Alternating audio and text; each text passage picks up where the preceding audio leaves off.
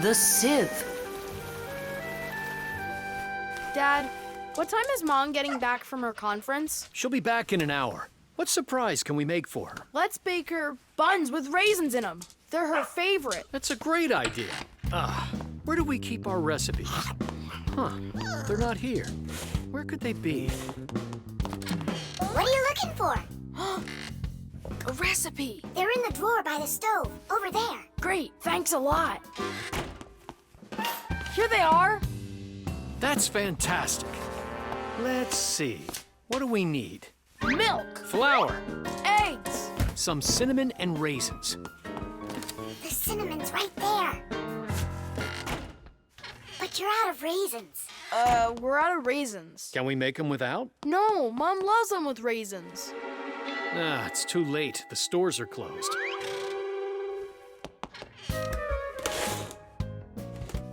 Cereal! We got cereal! And so? It has raisins, look!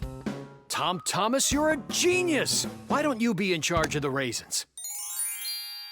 Tom Thomas, what does Mom use to knead dough? The mixer. How about the mixer? Not a bad idea. I don't think you have enough raisins. But you haven't made the dough yet. It'll be really quick with the mixer. All right, Dad. We'll see who finishes first. Come on, faster, faster. Don't be so clumsy. If you think you're so good, then why don't you help? Fine, we'll help. Catch!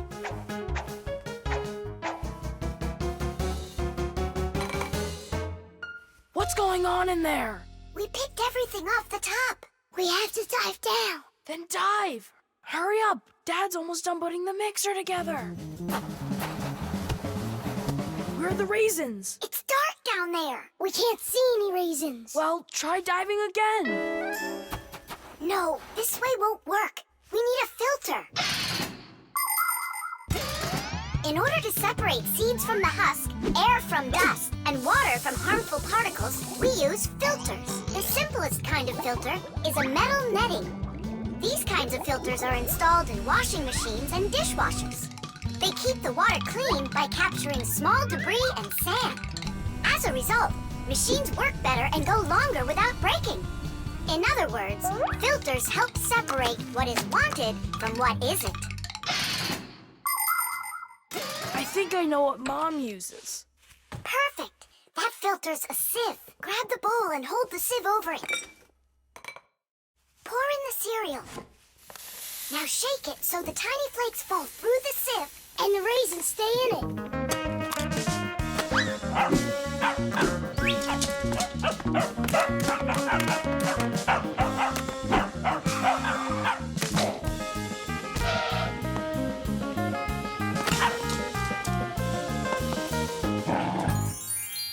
Dad's turning the mixer on. Then you need to shake faster.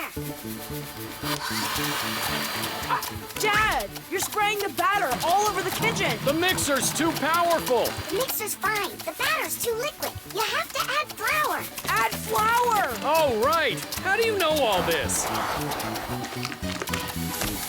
Shake it some more. No need. I shook all the flakes through it. Glass. It really worked. Dad, What? ready to put in the raisins? Look at you. How did you get them all out so fast? By using our sieve, Dad. Do you know the story about Cinderella? Her evil stepmother wouldn't let her go to the ball. Instead, she poured peas into a sack of cinder and ordered Cinderella to pick them all out. But what most people don't know is that it was Fixies who helped her separate the peas from cinder with the help of a sieve. That's right! Cinderella was friends with the Fixies.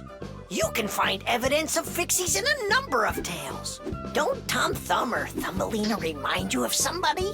How did these tiny characters make their way into fairy tales? It's quite possible that long ago, a Fixie who wasn't paying attention was spotted by a storyteller, and that became the inspiration for countless tales. All right, you can open your eyes. Ta-da! Beautiful. Whose idea was this? Tom Thomas. They're so good. What recipe is this? Tom Thomas found it. And you remembered that I love raisins. Tom Thomas sifted them out of the cereal. Well done, Tom Thomas. All by yourself? I should say so. Tish! The star. And so, this is our solar system, and it consists of... Friends, you're not going to believe it. I found, I discovered an unknown star. That is superb, colleague. Yeah, and today, journalists will visit the laboratory for an interview. Who's going to be interviewed? If you weren't late, you'd know that. I had to do my hair. They're here. Everyone hide.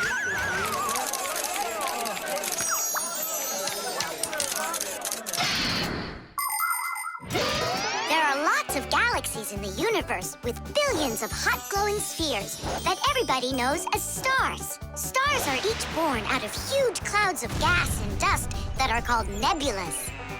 We see stars in the sky as tiny dots, but that's only because they are very, very far away. The closest star to our planet is the sun.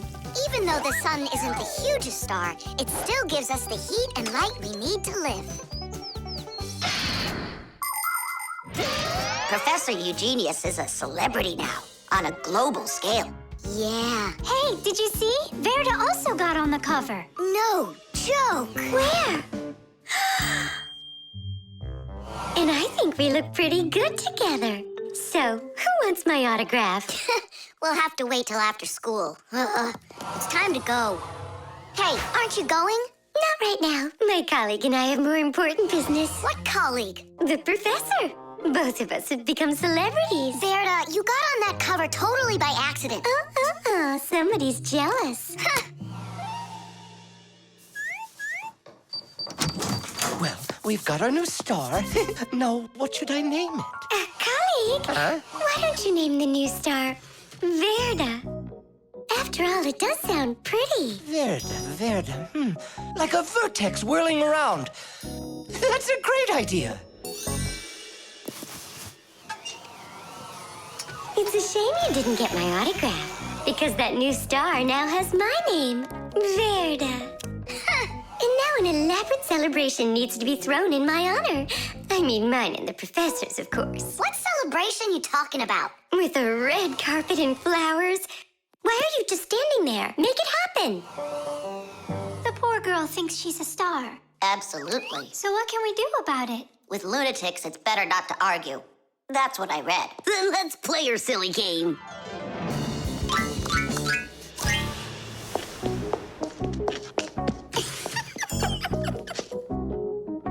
Your Majesty, your red carpet awaits. Then unroll it.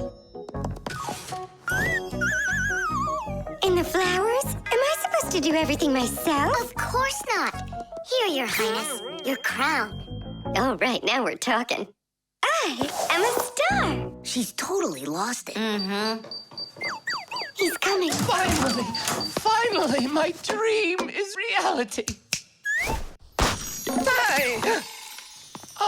My little Fixie friends, it's you here. I'm so honored you gathered here to congratulate me today. Us? Yes, us, them, we all should celebrate. No, I mean you and I. Now show us what you're carrying. Of course, the certificate. It says, this star, discovered by Professor Eugenius, has been registered with the name VE03732.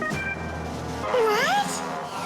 Oh, that's what we should start calling our big star from now on.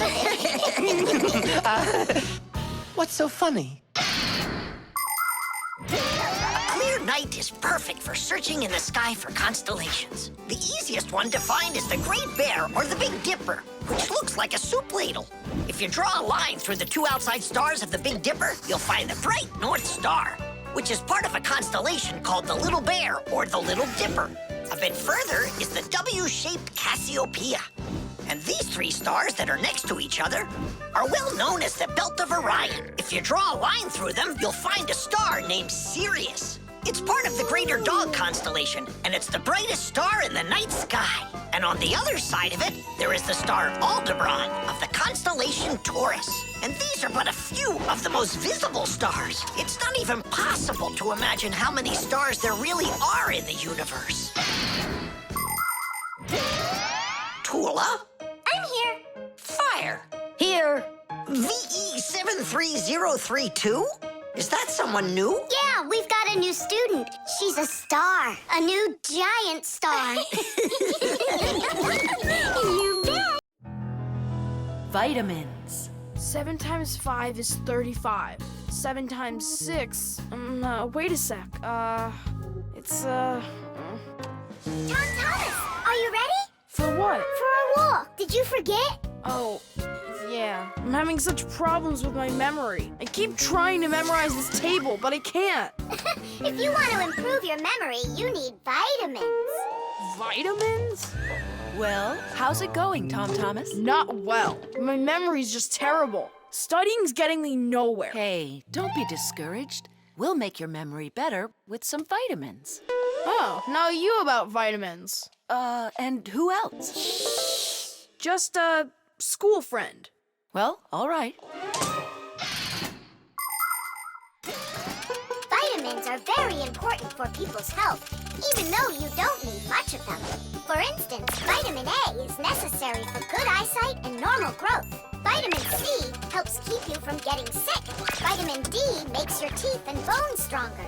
Usually, people get the vitamins they require from a diet of fruits, dairy, vegetables, and other healthy foods. But if someone still isn't getting the vitamins their body needs, then doctors recommend taking special vitamin pills.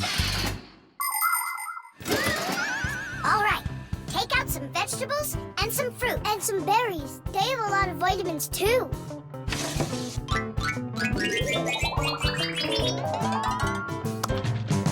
Forget about it. We're strengthening your memory with vitamins. And you'll study the multiplication table at the same time. All right, then. There are 3 cherries in each pile. Tom Thomas eats 5 piles. Go on, eat. So, here's the question. How many cherries did Tom Thomas eat altogether? I don't know. What'd you say? I said I don't know. Try counting those pits, then. Huh. 15. That's right. And that means that 3 times 5 equals 15. Now, try my problem. Tom Thomas ate 3 pairs of apples. That's easy. The answer's 6. I just couldn't find more apples for that one. Tom Thomas, quit slacking off. To get this problem right, you have to eat the apples. They have vitamins.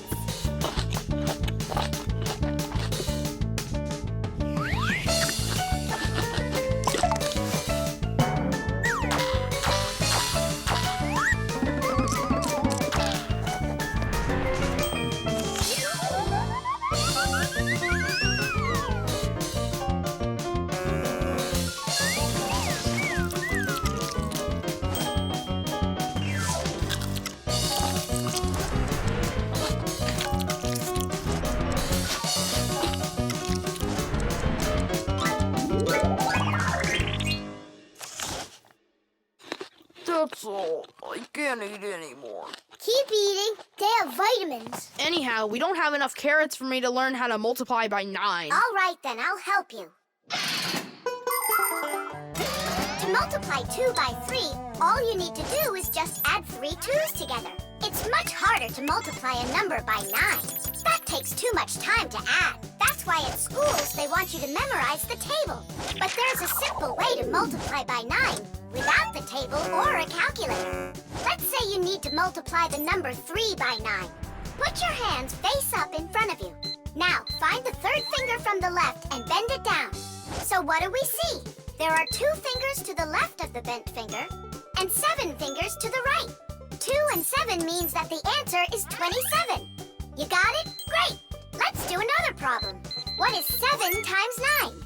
Here are 6 fingers, and here are 3. That's right! The answer's 63. Tom Thomas, did you eat all of that? But you're the one that told me you need to eat vitamins. That's why I got these vitamins for you.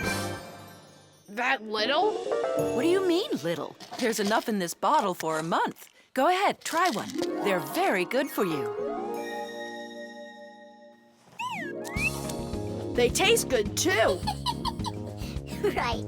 Better than an onion. Or a radish. Can I have another one? No, that's enough. You shouldn't take more than one vitamin every day. I remember where I saw this. I saw the same kind of bottle with a green lid over at Katya's. Speaking of memory, let's check your multiplication table. Let's say that you and Katya are each taking one vitamin a day. So, how many have you eaten after 9 days?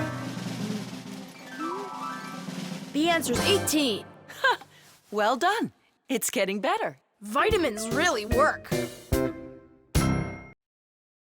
The television. Now watch carefully. First I put some of the yellow, then I add some of the blue, mix them together, and now we've got the color green. Isn't that great? Class! And it's not just paint either. Your television works by mixing colors too. Really? No way. That's embarrassing. Nolik, you should know that by now. We live inside of that television, together with Papas and Masya. Come on. The picture on a TV screen is made up of tiny glowing dots that are either red, green, or blue. When blue and green dots are glowing together, we see the color light blue, like in a clear blue sky. When green and red mix, we see a yellow sun. And when all three colors shine brightly together, then we see white on the screen. It may be hard to believe, but it's true. All of the colors on the screen are made up of only 3 colors: red, green, and blue. So everything that's on the TV screen all comes from 3 colors: red, green, and blue. Isn't that great? Where do you learn all this stuff, huh? Actually, don't you think it's about time we got you a new TV? What do you say? Sure. Great. And then I'll take this one with me to work. We just started shooting a new show about old things. Hooray! I'm gonna get an awesome new TV. Simka, Nolik, did you hear that? Are you here? They must have gone home for something. Wait a sec, their home is in the television.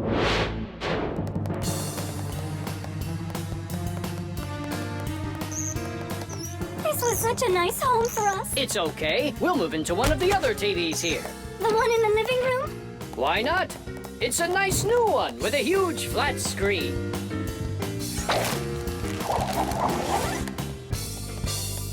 We're gonna have to leave the sofa behind.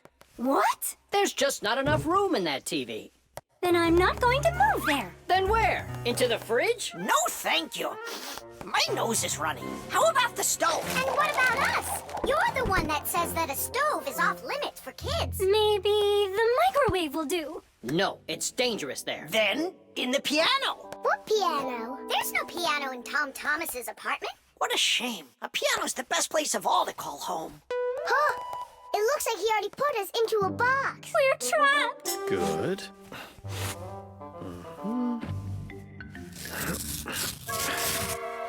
Dad! Hey, Dad! I changed my mind. I really don't want to get a new TV. Why don't you want a new one? I'm just used to this one. You're a junk collector. Uh-huh. Just like you, Dad. People have always dreamed of seeing things that are far, far away. All of us have heard fairy tales about crystal balls and magic mirrors. But the magic of television began only 100 years ago. The screens on the first TVs were so small that people had to attach magnifying glasses to them to make the picture big enough for watching. Ever since those first TVs, both the outside and the inside of this amazing device continue to change. Bulky picture tubes have been replaced by electronic chips. Screens have grown wider and wider as TV sets have changed from big heavy boxes to flat light screens that can hang on the wall like a picture. And someday, real soon, it's quite possible that TVs will be made to roll up like a rug and people will be able to carry them anywhere. All right, I'll put it back. But under one condition. If it breaks, we'll buy you a new one right away. Yeah, sure. We'll never let it break, right? Never ever!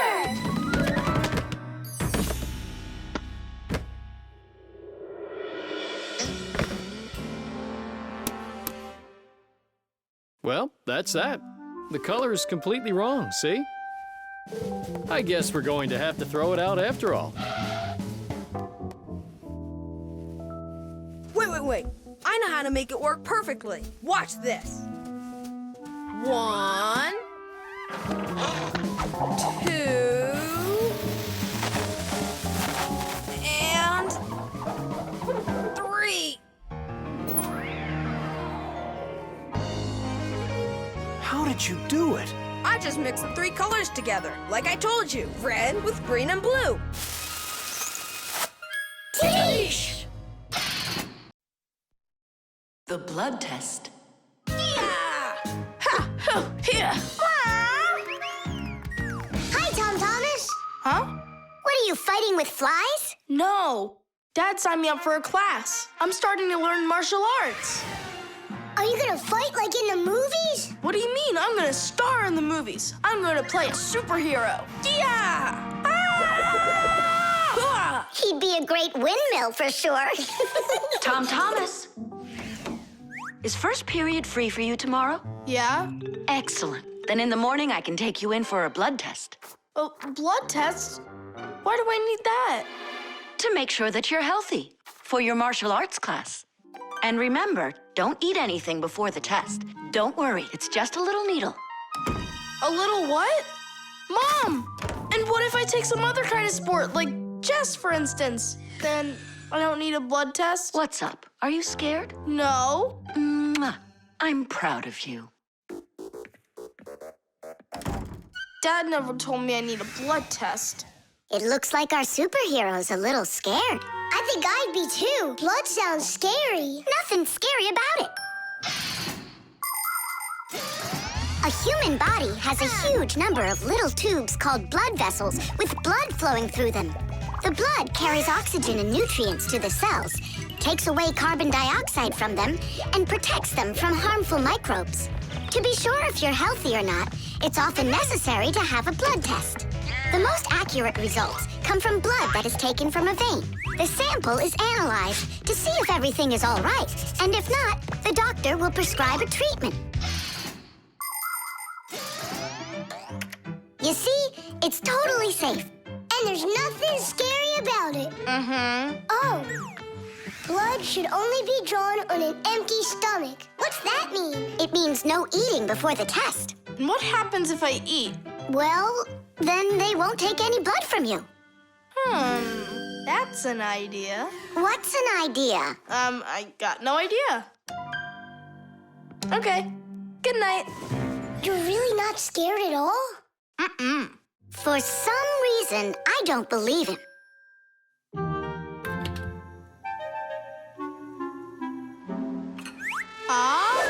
Huh? Hey, what's going on? You're not allowed to eat. Give it back. Oh, my mom's coming. Oh. Tom Thomas, did you forget? You're not allowed to eat now. Do I have to have this test? Go on. Go get yourself ready.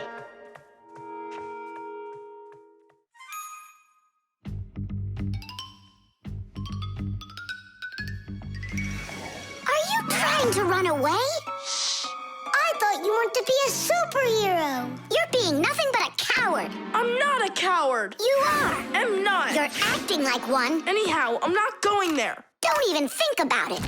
Nolik, help! Ah! Ready to go? All right, Tom Thomas, get up. It's time. Well, thanks a lot. And from now on, we're not friends.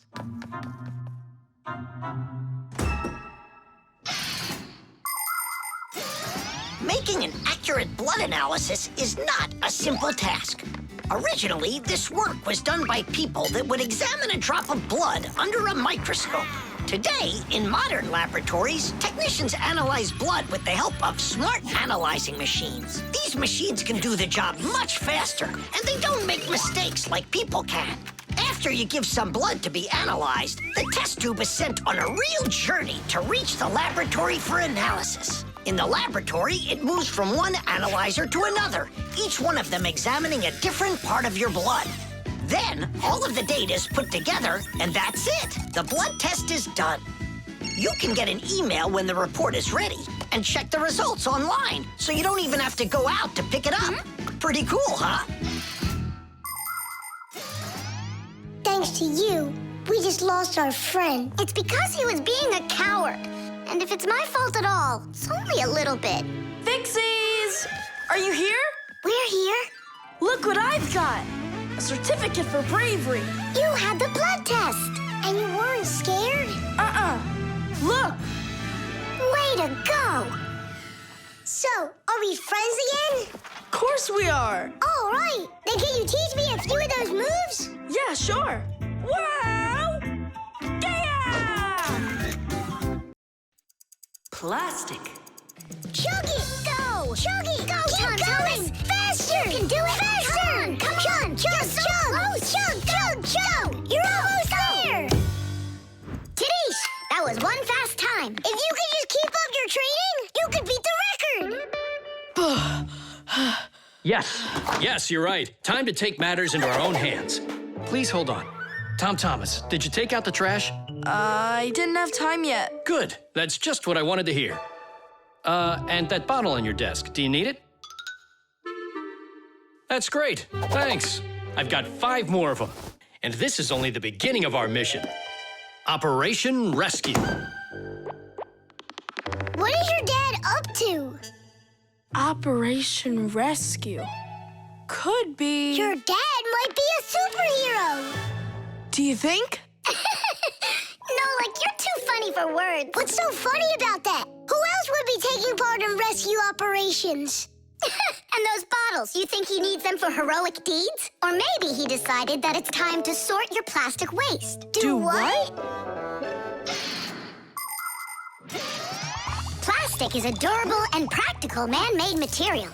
Lots of useful things are made out of it. Packaging, toys, appliances, and even furniture. But you shouldn't just throw out things that are made of plastic. Nature can't digest it, and so all that plastic will leave the earth covered with a thick layer of trash. To avoid that catastrophe, we all can help. Put plastic into specially marked containers, and then instead of harming the planet, it can be turned into something useful. No, that doesn't make any sense. Simka, superheroes do not collect trash. And we'll prove it, you'll see. Of course. It's our evolution. I mean, a revolution. Together, we'll save planet Earth. You're so lucky, Tom Thomas. Together we'll save planet Earth.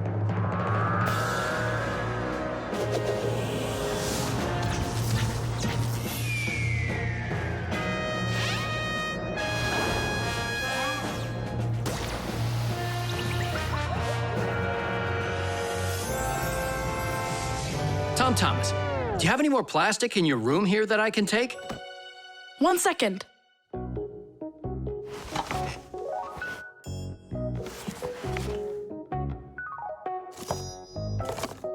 You still use those things. For such a noble mission, it's not a problem. All our useful things should be taken care of. Dad, I really want to do it with you. Want to do what? What you're doing. You know, the operation. About saving the planet, like you said on the phone. Ah, you mean sorting out the plastic, don't you? Sure. I've got a couple of these boxes filled up already. Will you help me take them to get recycled? Really? What for? Just dump it out with the trash. Son, if we don't start doing what we can to recycle, I'm afraid our planet will become one big dump.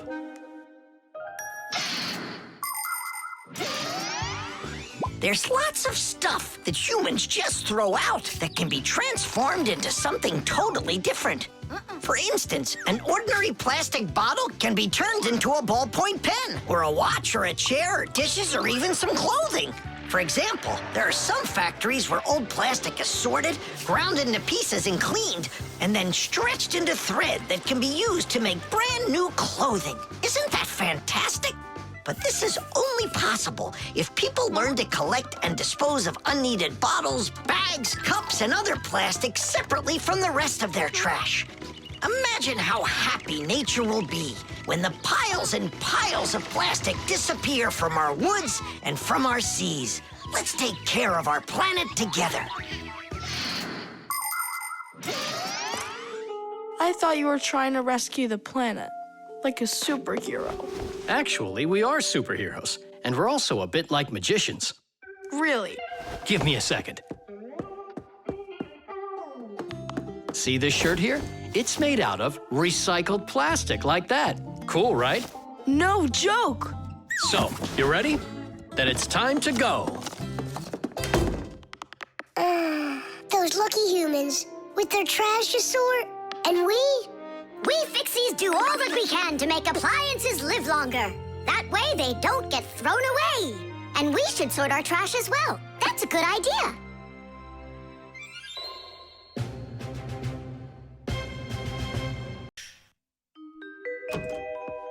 The rock. Tom Thomas is back! Hooray! So, how was your camping trip? Super! You've got to check out what I found. Rocks? That's just half of it. Wow! Is that a screw? It looks kind of strange. Because it got petrified millions of years ago. Screws weren't around then. They came much later. And how do we know that? It could be the first one discovered. And maybe it's not just some screw. Know what I'm saying? Are you saying that we might be looking at a Fixie? Fixies believe that their ancestors came into being not that long ago, right when humans started inventing complicated devices. But what if that's not true? Maybe millions of years ago, before the dinosaurs, there were a different kind of Fixies that inhabited the Earth. And maybe there were people then, too. And Fixies weren't hiding from them. They were friends who they helped with everything. Together, they used to create inventions, construct buildings, and make scientific discoveries. But then there was some horrible catastrophe, and this whole civilization disappeared. And what if someday scientists find traces of that civilization? Then ancient Fixies will be discovered as well. That would be so cool. My imagination ran away with me. You're right. He could be our great-great-grandpoos. Or our great-great-grandmas. Do you think maybe we could bring it back to life? We could screw it in somewhere. You get energy from electricity, right? What an idea! But what if our great-great gets super scared because everything is different?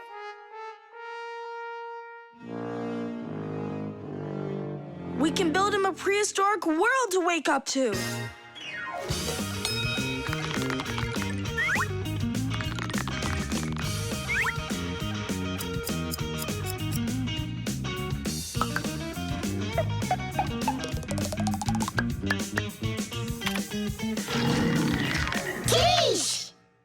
Time to bring him back to life. And you, Tom Thomas, disguise yourself.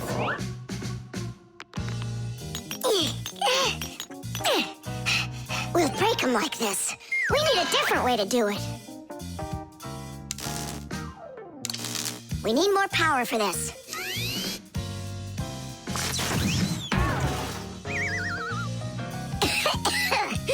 There wasn't any electricity back then. That's why shocking him won't work. Oh, our great-great ancestor, who came to us from an ancient home, be released from this stone. Be free! Why is it always so difficult with relatives? Wake up! Wake up! And what if...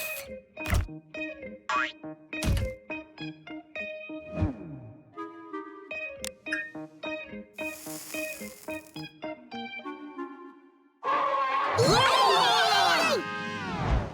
We've tried everything. This is just a waste of time. Let's sing that song about the screw.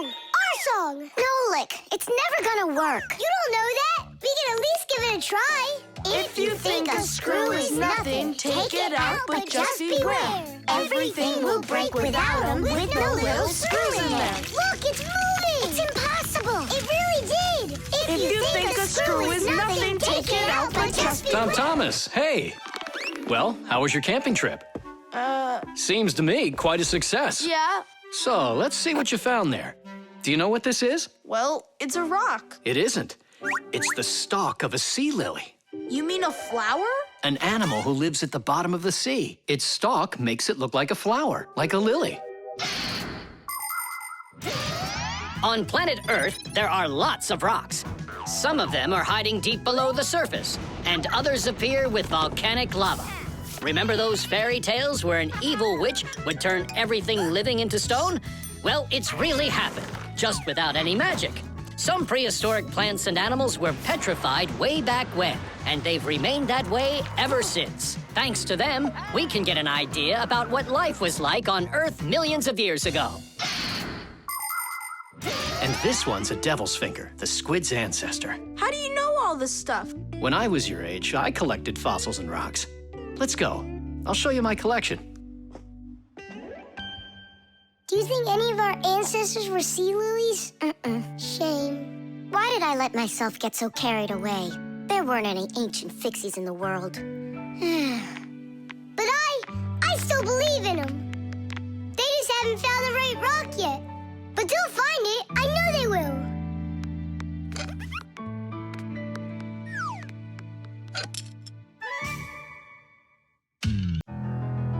Concrete.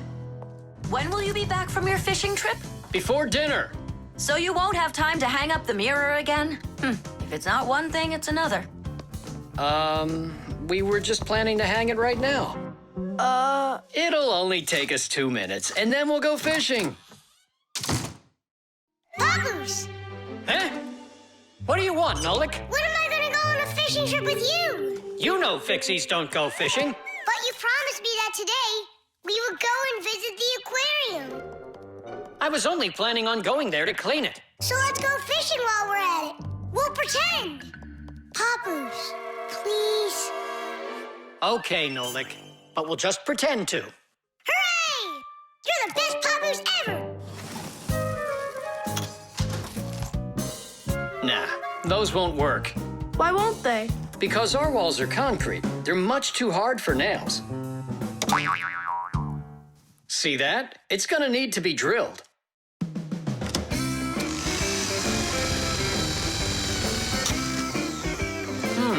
I guess we'll need to use a special drill bit that's right for this wall. Concrete is a very strong building material, made out of small stones, sand, cement, and water. When the concrete mixture dries, it becomes very hard, like a solid piece of rock. For building houses, bridges, and other large constructions, reinforced concrete is what people use. To reinforce the concrete, it is poured into a mold with steel bars. When you drill into a reinforced concrete wall, you have to be careful not to hit the metal bars. Papoose! Shh, humans. Not big enough. It won't hold up this mirror. But it's all we've got. So we'll have to go and buy another. That stinks. Means there's no time to go fishing now. Actually, I think this will hold it for a little while.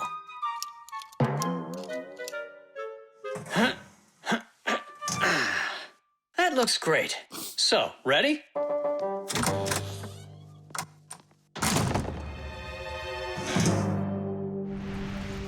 Papoose! Huh? Do we own fishing rods? We don't, but we'll figure it out.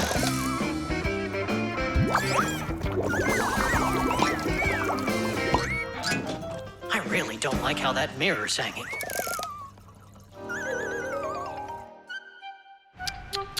That's what happens when people are in a rush to finish.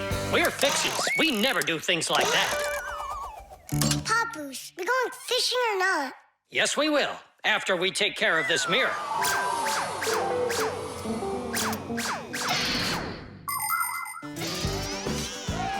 In ancient Rome, volcanoes helped make concrete. After After they erupted, people would mix the volcanic ash with stones, lime, and sand. This concrete was used in many of the famous buildings constructed in that time. For instance, the Pantheon with its concrete dome. And this one is the famous Colosseum. It was also made with concrete. The Colosseum is almost 2,000 years old, but it's still standing strong. Later, when that land was conquered by other nations, people forgot about concrete and how to make it. Thank goodness that 200 years ago, they suddenly realized what a great material it is, and they reinvented concrete. It's true when they say, everything new is well forgotten old. Papoose, hurry up!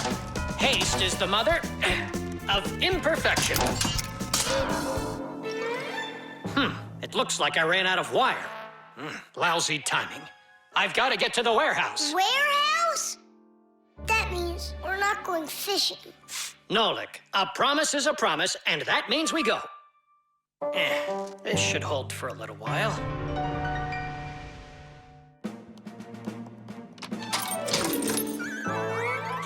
It's funny. We almost left without the fishing rods.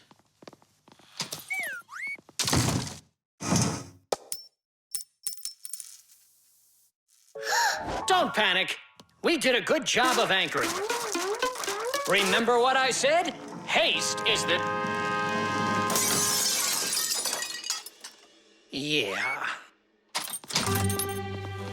Yeah, I'm not hearing things. Looks like a trip to the store after all. For screws? Yeah, and a brand new mirror. It looks like today's fishing trip's canceled. And ours is too, Nolik. At least the fish will be happy.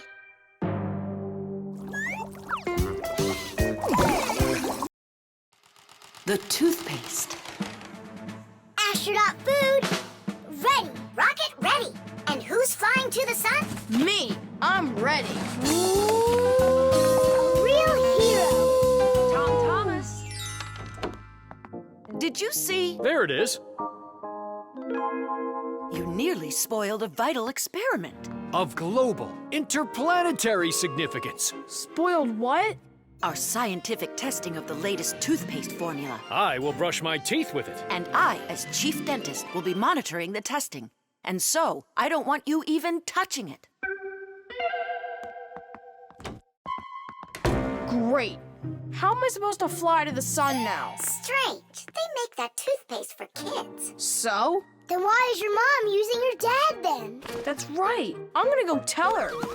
Mom, that new toothpaste. I should test it. No, I'm using your dad, because he's a responsible person.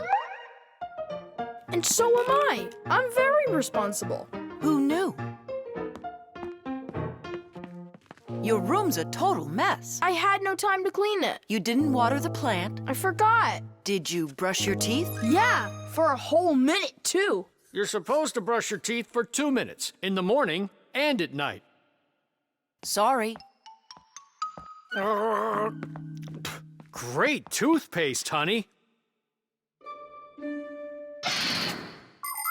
If you don't want to get a toothache, you need to take good care of your teeth by brushing them with a toothbrush and toothpaste. Toothpaste helps remove food that's stuck on your teeth, kills harmful bacteria, and keeps your teeth strong, healthy, and beautiful.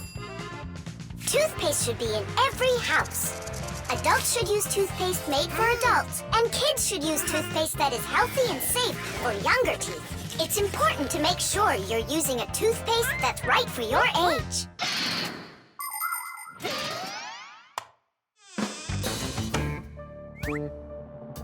Tom Thomas, don't touch it! It's for the experiment! I'm just gonna smell it. Don't worry. Well? It smells like bubble gum. Hey! Just a peek at the collar, that's all.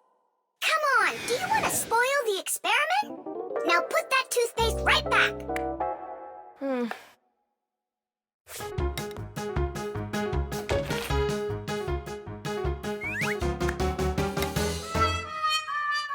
Again?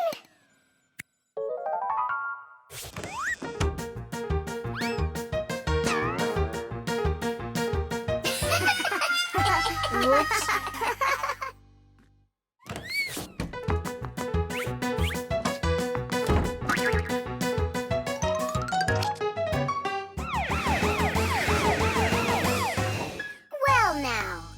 no, we caught you again. I want to try this toothpaste so bad, but how? Well, what if you...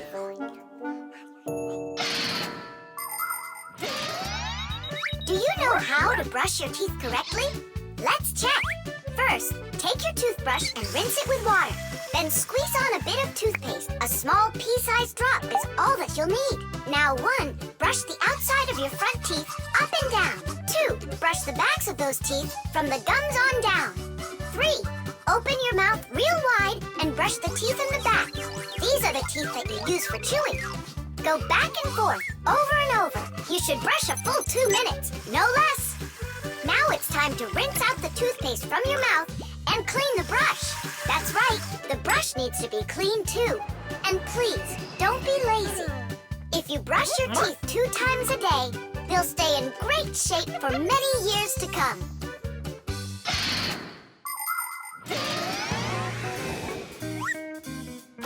Mom, Dad, see? I've done everything. Well done. And I promise that I'm gonna brush my teeth the right way, as long as I need to, and... And twice a day? Only let me be a part of your awesome experiment. Please, would ya? Well, I don't know. I think we could try it. Oh. What? Well, we also have this foam for teeth. Who's gonna test that? Me! A real hero.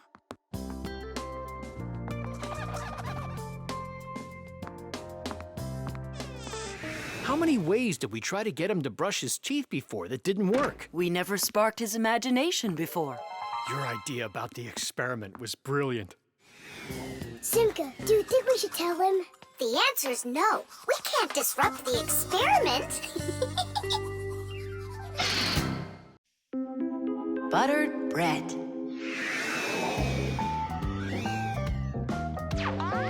Tom Thomas, it's not right to eat when you're playing a game. I know your mom told you that. Come on, stop distracting me. Oh no, that's the game. Now that's what you call Murphy's Law, Nolik. No, that's the law of buttered bread. The law of buttered bread. There's no way that's a real law. People say that bread always lands butter side down. Scientists laugh at that, but there is a grain of truth in it. First of all, a sandwich usually falls from the low height of a table, and so it only has time to make a half turn. Second, the side of the bread with the butter is heavier, and that pulls it towards the ground. And third, people remember the bad things that happen to them. So, they believe that buttered bread always lands the wrong way. That's just goofy. I don't believe in that law. It's true, and not just for buttered bread, but any open-faced sandwich. Then let's do an experiment. We got tons of food in here. We just cover some bread with it and then throw it. All right, let's do it.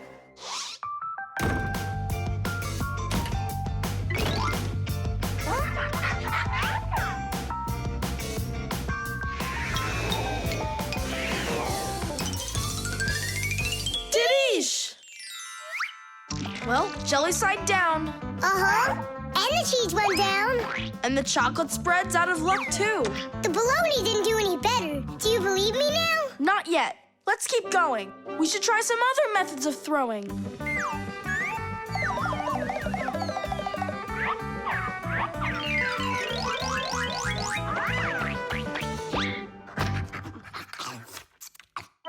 Oh, that's everything. There's nothing left. No, there's still some turkey. Where did you see that?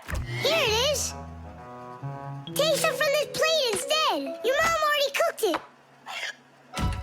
Hey, turkey, show him how you're supposed to fall.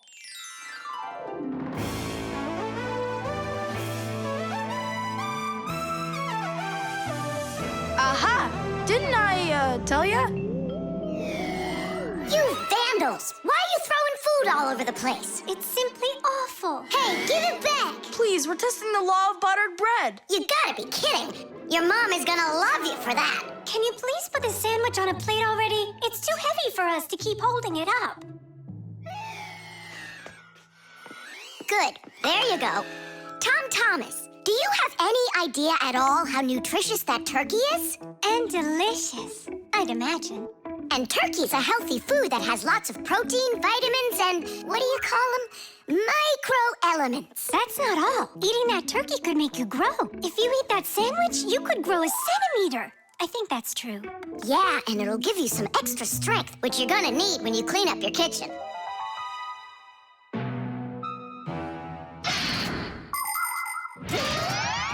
Humans eat food not only to make them strong, but also to grow and develop. Take a look at all these different foods. Do you think they have anything at all in common? Well, actually, they do. All foods contain nutrients like proteins, fats, and carbohydrates. Combining them properly is the science of nutrition. Foods with fats and carbohydrates give humans energy, while those with protein are essential for helping children grow. People love to eat food that is delicious, fresh, and assorted. Try to eat all sorts of good foods like salads and soups, cereals, potatoes, vegetables, and meats, and not just sandwiches. But when it's time for a little snack, a sandwich can be just right, and it's so easy to make.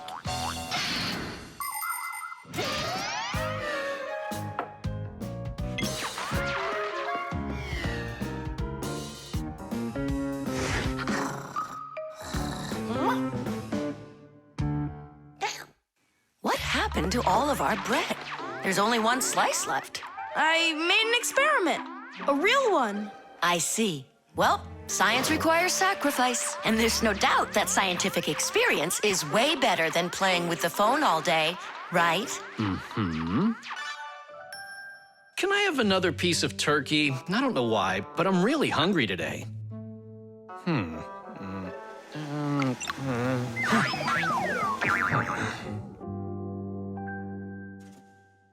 No, that's what I call Murphy's Law. No! That's what they call the law of buttered bread, Dad. Did you hear? The law is a law. The virus. Thomas! Pass him on the turn! Good job! You're almost there. Now put the pedal to the metal.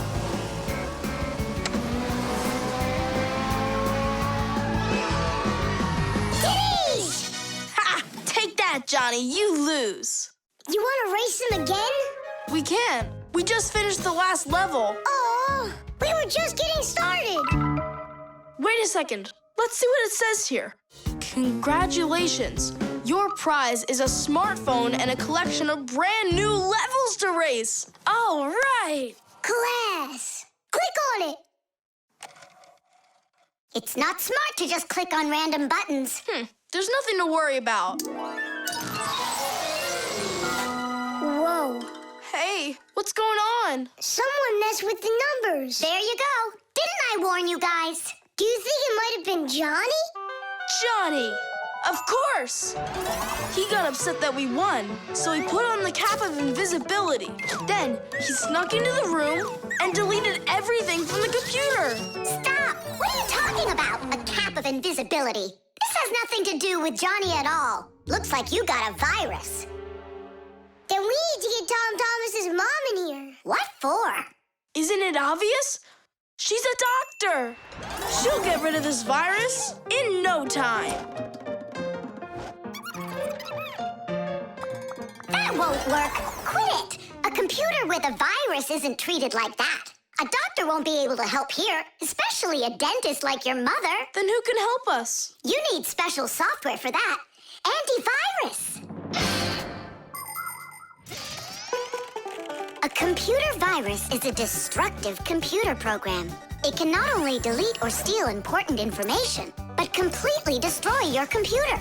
And the scariest thing about this virus is that it spreads very quickly and can infect the other computers on the network, very much like a human illness.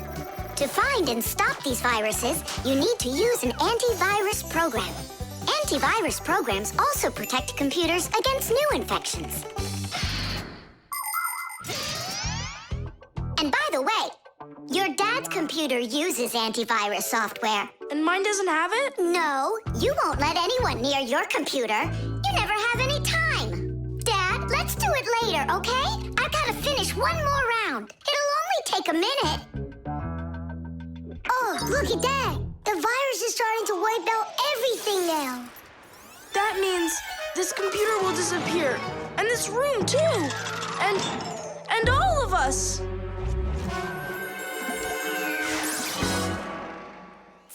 Stop! Quit panicking. We have to save the computer right away. Tom Thomas, your dad has a box with antivirus software. Bring it.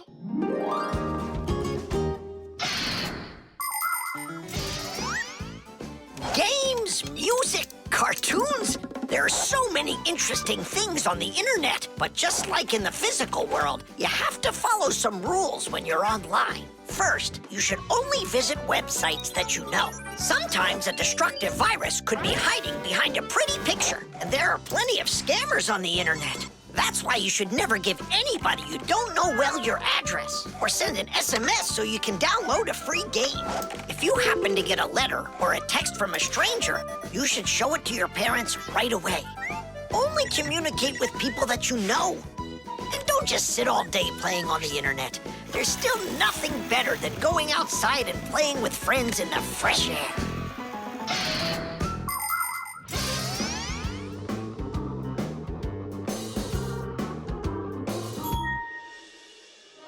That's it. The enemy's destroyed. Well done. Let's check if everything works. Tadish! Now we need to deinstall the software. How come? There's no need. No, we have to. That program should only be installed by an adult. Otherwise, your parents will figure out you got help from Fixies. Sorry about that. All done. And here comes my dad. Dad, will you install this on my computer, please? You need it right away? How about a bit later? No, we can't keep putting it off. There you go. Now your computer is protected.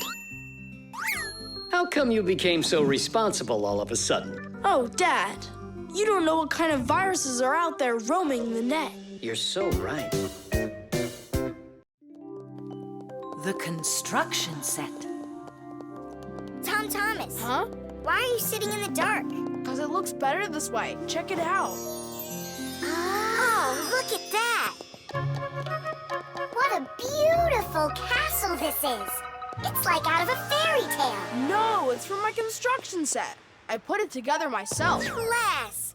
Oh, let's be knights. I love that game. And so does the old dragon. Who locked the fair princess inside of the castle? I get to be the princess.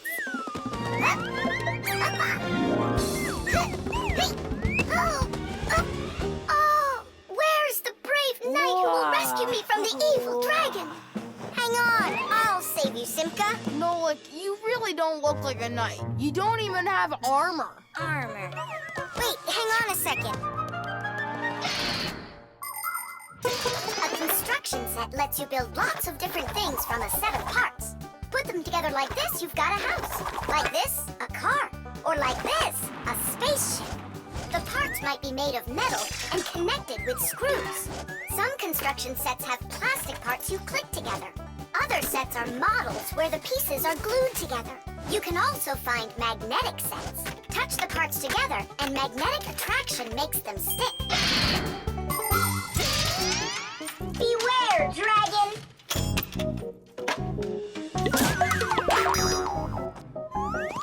Oh, save me! Oh, help me! Where's that knight already? And where's the castle? The planet has been attacked by robots, and they have destroyed the castle. And they've kidnapped me. And are you still a princess? Of course I'm still a princess. Oh, save me, brave knight. Right. What's going on? This is a magnetic construction set, and your armor is made out of metal, so you got attracted to the magnets. Tom Thomas, it's not fair. Unattract me. Okay. Oh, rescue me! Help me! You gotta save me! Hang in there. I'll be right back. I gotta change my costume.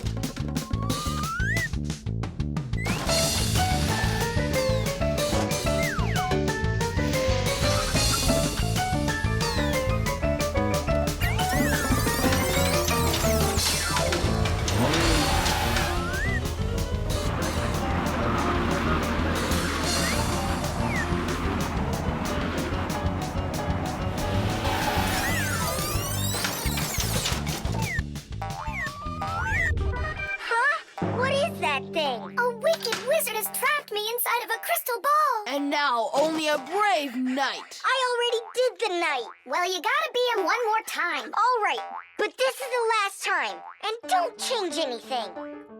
Simka, stay right there. And don't even think about running away. And so it goes. Everyone's abandoned the poor princess. Oh. Simka's my older sister. That's why she thinks it's okay to get bossy with me. But I don't let it get to me because she's very smart and a quick thinker. She knows gadgets better than just about anybody. It's always interesting with Simka. And she's really smart, too. She gets nothing but A's at school. Everyone in our class loves her. Only she and Verda don't get along too well. It's because of fire. Well, you get it. Sometimes Simka can be way too strict with me. You can't do this. You shouldn't do that. But if an exciting adventure comes along, she's always right there with us. Simka's brave. She's got the skills. Yeah, she's always ready to take on a challenge. I've got an awesome sister. But just keep that between us. Because if you tell her, it might go to her head. How long am I supposed to sit here? Hey, anyone? Hey! Help me!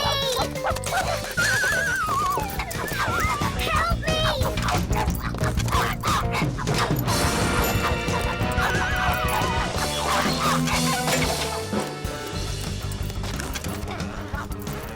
Chusaka, you give that back. Leave this room. Are you okay? I can't leave you alone for a minute. Yeah, I think we're okay. Nolet got here and saved me from Chusaka for real. Just like a real live knight. Oh, come on, a knight. I'm not kidding. You deserve to be one. And to protect every living creature from pesky Chusakas everywhere. I promise. Oh, valiant Fixie, I now pronounce you to be a knight. Sir Nolet. Hooray! Hooray! Hooray! The Masquerade. So, Tom Thomas, did you choose a costume for the New Year's party? Not yet. These are no good.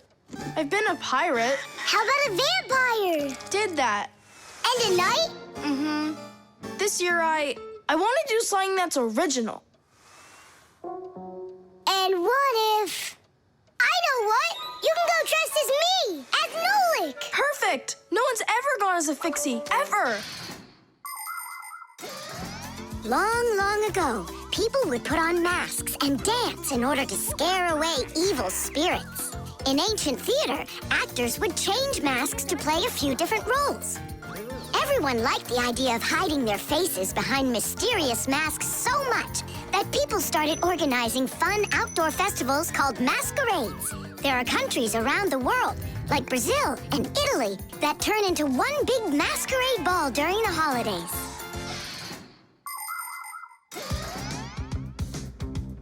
Hey there, what are you making? A costume for a masquerade! Can you guess who I'm going as? Yeah, but why does it have to be Nolik? 'Cause I came up with it. Fire'd be a much cooler costume. That's not true. Stop arguing. I can go dressed up as you and you.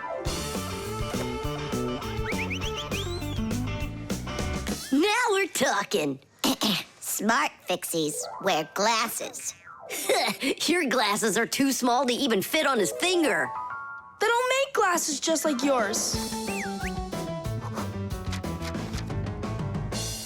What a cute Fixie. Splendid. Not bad. Only if I were you, I'd add a backpack to your costume. Any Fixie who's fashionable is wearing it. And maybe add my curls to it, please?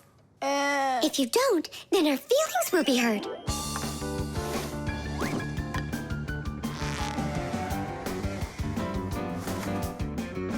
Class. Did we cover everybody? Oh, we didn't include Simka. And where are we gonna find room for her? What can I do about it? I already gotta get going. Then let's just not tell her. See you later, Tom Thomas. Thanks, guys. Kitty! What have you been doing all this time while I was busy loading up the confetti? We were doing our homework. And looking at this magazine? And talking. Yeah, all of that and more. That's gotta be the worst lying ever. Tell me what you're hiding. Have you lost your minds? Sorry, but there was absolutely no room left on Tom Thomas. That's not what I'm talking about. What is the #1 rule for Fixies? Well, what did we promise? We won't let out our secret. Right, but you just let it out. Now everyone will know. Tom Thomas wouldn't tell anyone about us. I hope he doesn't. Well, maybe. Everyone will figure that he's dressed up like some nutty candy. What kind of nutty candy has a backpack on and glasses? We're in real trouble. I thought the glasses looked sharp. So what are we gonna do now? Call the professor, right? Or we should call Grandpus or Papus. Ah! Don't panic. Let's wait till Tom Thomas gets back. There are many different types of masks, and some of them are very important. Medical masks are used by both doctors and sick people to reduce the spread of illnesses. Oxygen masks help people breathe. Fencers, hockey goalies, and boxers all use masks to protect their faces from being hit. The blue glass in a welder's mask is used to protect their eyes from dangerously bright light. Sea divers wear masks for swimming underwater. Without a mask, it would be very difficult to see the beauty of the underwater world. The masks that people wear at carnivals and parties, well, they're just for having fun and putting everyone in a good mood, or as a disguise, so that no one recognizes you right away. It can be a lot of fun to fool somebody like that.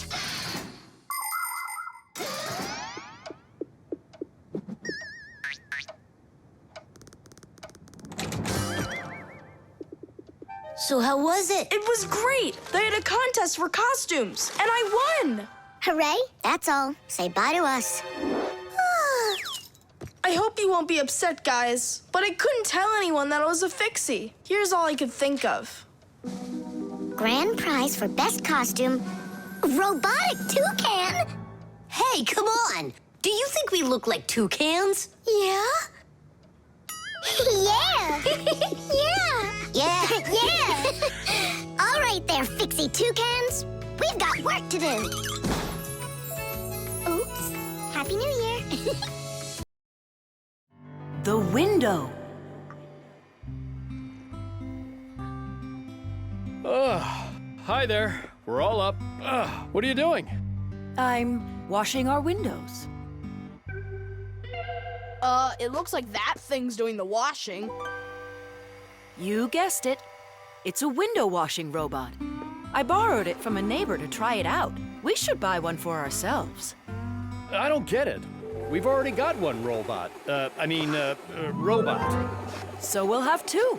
One for the floors and one for windows. I can clean the windows. But it can be dangerous work. What's so dangerous about it? I'll just go and wash them right now. And instead of a robot, we'll buy something useful. Like a skateboard for a boy. I've already got one. So you'll have two. Class. Uh-huh. If you say so. There just so happens to be a dirty window in your office. Let's see how you do with that one. Consider it done. Mm-hmm. And we'll clean the tiles with the robot. A window is much more than just a hole in the wall. Windows provide houses with light, ventilation, and views to the world outside. Modern windows are made with several layers of glass. Between each layer is a space that's filled with air. The air works as insulation to keep heat from escaping outside. Do you know how to tell how many layers of glass your window has? Just shine a flashlight at it. The number of reflections tells you the number of layers.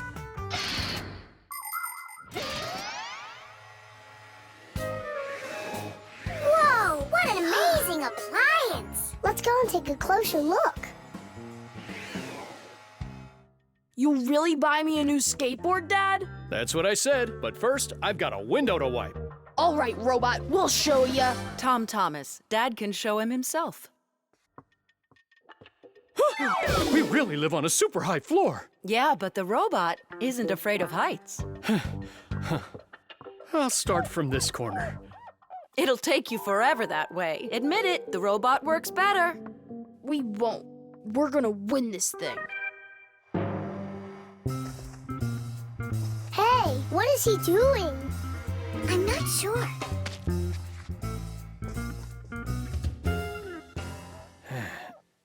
Huh? Mom! The robot made such a mess in there. It's impossible. Look. Good joke.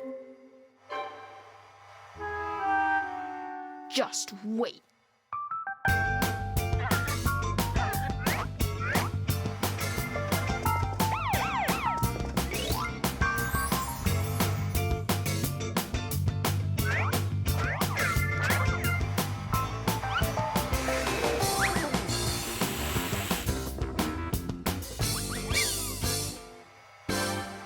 I don't get how you're cleaning it.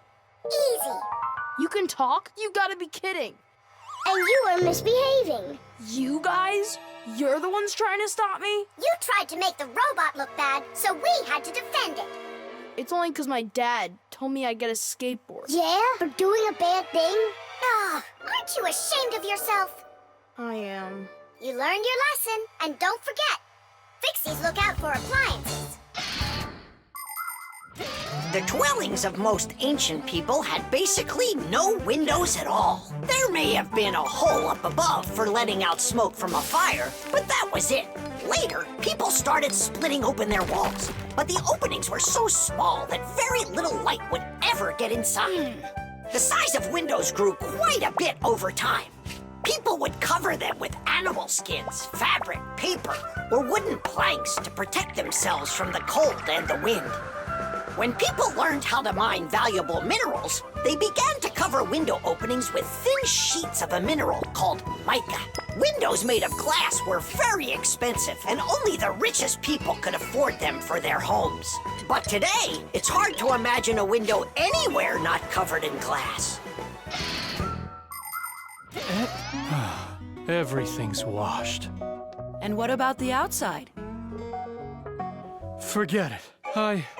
I quit. Would you wash the back with the robot? Yeah, consider it done.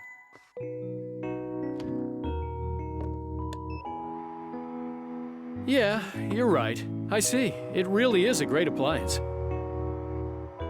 And that washer's defender is even better. You're right about that. Tish! 92, the wheel. 93, 94, 95, 96, 97, 98, 99, 100. And 101, 102, 103, 104, I forgot. And 100 and... No, Lick! Hey, come on! Tom has promised to give me a ride outside on his bicycle. I gotta get going. Lucky you. I'd love to ride on a bike. Yeah, it would be a lot of fun. You're not allowed to go. Why can't we? Tom Thomas isn't your friend, all right? He only invited me. If you want to take a ride on a bicycle, then go find your own human friend to invite you. Well, Tom Thomas, you ready to go? We can't. There's no way we can ride this. The tire's got a hole. I try to fill it, but the air comes out. Well, then what should we do? I thought you'd know what. You're the fixie here. I didn't study it yet. Hang on! Tula, Digit, wait a sec. We found a hole in one of the tires of the bicycle. You mean the one that only gives rides to friends? Don't be like that. Please help me out. I thought Tom Thomas was only a friend of yours. Why don't you go and ask him yourself? He could be your friend, too. For thousands of years, wheels have been helping people all over the world. The wheel's ancestor is a log. People would put logs under heavy loads to move them. Then people came up with the idea of slicing the log and connecting the slices with an axle. And there it was, the wheel. Wheels made life more convenient. Later came wheels with spokes, metal rims, and rubber tires. Soon people were wheeling around the world in and on all sorts of vehicles. Potters, mills, clocks. There are just so many different uses for a wheel. And with the steam train, steamboat, and cars, wheels spread all over the world. They even reached the planet Mars. The wheel really is one of the simplest and yet most amazing of all human inventions.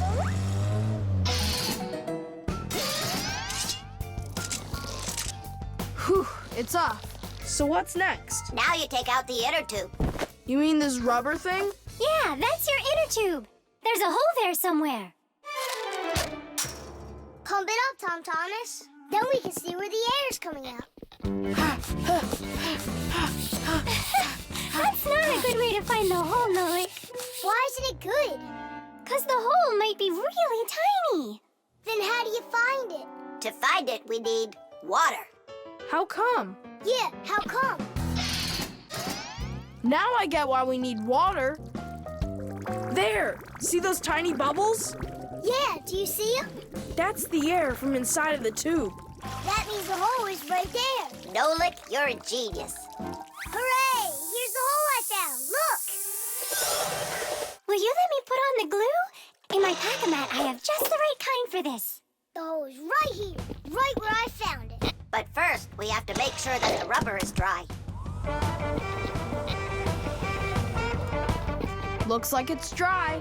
Then let's put the glue on.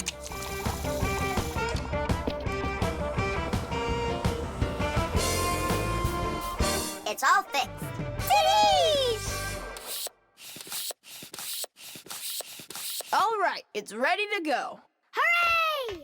Digit, Tula, you coming with us? I don't know. We weren't invited. I'm sure he'll invite you. Right, Tom Thomas? Of course I will.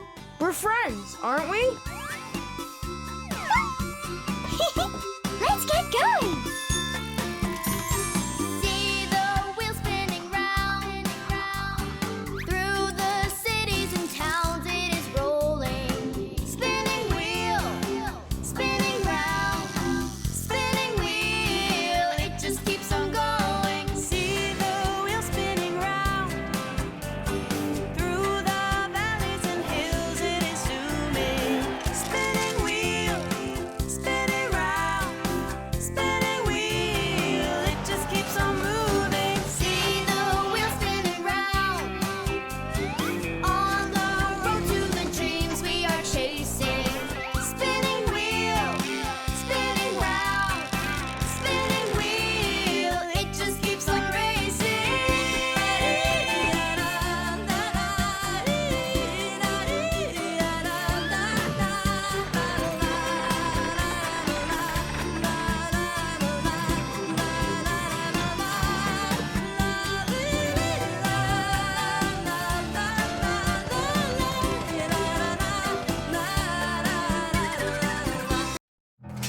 The movie. He fakes left. He shoots. Huh. Class! And can you do it backwards? Yeah, sure.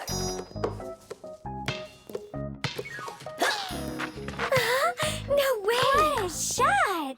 Huh. I wish Simka could see this. Why don't we make a movie for Simka about fire? We can use my Fixie tub. It's got a camera. How come it's only for Simka? We'll make it for all of us. That's a great idea. I'll shoot the ball at the basket, and Nolik will do the filming. And what do we do? You can be whatever you want, like cheerleaders or the coaches. Yeah, a cheerleader. Count me in. Motion pictures, or movies, appeared more than 100 years ago after the invention of celluloid film. A movie is made up of a series of still photographs called frames. When you look at the frames quickly, one after another, the picture on the screen appears to move. It's hard to believe, but the first viewers got very scared when they saw a moving train on the screen. At first, films were silent. Only later did people learn to make them with sound. And soon after that, people learned to make movies in full, beautiful color.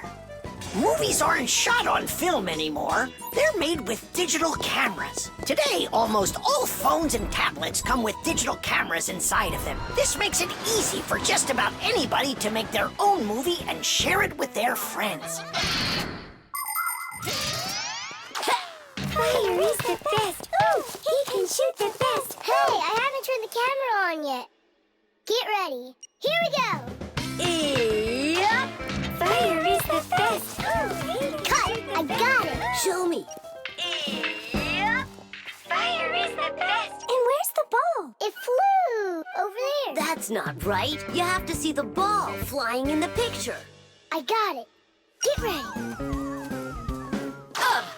Fire is the best. How was that? It worked. I got it. Fire is the best. And where am I? You're somewhere over there. And we aren't there. Why did you have us cheering? Nolik, you need to make sure we're all in the shot. Okay, I'll try.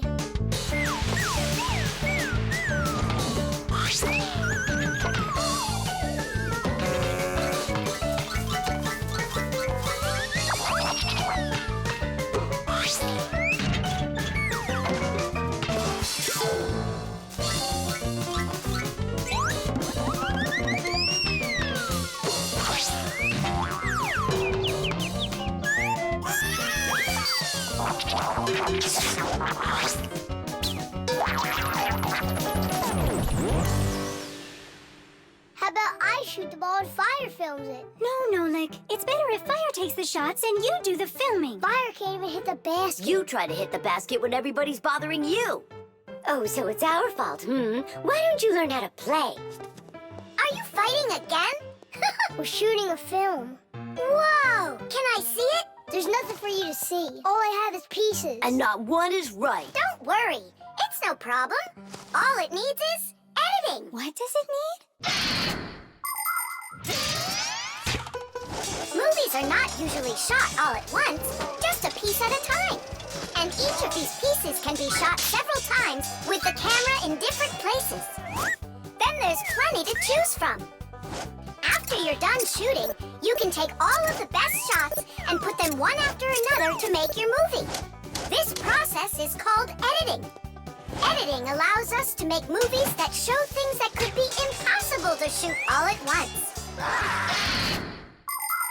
Well, let's see. For this first shot, we've got this take over here. For the ball going in, we've got this one. And I like this one of me shooting. And don't forget to put in me and Tula. Of course not. So here's what we've got.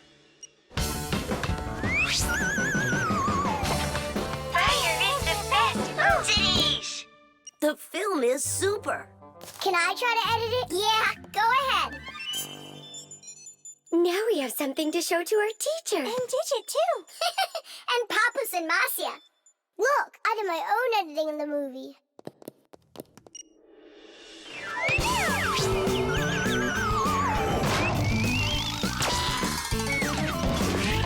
What was that? That's not true. It is so. With editing, it's just not fair, Nolik. Fire was able to put it in 100 times without any editing. You sure didn't. Hey, guys, don't fight.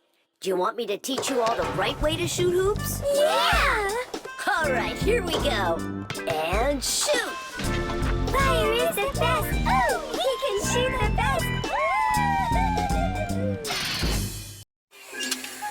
Money.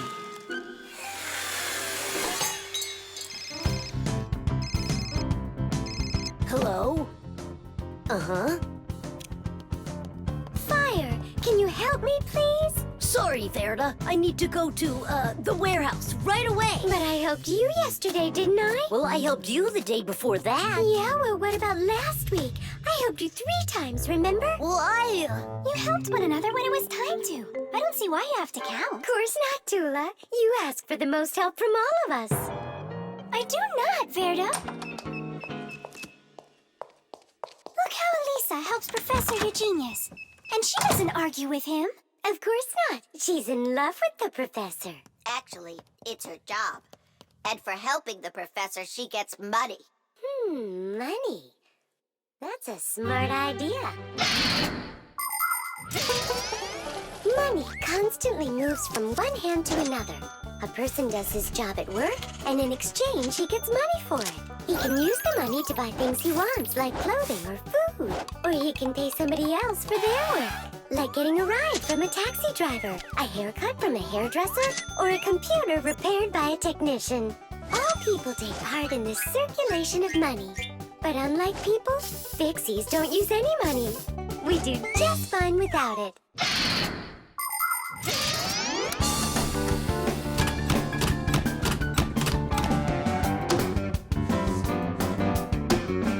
From now on, we'll do it like people do it. If you work for somebody, they give you money for it. And if you need some help, then you pay. And that'll stop the arguing. And all the false accusations. And those are for Simca and Nolan. Now it's all fair.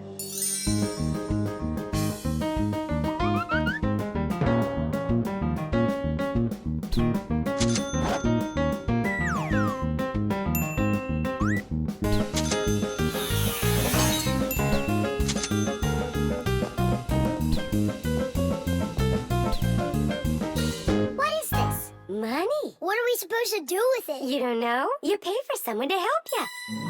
I don't like this new idea at all. At all.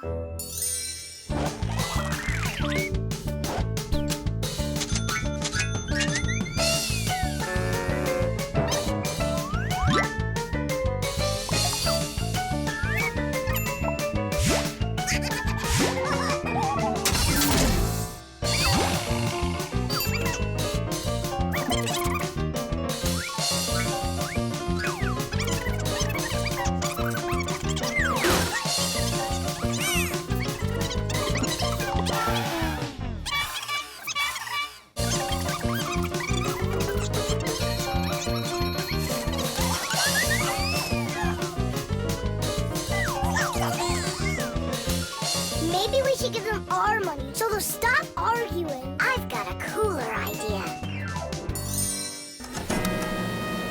Hey, who needs money around here? 'Cause we've got it. Now there's enough for everybody. Where are you? We're in here. This is all your fault, Fire. And your fault. No, it's the money. That's whose fault it is.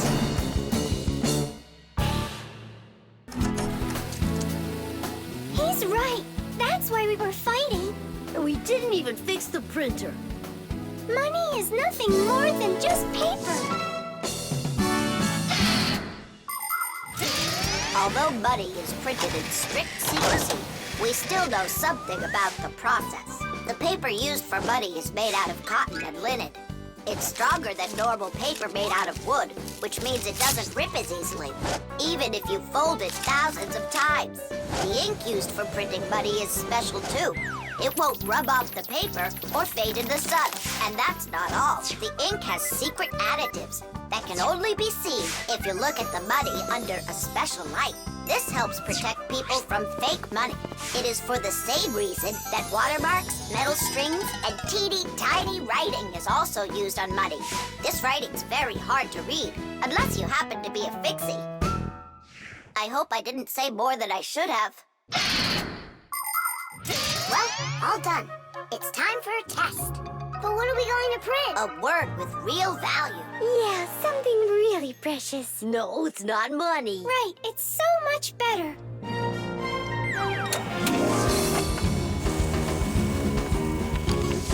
Friendship! Tish! The jewel. Tom Thomas, it's time to eat. Where did it go? Chusaka, did you see this tiny little... Can't believe now I'm asking a dog. Tom Thomas! Are you looking for us? Hey, Fixies, maybe you can help me. One of these stones is missing. And so? And so, this pin is very valuable. And so's the stone. If I don't find the stone soon, it's gonna be the end. Honey, your lunch is getting cold. There's no reason to panic. Your precious stone will be found. Wait a sec. Can stones really be precious? Of course they can. Gemstones are the most rare and beautiful of all stones, but it's not easy to find them. Diamonds, emeralds, rubies, sapphires, people find them underground and inside of mountains. Brave divers go to the bottom of the sea to find pearls. People have performed heroic acts and committed daring crimes to get these precious jewels. The magical shine of gems can both enchant and ruin. Remember, only gems acquired honestly bring happiness.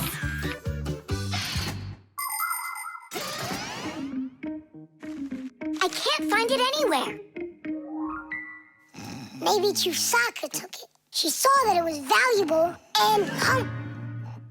You're right. Chusaka? Give us back the gem, all right? Give it back, we said. Why are you making Chusaka angry? Because she has to give the stone back. What stone, Simka? One that calls a ton. Dogs are supposed to keep treasure safe, but this one eats them. Maybe you didn't look carefully. For example, did you check inside that flower pot?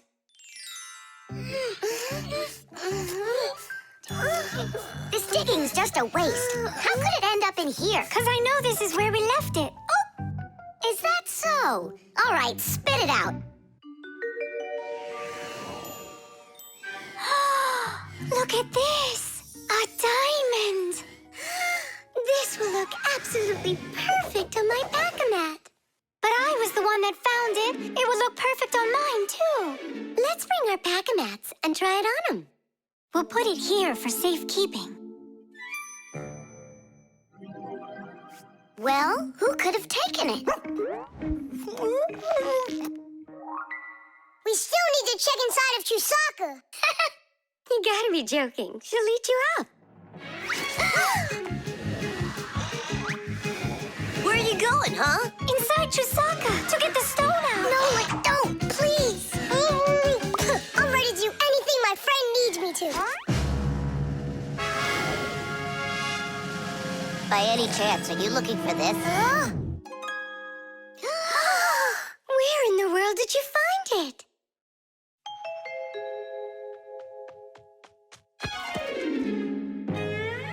I found a buried diamond. It looks like a diamond, but to be sure, we'll have to conduct a test. A raw diamond looks like an ordinary stone, but after cutting and polishing each of its facets, that special stone transforms into a rare and very expensive jewel that can adorn a necklace, a crown, or a museum's display case. The truth is, only a small part of all found diamonds is used for jewelry. It's because a diamond is also the hardest rock on the planet. That makes it perfect for cutting glass. Diamonds are used in making strong drill bits and cutting blades. Many important medical instruments could not be made without them. With the help of diamonds, it's even possible to drill through a mountain when building a tunnel. That's just how valuable diamonds are. They can cut a pipe and go well with a dress. Isn't it pretty? Only it's not a... Tom Thomas! We found the stone! Oh! And now it's gone.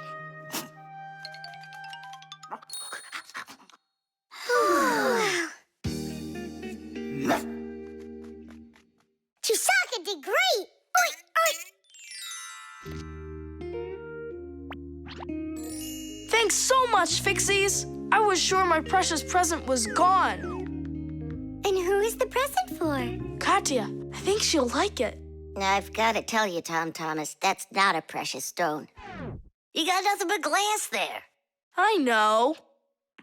But it doesn't matter. What? I was risking my life for the sake of a piece of glass? First, it was for the sake of your friend. And second, the cost of the gift doesn't matter. It's only the thought that counts. Fasteners. And of course, all of the appliance's parts must be fastened good and tight.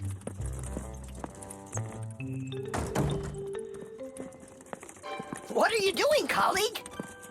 Today, Lisa is returning from her vacation. And so, I decided before she gets back, I'll clean up the laboratory. Quite a noble initiative. Now, where was I? You were saying all parts have to be fastened. You're right. And what kinds of fasteners can you name? Fire? A screw? Mm-hmm. And what else? Another screw? That would make a total of 2 screws altogether. Simka? To fasten wood or plastic parts together, you can use nails. Nails are hammered in with a hammer. In metal or stone, you need to first drill holes for the screws. To help a screw hold better, it can be inserted into a special fastener called an anchor or wall plug.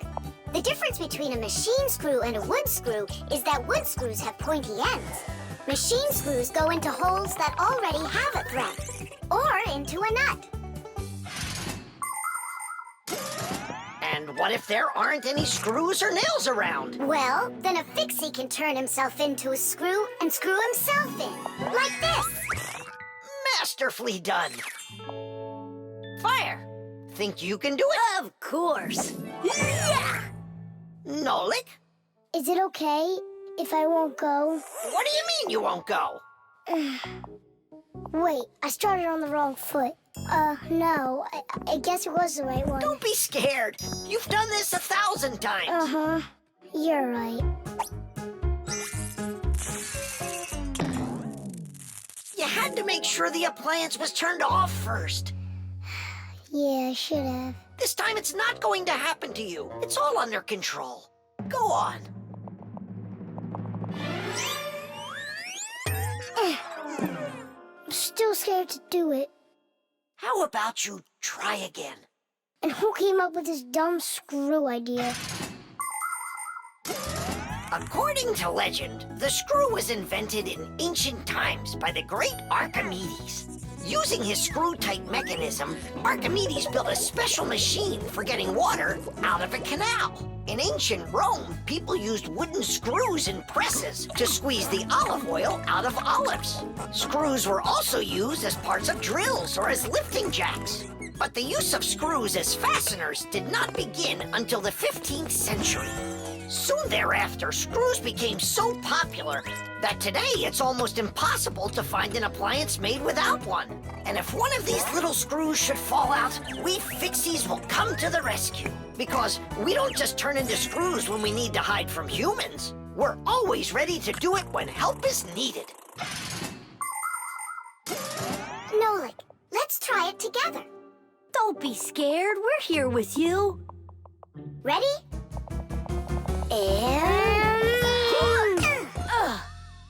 Nolik, watch me, son. I haven't screwed myself in over 100 years, but I'm not scared.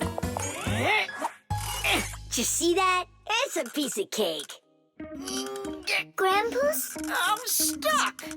It's all my fault. There's no need to worry.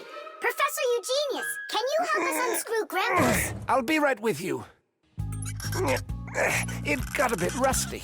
It's probably old age. I know what will help. A drop of oil.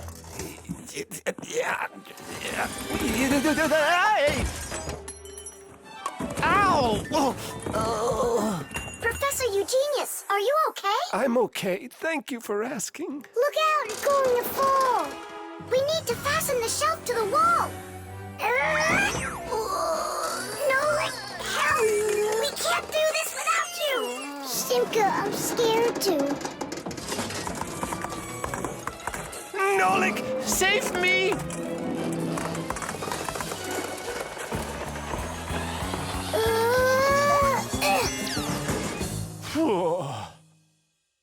What's going on out there? No big deal, colleague. I just got a little bit buried. Will anyone unscrew me? I wish I could. And we're holding up the shelf. And Nolik? Me too! I did it! I screwed myself in! Well done, Nolik. I knew you could. And who's gonna help us now? Elisa will get here shortly. All right. We'll wait for Elisa. Yeah, just as long as her return flight isn't delayed.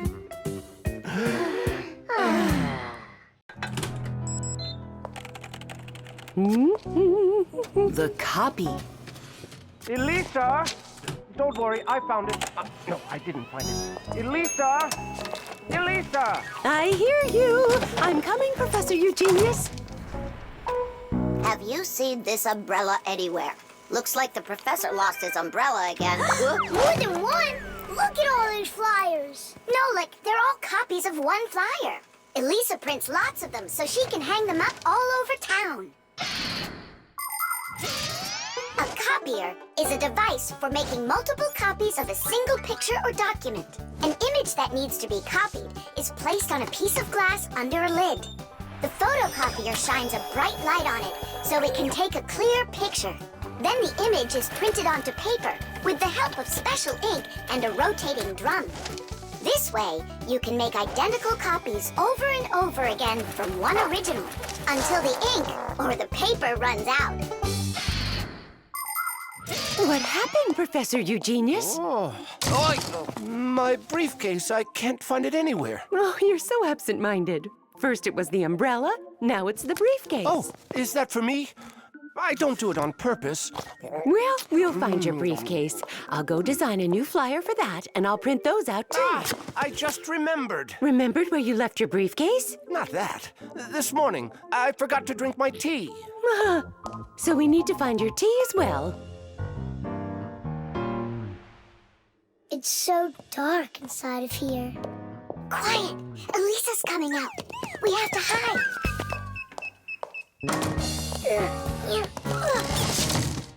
Where is that one about the briefcase? Here's the flyer for missing keys, the one for the phone, the flyer for when the professor gets lost. Here, a missing briefcase. Excellent.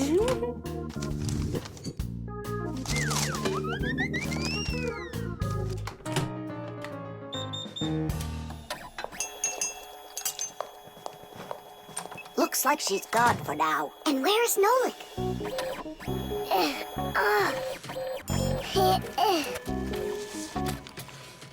There's Nolik, in printed form. He got stuck inside the copier. We have to go and save him. Save him? We all need to be saved, Tula. If Elisa takes these flyers and hangs them up, the whole city will find out about Fixies. So what do we do then? Wait, oh, we can use those liquid erasers to paint over Nolik.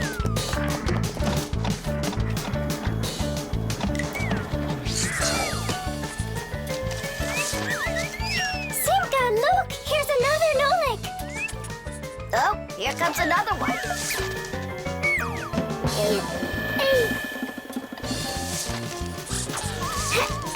Make sure he's covered. And here. Not everybody has the opportunity to enjoy seeing the paintings of the great masters. But thanks to copying technology, these pictures are well known all over the world. Young artists and sculptors can learn their craft by studying and copying the great artwork of the past. It's good to have copies of important documents, just in case. What if the original of a document happens to get destroyed? At least there will be a copy. Copies are generally very helpful, but not all copies are good. Some copies called forgeries are bad. A forgery is a copy of a picture, document, or even money that is presented as the original. Making forged copies is illegal. You can even be sent to jail for making copies like that. And a little bit here. Simka! I can't see! We're right over here. The light's so bright in there. I almost went blind. And we had to take every one of those copies and paint over all of them. So that humans won't find out about Fixies. It's a shame I wasn't there. I could have helped you out with that. Professor! I'm leaving!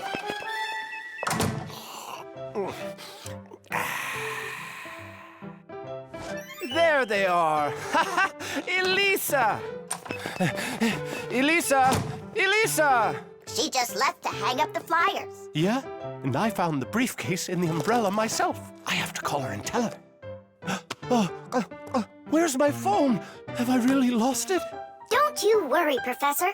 If you can't find it, Elisa's got a flyer for your phone already. What's important right now is that Elisa doesn't go missing. The helicopter. it's very important, and I need your advice. Sorry I'm late. Oh, girls, I can hardly wait to see this. Here it goes.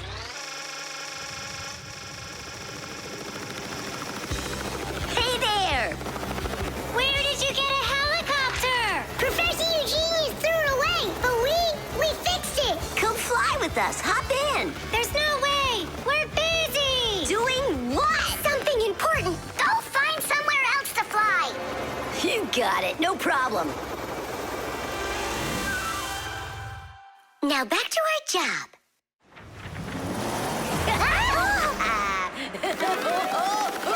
Stop it right now! You're bothering us, and you're going to fall. Land that helicopter. We can't do it. But you're flying it. Why controller. Digit's our pilot. Digit, fly on.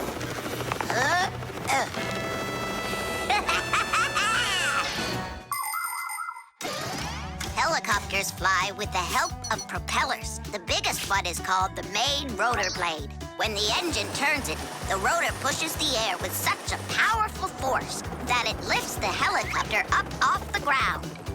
Of course, helicopters can't fly as fast as airplanes, but they have the ability to easily land on a small patch of ground. And unlike airplanes, helicopters can hover in the air for a long time and even fly backwards. Digit, turn us to the left. No! Turn right! And higher! Digit, Fire and Nolik are being dopey, but you're smart enough to know it's dangerous. Just land it. Hang on. This is one amazing rotor-driven machine. Leonardo da Vinci himself had a design for one, and now look who's controlling it. It really is impressive. You're a total ace on that controller. And so smart. And brave. The girls really like boys like that. That's how I roll. Sure, yeah, you're great. Now land it. Digit! Oh! Whoa! Nolik, don't panic. We're gonna have to jump. Whoa! What about me?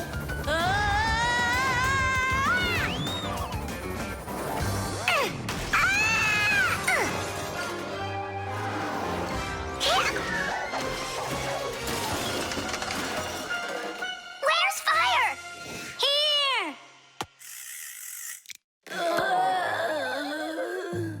You could have crashed. And if it wasn't for us... If it wasn't for you distracting our pilot, everything would have been okay. A real pilot, you know, shouldn't get distracted. And first he has to learn how to fly on a simulator, right, Digit? Uh-huh. That's true, but we don't have one. Don't go anywhere.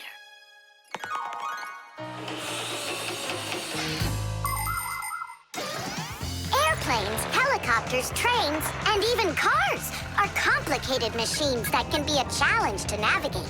And if you don't watch what you're doing, you can easily end up having an accident. That's why future pilots, train operators, and drivers all take comprehensive training classes that include learning how to fly a plane or drive a train using simulators. This, for instance, is an exact copy of a cockpit, only without wings and with screens for windows. You pull the controller, and the cabin moves the way it would if you were actually taking off. And on the screens, the Earth is racing under the clouds. It takes your breath away. Commercial pilots are required to take part in many simulations like this before they're allowed to pilot a real airplane. Our pilot simulator is ready to go. Oh, wow! And I'll be the first one to try it. Here we go. Kids. Right, Digit? I'm only going over there just to take a look. You know how those two can behave. I'll just watch them. My turn again. Hey, wait! It's my turn now! Boys are just silly. They're never serious. They just joke around. Speaking of serious, we have some important business to take care of. You're right.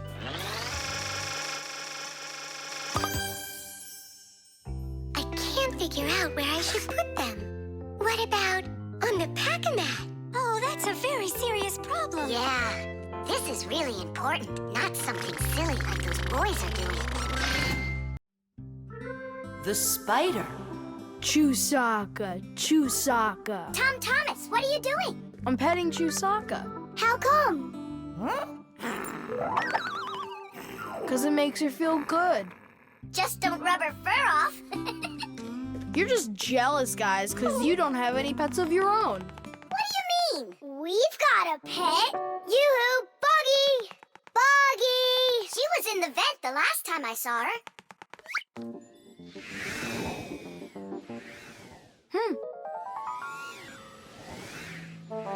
Boggy! Come on out. We need to talk. This is our friend, Buggy. Wait, this insect is really your pet? Ha! What a joke. Buggy's a spider. She's not an insect at all. But isn't a spider a kind of insect? Insect is the term used for mosquitoes, flies, beetles, dragonflies, butterflies, ants, and many others. Spiders certainly look a lot like insects. They have very similar legs. But spiders aren't insects. They're arachnids. Insects have 6 legs, while spiders have 8 of them. Many insects can fly, but spiders can't. But spiders can weave spider webs. They may look beautiful, but really they are traps for hunting insects. How come your buggy has 5 legs instead of 8 of them? I don't know. She lost them somehow. Anyhow, she can do lots of tricks. Hello, Buggy. How do you do? We know how to do that trick. Chusaka, shake. Just see that? And I bet your buggy can't do this. Chusaka, sit. Buggy, sit. Why aren't you sitting? Lie down. Your turn. Lie down. Watch me. Like this. Lie down. She can't do that trick. Her 5th leg must be in the way. Lie down. Lie down, I told you. What kind of pet are you anyway? You can't even do a simple trick. Hey, where are you going? Wait, Buggy, don't go. Nolik, you should be ashamed of yourself. But why is she acting so stupid? Didn't you say that she was your friend? And what? Well, you shouldn't yell at your friends like that. She's right. What kind of friend are you? I'll go find her. And apologize. Buggy! Do you hear me?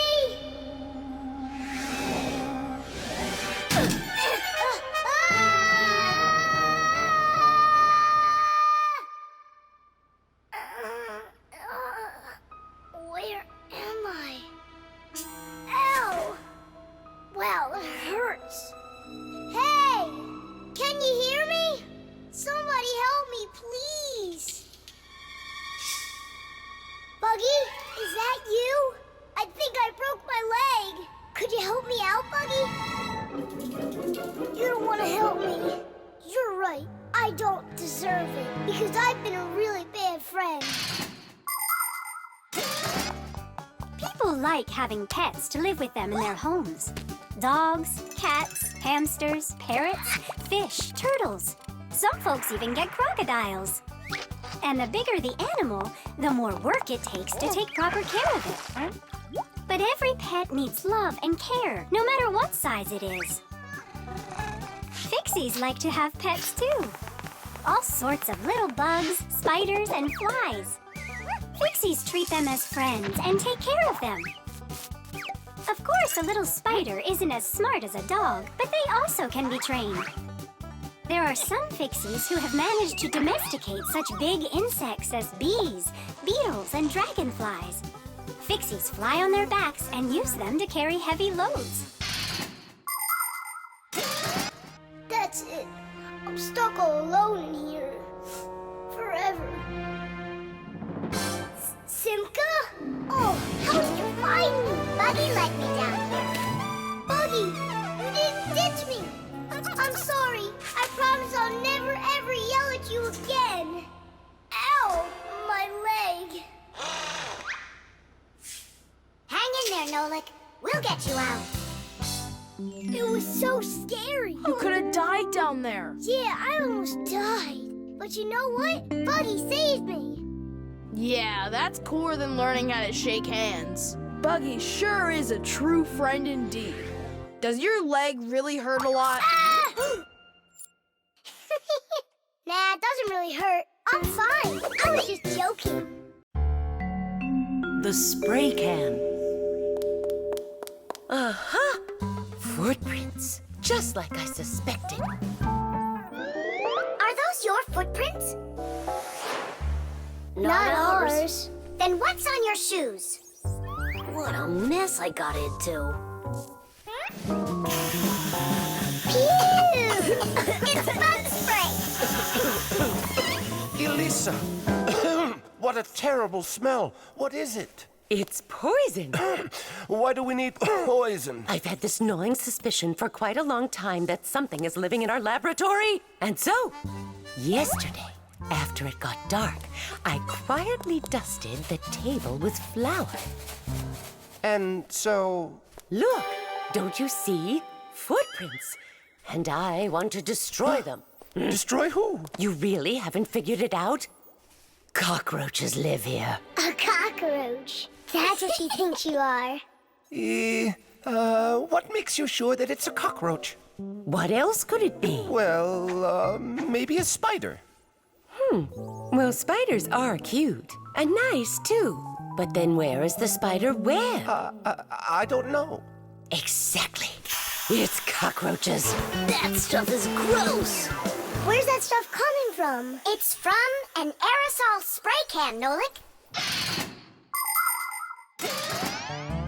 Aerosol is made of tiny little drops and particles that can hang in the air for quite a long time.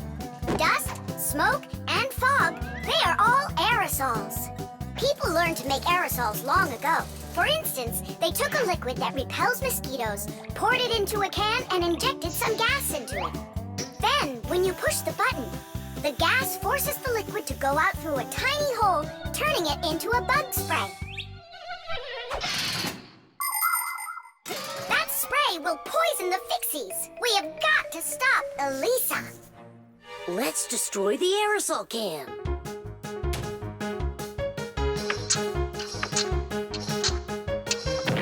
No way!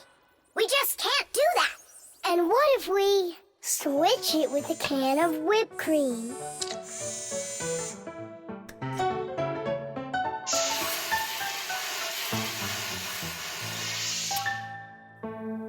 Quit joking. We've got to get Elisa to believe that it's a spider and not cockroaches. She thinks spiders are cute. You're right. Let's go get Buggy. Spray cans have all sorts of different uses. For example, they're very convenient for getting medicine into a sore throat. They can be used to fill the air with the sweet smell of perfume or to cover unpleasant smells with deodorant. Spraying paint from a can is also very useful. It applies the paint very evenly. Some spray cans are even used for food. But there can also be deadly poisons inside of spray cans, like bug killer. So make sure you know which one you're using. And you must always remember how to handle spray cans properly so that nobody gets hurt. You must never open, take apart, or pierce a spray can. And spray cans should never be heated or put next to an open fire because they contain gas that can explode.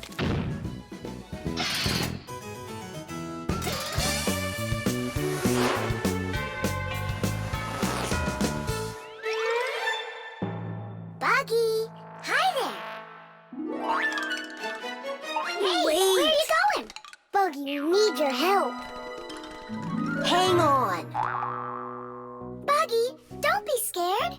We're your friends, right? Would you help us? Please?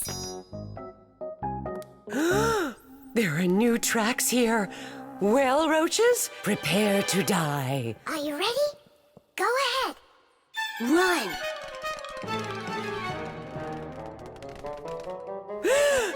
Oh, don't kill Buggy. No! You are so cute.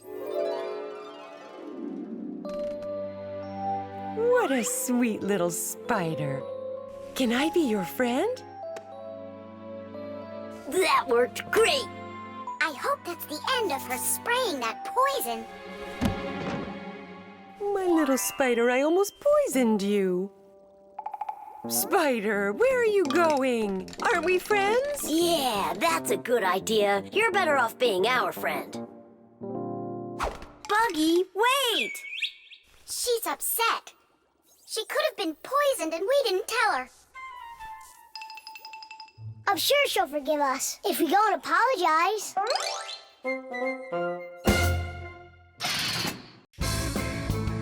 The submarine.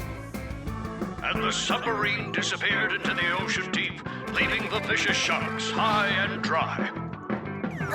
That cartoon was super. Class! Splendid! I wish we had a submarine too. What do you say we make one? But we don't know anything about building a submarine. What makes you say that? The most important thing for a submarine is to be airtight so that it's impossible for water to leak in from outside. And inside, there needs to be a reserve of air for breathing. For a submarine to go underwater, it uses special containers. When the containers are filled with water, the submarine becomes heavy and starts submerging. When it's time to take the submarine back up to the surface, the water in the containers is switched back for air and the light submarine climbs. And what are we going to make it out of? Out of, broken toys. And where are we going to sail her? In the aquarium.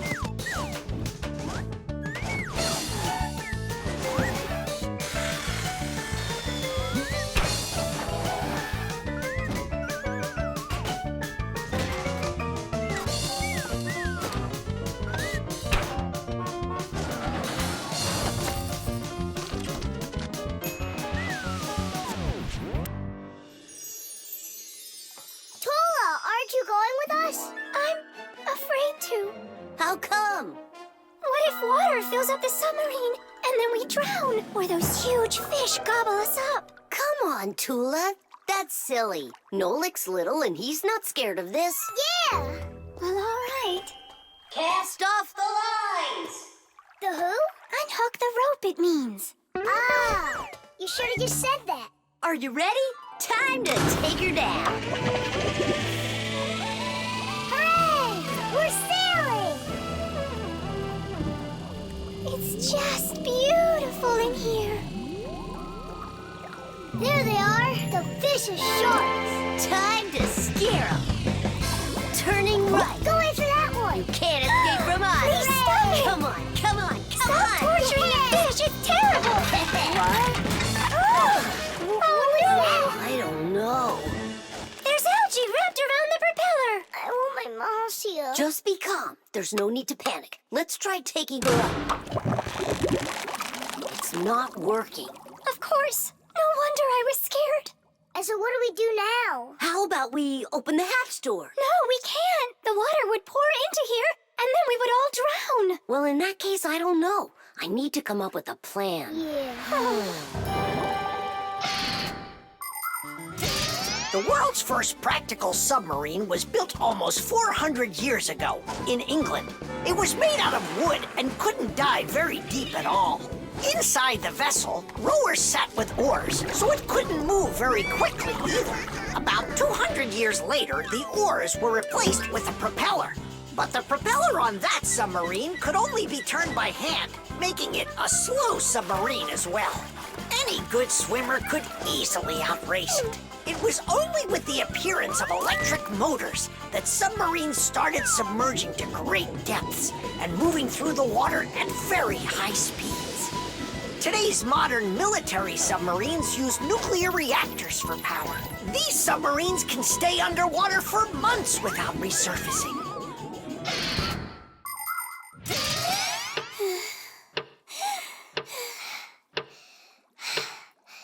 Fire, can you come up with your plan quicker? Because we're running out of air. Fire, we're gonna suffocate. No, we won't, mate. Chances are better the fish will eat us. You never should have teased them. Yeah, we're in trouble. Didn't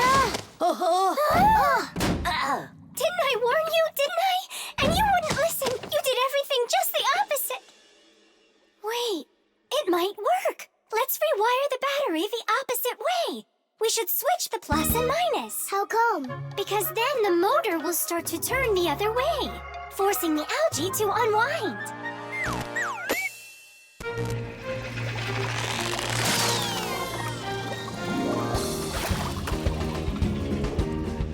Tish! Hey, quit it! We won't bother you anymore, all right? Peace. Thank you so much, Tula. You really saved us. It's just because I was the one that was most frightened. No, it's because when things got really scary, you kept your cool about you. Wouldn't it be splendid if next time we built a helicopter? the baby doll.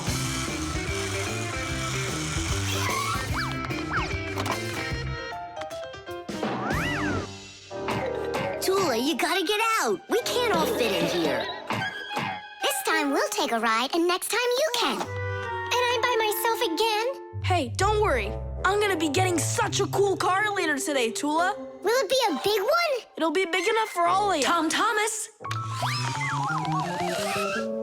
Here, your toy came, just like you wanted. Awesome!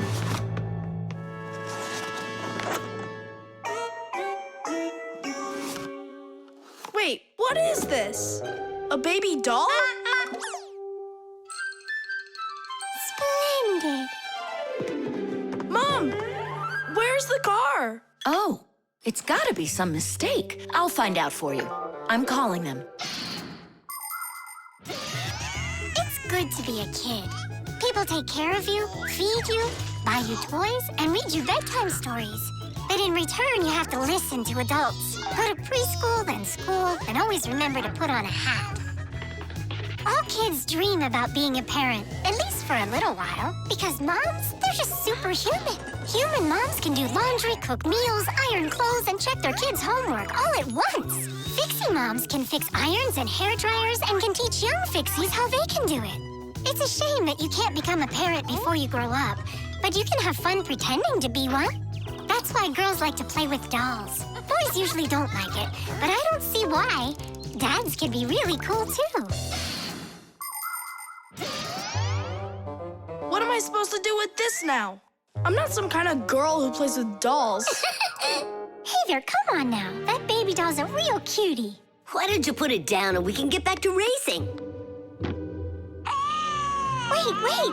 The baby's hungry. He needs to eat. Thomas, help me.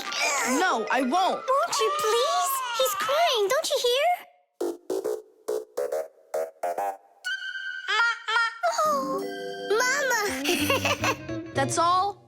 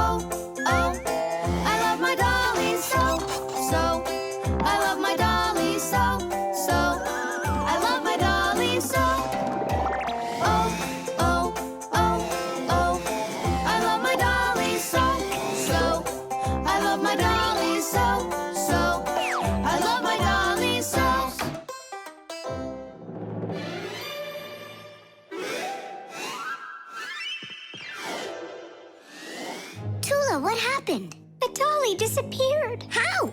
Tom Thomas, have you seen him? No. I'm not watching after that boy. But what if something terrible has happened? My dolly's eyes were shiny, toes and fingers tiny. He never acted whiny. I love my dolly so. Now my life is gloomy. How this happened to me? I can't find my cutie. My dolly's gone out now. Oh no, oh no. Where'd my dolly go? Go. Where'd my dolly go? Go. Where'd my dolly go? Oh no, oh no. Where'd my dolly go? Go. Where'd my dolly go? Go. Where'd my dolly go? Honey, don't be upset about the car. It's gonna get here soon. By the way, why did you put the doll in the cupboard? It was so hard to find. But is it still home? It's in the box over there. It's gotta go back to the store.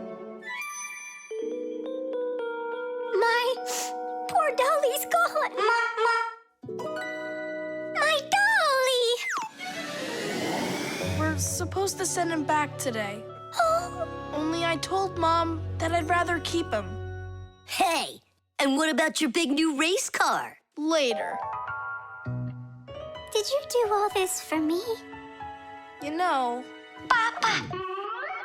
Whoa!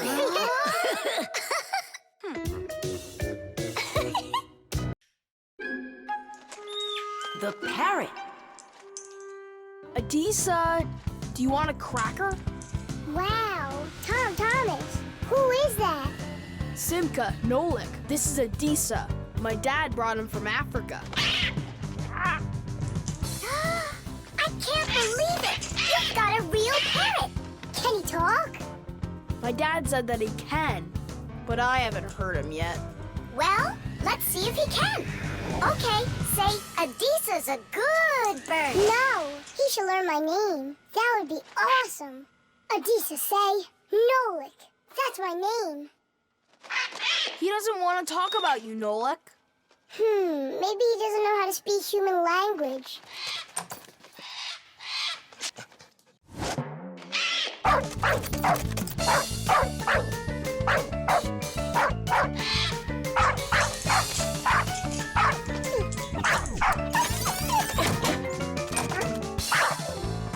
Check it out. It looks like he knows how to speak dog. No, Nolik. He doesn't know any languages at all. Then how can he talk? Parrots can repeat many of the different sounds that they hear. For instance, a dog's bark or the ring of the phone. Parrots can also mimic words or even whole sentences of human speech. But parrots don't understand the meaning of the words they are saying.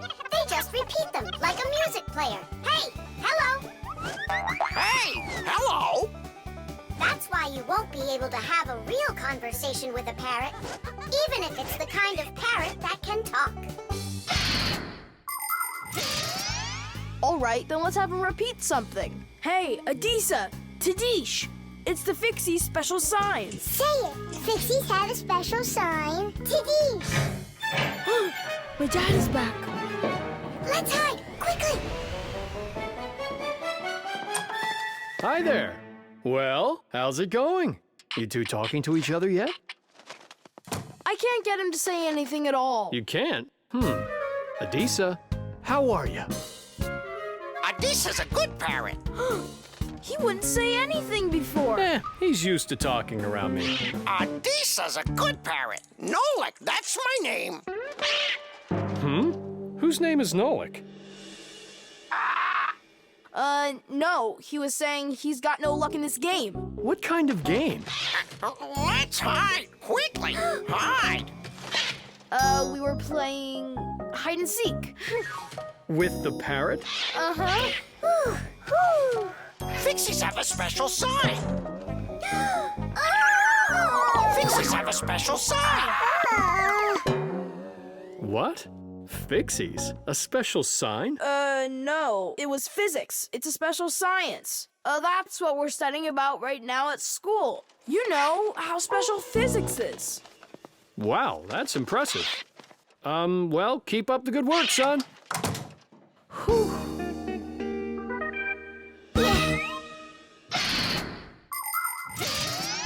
The ability to repeat what humans say is not something unique to only parrots. Crows, starlings, and other animals can do it too.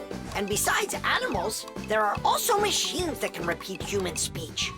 For instance, when you call somewhere and hear, "Leave your message after the tone," what you're hearing is a voicemail machine using a recorded voice to answer the call. Another example is the voice on trains and buses that is used to announce the stops.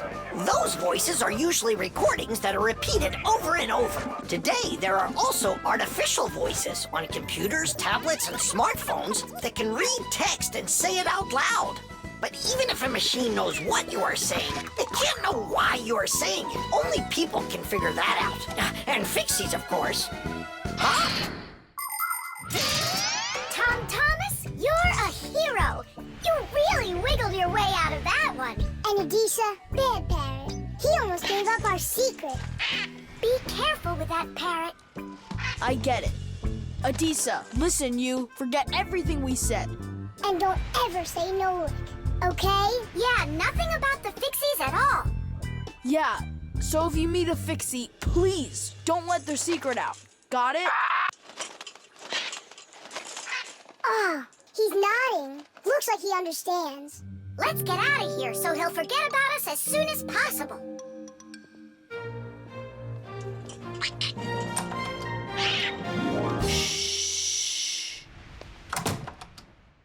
So if you meet a Fixie, please, don't let their secret... Ow! Tadish, tadish, tadish! Musical notes. Yeah! No. Yeah! No. Yeah! No. Hey, what a thoughtful conversation you're having there. Been going on for a while? Yeah! No. Simka, please tell Nolik what this is. A present, right? Uh-huh. From Katya. And it's got a secret code right here, you see? There's no secret on there. They're just notes. Musical notes. Ha! See? I told you. Those squiggles could have been music. I don't believe you. Come on, two people said the very same thing. Simka is not a people. She's a Fixie. Anyway, there are two of us. You're ganging up on me. We're not ganging up on you, Nolik. Music is something you can play or listen to with your ears. But that's not all. You can also write it down. When we want to write down words, we use letters. And if we want to write down music, we use special symbols called musical notes. There are 7 notes: do, re, mi, fa, sol, la, and ti. The higher the sound, the higher the note sits on a set of 5 horizontal lines called a musical staff. Notes that look like this last longer, and notes like this are short, quick notes. Thanks to sheet music, people can read music like reading a book, and then sing or play it. Until I hear you play me what you say is there, I won't believe you. On what? You know that we don't have any instruments. Try using spoons to play it. You think you're being funny? Hey, stop arguing. I know how we can play this song. We can use water. Water? Let me get this straight. Are you trying to play the music, or are you trying to wash it? That's right. Pour it in there, Tom Thomas. Some more. Hear how the sound changes? Uh-huh. Stop.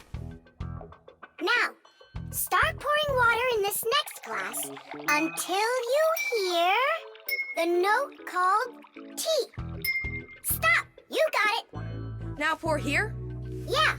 We still have 1 note left. And what do I do if my mom comes home? What do I say I'm doing? That you're learning to play music while you're washing the dishes. That's it. That's the high do.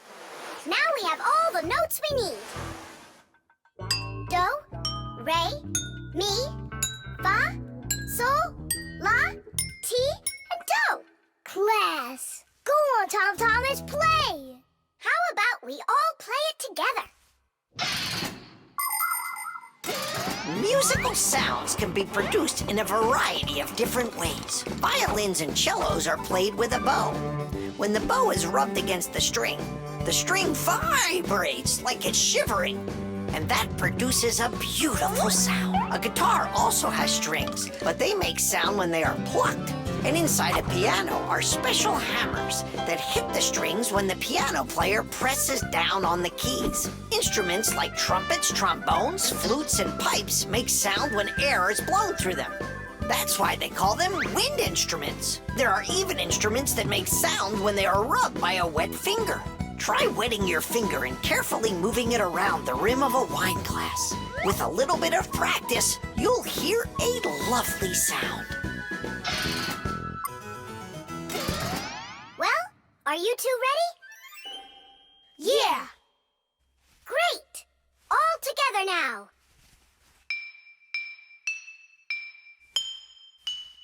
I know this. Happy birthday to you. Happy birthday, Tom Thomas. Happy birthday to me. Tom Thomas, we also wish you a happy birthday. You see, Nolik? And you didn't believe that this was music. But I was the first to guess which song it is. Hey, thanks so much for helping me figure out Katya's present. And how about sending a song to Katya? Yeah! We can write down the musical notes to a song about the Fixies. The Fixies? We can't. We can't write down the words, but if it's just the notes there, then it's no problem. Hooray! Want to play it? Of course we do.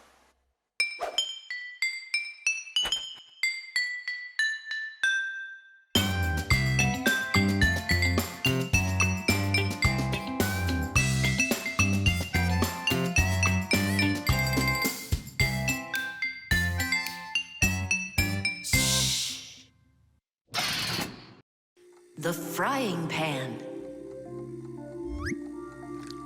Woohoo! Can you do this? Easy! How about this? And voila! I could be on skates and still do it. If I was on skates, I could jump 10 times in a row. Well, I could do 100 with my eyes shut. Then let's see 'em. There's no skating rink. There will be. What will there be? A skating rink. Where? In the frying pan. Uh-oh. All right, my bragging buddies, go get your skates. Fixies love playing sports. You might find Fixie adults working out with weights, or maybe working on a gymnastics routine. Fixie kids love having Fixie board contests, or taking part in parkour competitions, where they have to run, jump, and hop over all sorts of obstacles. These kinds of competitions usually take place inside of sophisticated appliances. Orienteering is held inside these appliances too. That's when Fixies use a map to follow a complicated route. And the route is quite exact. You can't make one wrong turn. But the Fixies' favorite game has got to be hide and seek. Nobody can compete with them in this game. You don't believe me? Watch.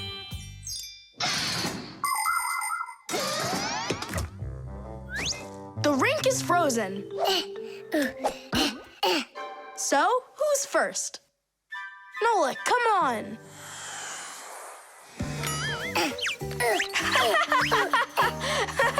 Well, are you going to jump? Wow, class. And that's all? Not at all. No lick, no lick, no lick, no He's lick. not gonna make it. Too short a start.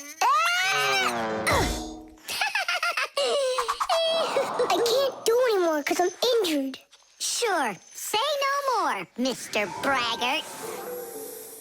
Then it's your turn, Simka. Now watch and see how it's done.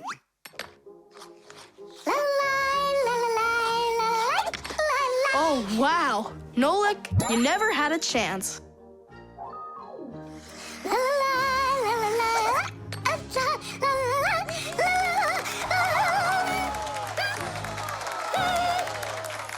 Just like always. She gets in my way, and now she's gonna win. Nolik, do you really want to beat her? Uh-huh. You see the salt? What? You think we should cook her? Of course not. But if we put some salt on the ice, it'll melt. Simka, didn't you say that you were gonna skate with your eyes closed? Piece of cake. What? Can't do it? Watch and learn.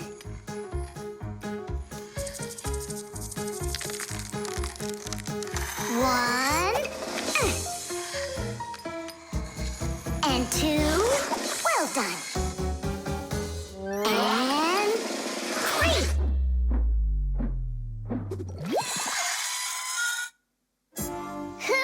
Hey,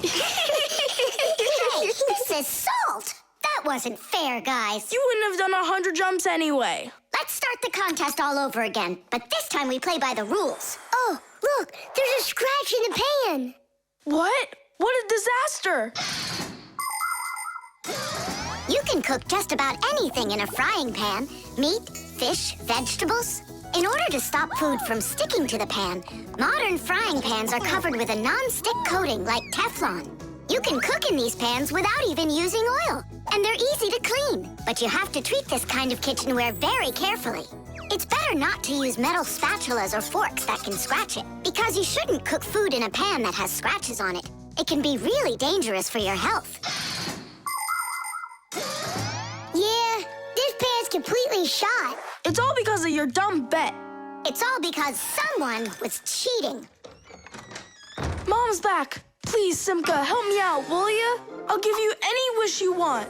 Or 3. No, 5. 5. I can help you. If you guys jump up and down 100 times on one leg, we could do 200. Tom Thomas, what do you say we make those crepes?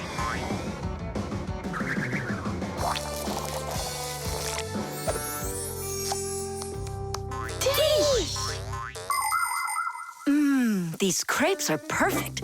I just love cooking with this pan. Why are you jumping? I want to make my legs stronger. Anyway, you never could have jumped 100 times in there. bet on it?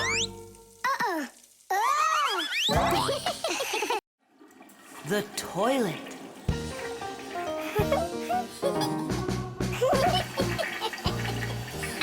Hey, Tom Thomas, you're not allowed to drink water from the toilet. I'm not drinking it. Then what? Washing up? In the toilet? Come on now. Then what are you staring at inside of there? Well, I think that the toilet's broken. The water just won't stop running. Yeah, so? What do you mean, so? We gotta conserve water. Simka, you're the one that taught me that. You're right, Tom Thomas. It's important not to waste water. But the problem in this toilet isn't where you were looking. Then where? Here in the tank, not the bowl. Almost all toilets have tanks that are used for storing water. This water is flushed into the bowl when needed. Water flows into the tank through a water valve that has a float attached to it. As the water level in the tank rises, so does the float. And when there's enough water in the tank, the float closes off the valve and the water stops. But if the float happens to break, the water will keep running through the overflow tube into the bowl. We'll be back soon. Look at this. I can't believe how beautiful it is. Ha! I see what's wrong here. This float that we're standing on, it got disconnected for some reason. That's why the water keeps pouring out. I see. And it's going down that tube into the bowl. Well, what's the problem? It's the float. It got disconnected. Can you get it back on? Nope, sorry. Without Papoose, we can't fix it. We'll get Papoose. And you, Tom Thomas, you'll guard the door. Yeah, or someone could come and flush the toilet while we're working in the tank. And we'll get flushed away. To where? Straight into the sewer. And then it's bye-bye, Tom Thomas, forever. The sewage system is a huge network of pipes that run underground. This is where the dirty water from sinks and the waste from toilets is sent. The sewage pipes then carry this dirty water to sewage treatment plants, where the water is cleaned before it is dumped into a river or the sea. Before the first sewage systems were invented, people would just dump their waste right out their windows onto the streets. Oh, the smell in the cities was just awful. Even the first sewage systems didn't put a stop to this terrible smell. This smelly problem wasn't solved until the invention of the modern toilet. At the bottom of the toilet is a bent pipe called the siphon that's filled with water that keeps the smell from getting back into the house. Don't ask me why, but no one goes through that door. It's a secret, Chusaka. Tom Thomas, ready to eat? Not now, Mom. Not even a cookie? All right. Here's what I need you to do. You guard the door so no one flushes the toilet. And that goes for you, too. Oh, it's terrible how much water's getting wasted. It's a good thing you noticed it. It was Tom Thomas who spotted it. Well, let's get to work. When your TV has broken, when your cell phone has broke, your laptop's barely working, the kettle's had a stroke. Don't ask us where we're going, for it's known far and wide that any kind of problem is clearer from inside. 1, 2, 3, inside will be all day and night. We fix things right. Papoose, wait.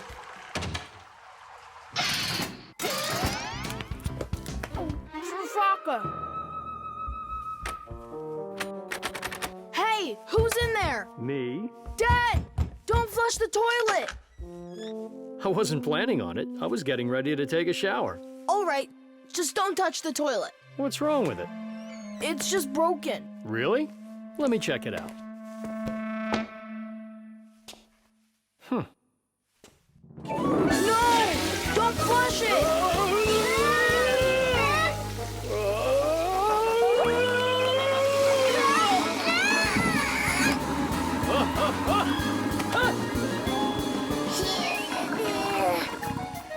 I told you not to flush it! Dad, why? Ugh.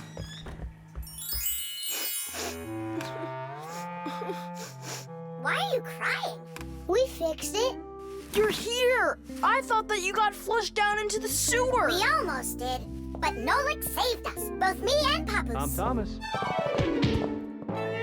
What was it that made you so sad? The toilet? Uh-huh. No need to be sad. The toilet's working just fine. Really? Yeah, I had to check it. Now I need to go and check it too. Glue.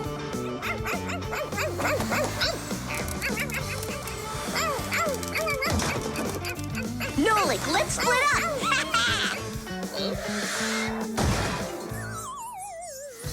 We're one cool team, am I right? Nah. Why not? We're the mega super duper coolest team on the planet. What do you say we do everything together and never ever fight with each other? All right. Children, if you look right here, you can see that the handle has broken off the professor's favorite mug. And it's our duty to fix it by gluing it back on. Here they are, the inseparable friends. Class, quiet down.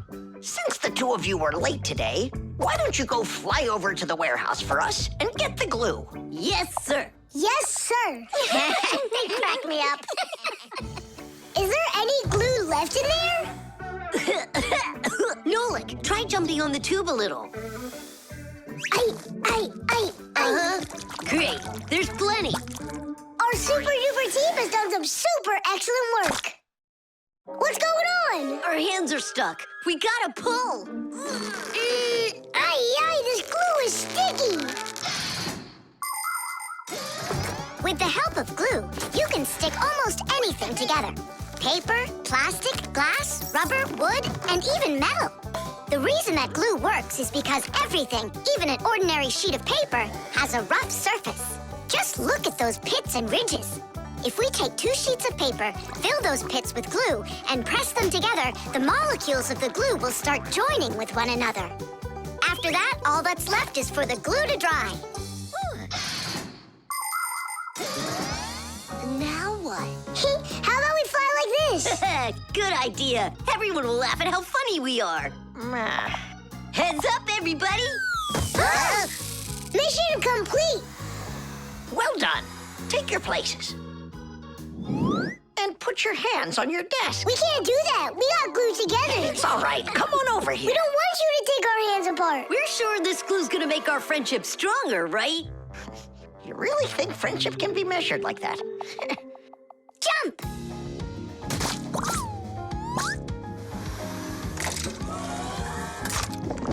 One, 2, 3, yeah!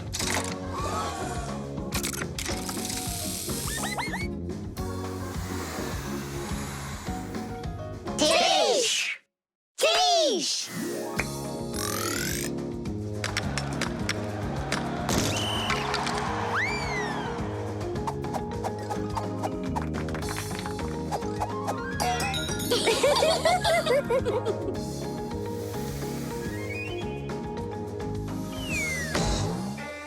Come on, I need to go over there. Well, I need to go over there.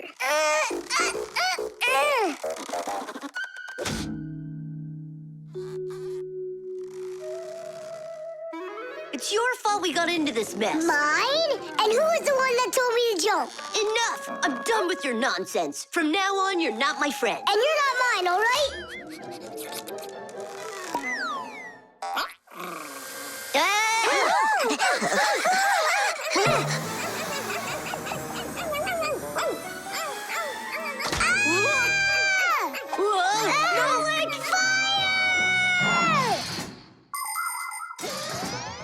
Like many of the common substances people use, glue was invented by nature itself. For example, fish glue their eggs together, and mollusks produce a sticky liquid that lets them stick to any surface.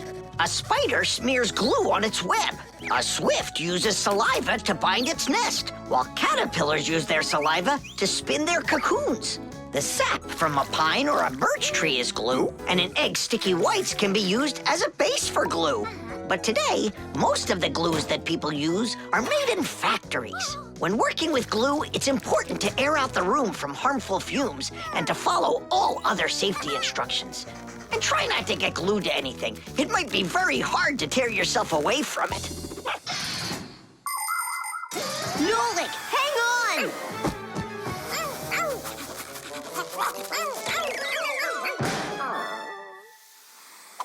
Fire! You just saved me! But how come we got unstuck? Maybe it was bad glue?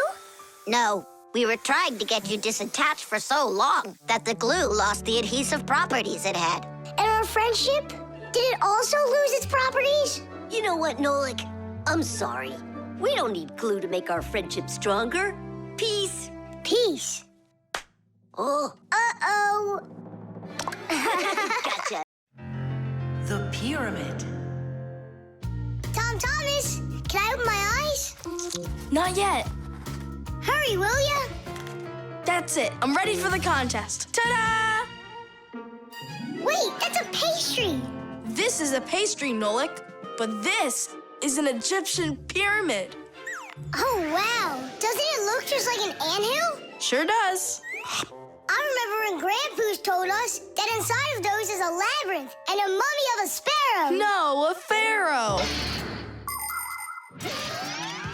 The Egyptian pyramids are simply amazing ancient structures. The biggest one of them is the Great Pyramid of Cheops. It's more than 4,000 years old and over 100 meters tall, like a 40-story building. How it was possible to build such a giant way back then is still a mystery. There were no hoisting cranes in those days. Some people believe that the pyramids were built by aliens, but I have a feeling that they couldn't have been built without the Fixies' help. So, is there a labyrinth in there? Of course. Show me. You joking? I just put it together for the contest. No way I'm gonna break this apart. Hey, isn't that a way in? Where are you going? I'm just gonna look at the labyrinth. And the mummy. Mummy, what are you talking about? Well, which way now? Stop, you'll get lost. I won't get lost. So, I think I'll go this way. And then this way. Come back, Nolik. I was already here. And I was here. Oh. I did get lost. You were right. What? Hey there. Do you know where Nolik is? In there. He went mummy hunting, and he got lost. Mummy, whoa. A real one? Class. Don't! Nolik, yoo-hoo. Are you in here? No! Then where? Who knows? Who builds labyrinths like this anyway? Hey, nobody asked you to go in my labyrinth. Who you talking to in there? Digit, Fire and Nolik are inside, and I need to go to school now. Nolik! Fire! Well, I, for one, have never gotten lost in a labyrinth because I know the rule for getting out. You need to always keep your hand on the wall. I can find them for you. Where are you guys? Over here!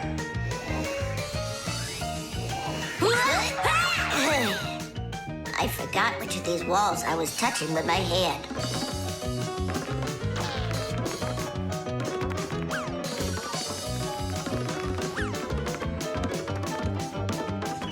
Did you find him? No, and I got myself completely lost in here. Tom Thomas, you've got school today, don't you? Yeah, I do. Only I got a pyramid full of Fixies. It's like an anthill. Mm-hmm. The first one wanted to go mummy hunting. The second one went looking for the first one. And the third for both. We're lost in here! And I've got school to get to. Wait, maybe you could just try to shake them out. Good idea. I was joking. You have string? Watch. This way you don't get lost.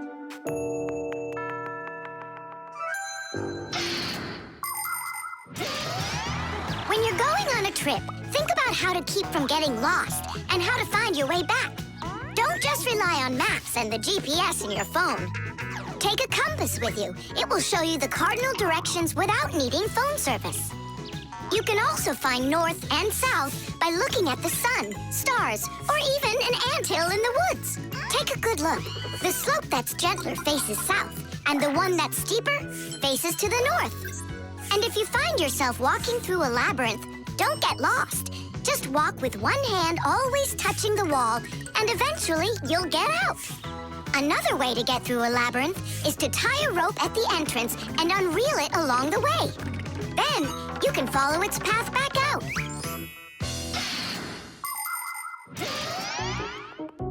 Here's the first one, and the second. And Nolik? Mummy, is it alive? It's me, Nolik. But I couldn't find yours. That's because there's none in there. What? You mean I got lost in there for nothing? You were in such a hurry, you didn't listen to what I said. But without a mummy, how can you win? Oh, then maybe you could be my mummy. No, thank you.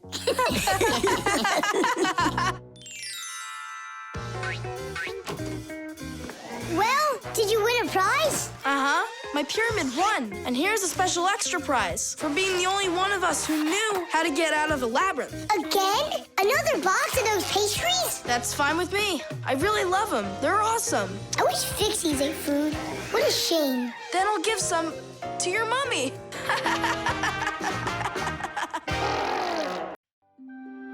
Chocolate. Thomas, unwrap it already. In the morning, Nolik. I really want to see the toy that's inside. Be patient, Nolik. That's all. I'm going to bed.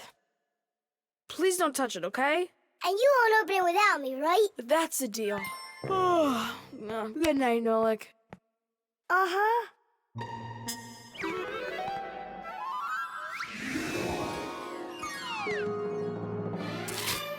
You doing in here? Me? Well, I was... Oh, it's a chocolate ball with a toy inside. How interesting. Yeah, totally. Let's unwrap it and take a look. We can't. Not until Tom Thomas comes in the morning. But if we're real careful, he won't notice. A chocolate confection. Yeah. A piece of perfection. Perhaps like a gift that's shining bright. I am an affection.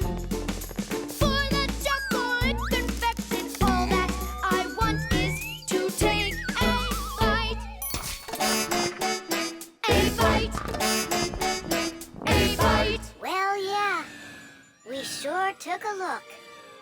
Tom Thomas won't be happy at all when he finds out you touched a chocolate ball. And you? Like you didn't touch it? I didn't. Oh, then what's that, Nolik? Chocolate? Absolutely. It's 100% natural milk chocolate. It says so right here. The key ingredient in chocolate is cocoa beans. They are roasted, crushed, and ground. After that, the ground beans are pressed to extract the oil from them. If you mix butter, cocoa, and sugar, you'll get dark chocolate. And if you add some milk to it, then you'll get milk chocolate. Then you just warm it up, pour it into molds, and cool it down. You can add raisins or nuts into chocolate. Sometimes chocolate is even made with flavors like flowers or salt. Chocolate wasn't originally for eating. It was used in a drink made by mixing roasted beans with water and then adding hot peppers. Not every adult could drink it, let alone a child. Today, chocolate is a favorite treat the world over for children and adults alike. How can we put it back together? How about Scotch tape? Come on! We'll start by warming up the chocolate so it softens up, and then use that to make a new ball. And then to make it hard again... Yeah, we just cool it off.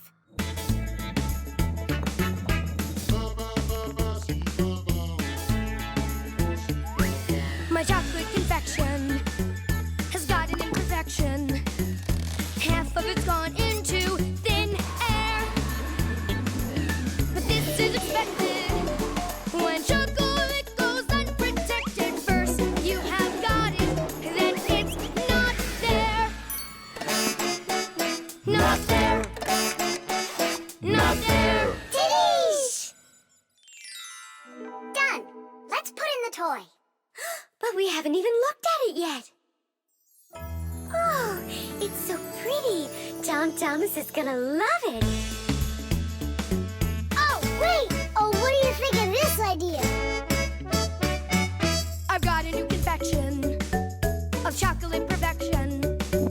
Safe in its wrapper, shining bright. Oh, what perfection! My brand new chocolate confection. I'll try my best not to take a bite. Hi there.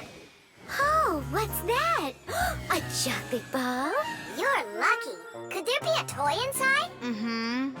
But I can't take off the wrapper without Nolik. You really can't do it without him? I can't. I told Nolik I wouldn't. Your chocolate is gonna be delicious. Go on, you can eat a little.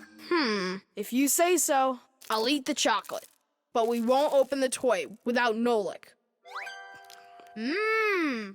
Good chocolate. Come on, don't you want to know what the toy is? We won't tell.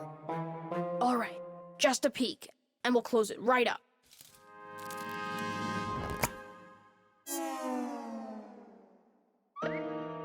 What is this for? Tish! Nolik? Really? How did you get in there? Surprise! You were in the container. The container was in the chocolate ball. And the Yep. ball, that's just impossible. He went and got you two to help. We helped a little. Hang on, Nolik. You promised not to touch the chocolate till morning. And you promised not to open the toy without me, right? Oh, my perfection! My brand new chocolate confection. I'll try my best. The backpack. All right, homework's all done. Time to play? Tom Thomas, is that how you pack your backpack? Why not? What's wrong with it? I don't know how you think you're going to find anything at all in there. I will too. Then go and find your ruler. Here you go. An eraser?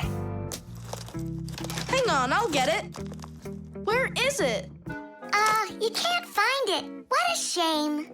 It's because this backpack is so lousy. The backpack is just fine. If you don't want to lose anything, you gotta pack it carefully. Or have a pack-a-mat that can just hand everything to you. Oh, yeah! That's just what I need, a pack-a-mat. Only Fixies have pack-a-mats. And I'm gonna have one. I'll make my own. There's no way. Way? Because I'll help him do it. Sure, Nolik. A backpack is a bag with shoulder straps attached. It was invented to make it easier to carry heavy loads for long distances, and also for freeing up the hands. Backpacks help us maintain good posture and avoid slouching by putting the load's weight onto our back muscles and our spine. And you can fit so many things into a backpack, especially if the backpack has lots of separate compartments and everything is packed nice and neatly. The first backpacks were quite heavy and uncomfortable. They were made out of wood and leather. These kinds of backpacks were worn by ancient hunters. Later on, lighter backpacks appeared that were made out of canvas and became quite popular with travelers and soldiers. Today's backpacks are so light that even kids can carry them. Testing of the world's first pack-a-mat design, especially for humans, begins. Ready? Ready to go. First thing out of your backpack, pack-a-mat, an eraser. Got it. Watch me.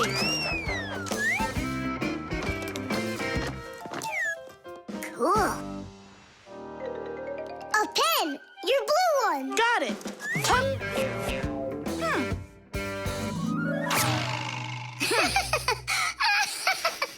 We're experiencing technical problems. We need a break. Testing of the world. I know. Just start. Take out the eraser.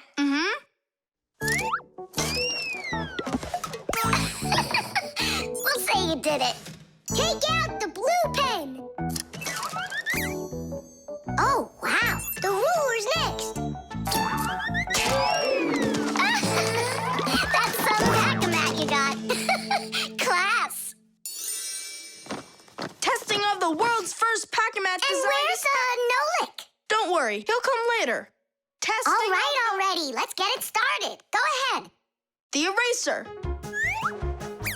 We've seen that twice already. done. Can you take out the ruler? Sure I can. Drum roll, please. Whoa. It's not possible. Let me see. Now I get it. Why don't you take out your science book? Science book. Cuckoo, did you get the textbook? There's no way. It's huge. Yeah, some inventors you are. Your invention calls for a little improvement, and I know what it is. What? Just make sure that when you put things into your backpack, you do it neatly. Do it neatly. Takes forever and it's boring. I'm gonna show you how to make it fun. Whenever it's a school day, a backpack's all you need. A backpack's all you need. A backpack's all you need. Your pencils, books, and papers will fit inside indeed. Will fit inside, will fit inside, will fit inside indeed. Without a backpack on your back, you won't get by, you won't succeed. But with a backpack on your back, you will go far indeed. Whenever you go hiking, a backpack's all you need. A backpack's all you need. A backpack's all you need. Whatever you've collected will fit inside indeed. Will fit inside, will fit inside, will fit inside indeed. Without a backpack on your back, you won't get by, you won't succeed. But with a backpack on your back, you will go far indeed. Without a backpack on your back, you won't get by. Germs. Hooray! Lunch! Tom Thomas, you brought your ball to lunch? It's filthy dirty. Don't you know how many germs are on it? Wash yourself up. Look, they're clean. Here, it's for you. I saw that. Now go back and wash your hands. Why? There are germs on Tusaka? A lot.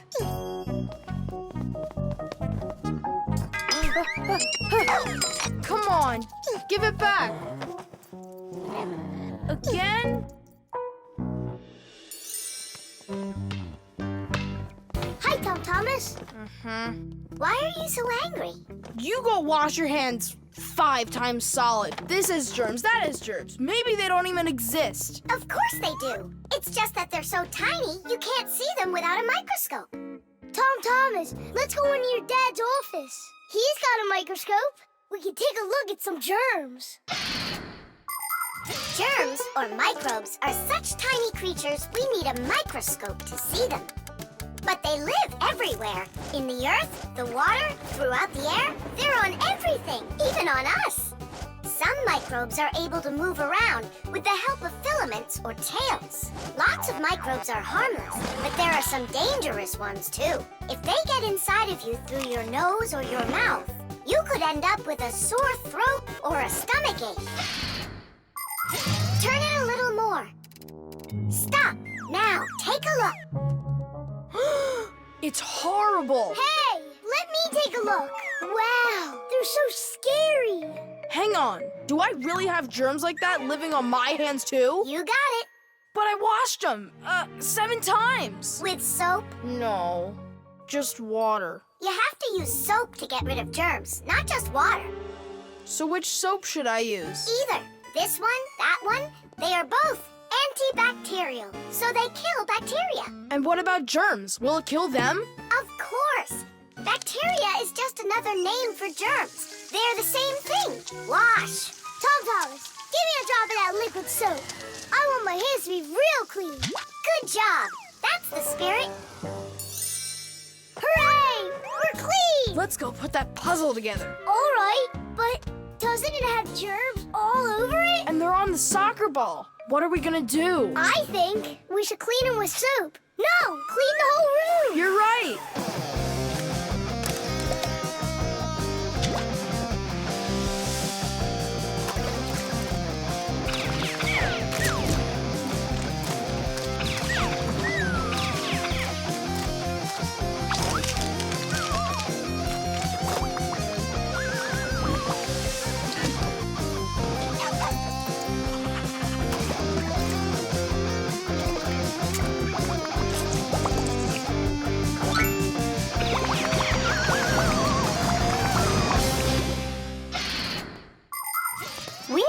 surrounded by millions of invisible microbes, including those that can cause an illness. But there is no need to be afraid of them if you follow these simple rules.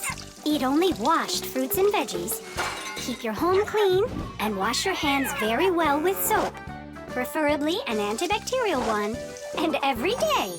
Antibacterial soap protects you for a few hours after it's been washed off.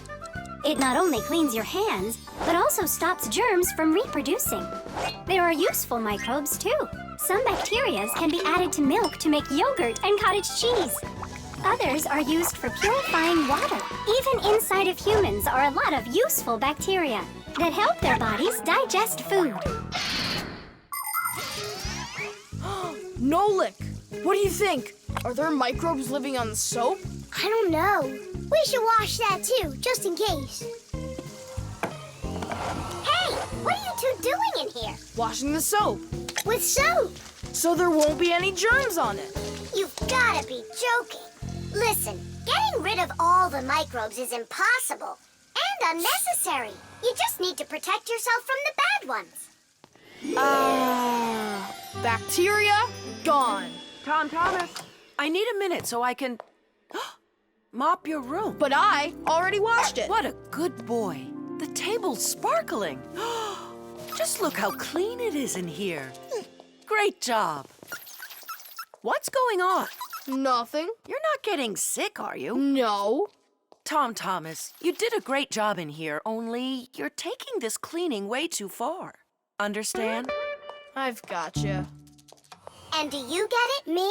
Get what? That the most important thing is to make sure you wash your hands with soap. Okay. To the germ fighters! Making the world safer, one less germ at a time. The heart. Where's my packing mat?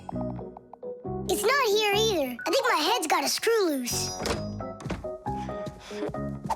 Oh!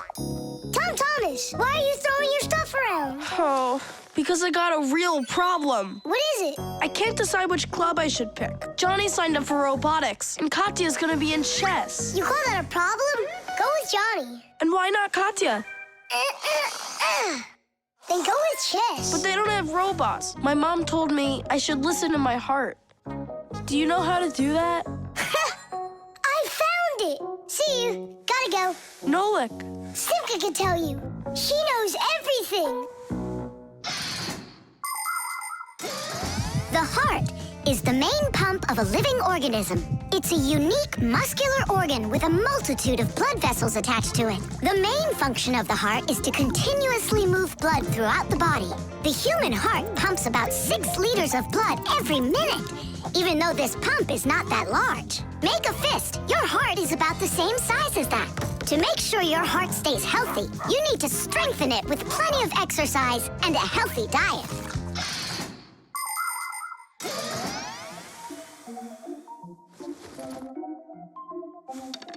Nolik, please come help me. Why me? Tool is stronger. Huh? Interesting. And do you know what is meant by the word heartlessness? Well, I think it's some kind of human illness. May I? Tula. Heartlessness is when a human or a fixie leaves someone who has a problem behind. Huh?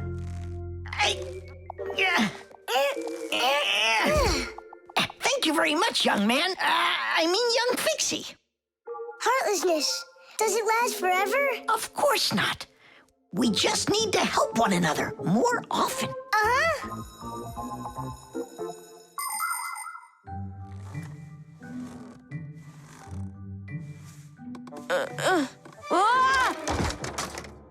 Thomas, my friend. Here I am. How are you? How am I? Why do you care? Oh, by the way, I found out how you can listen to your heart. You need this tube. It's called a stethoscope. A stethoscope, but I don't have one. That's what I'm for. That thing is way too tiny. Your mom must have one. Oh, yeah.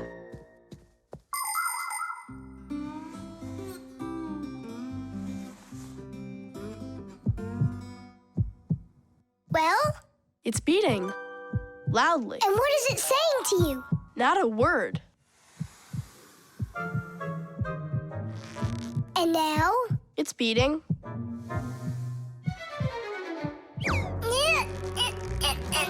Huh? What was that?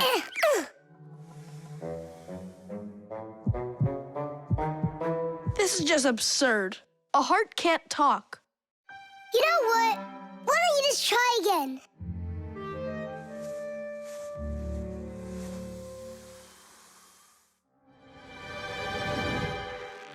Tom Thomas.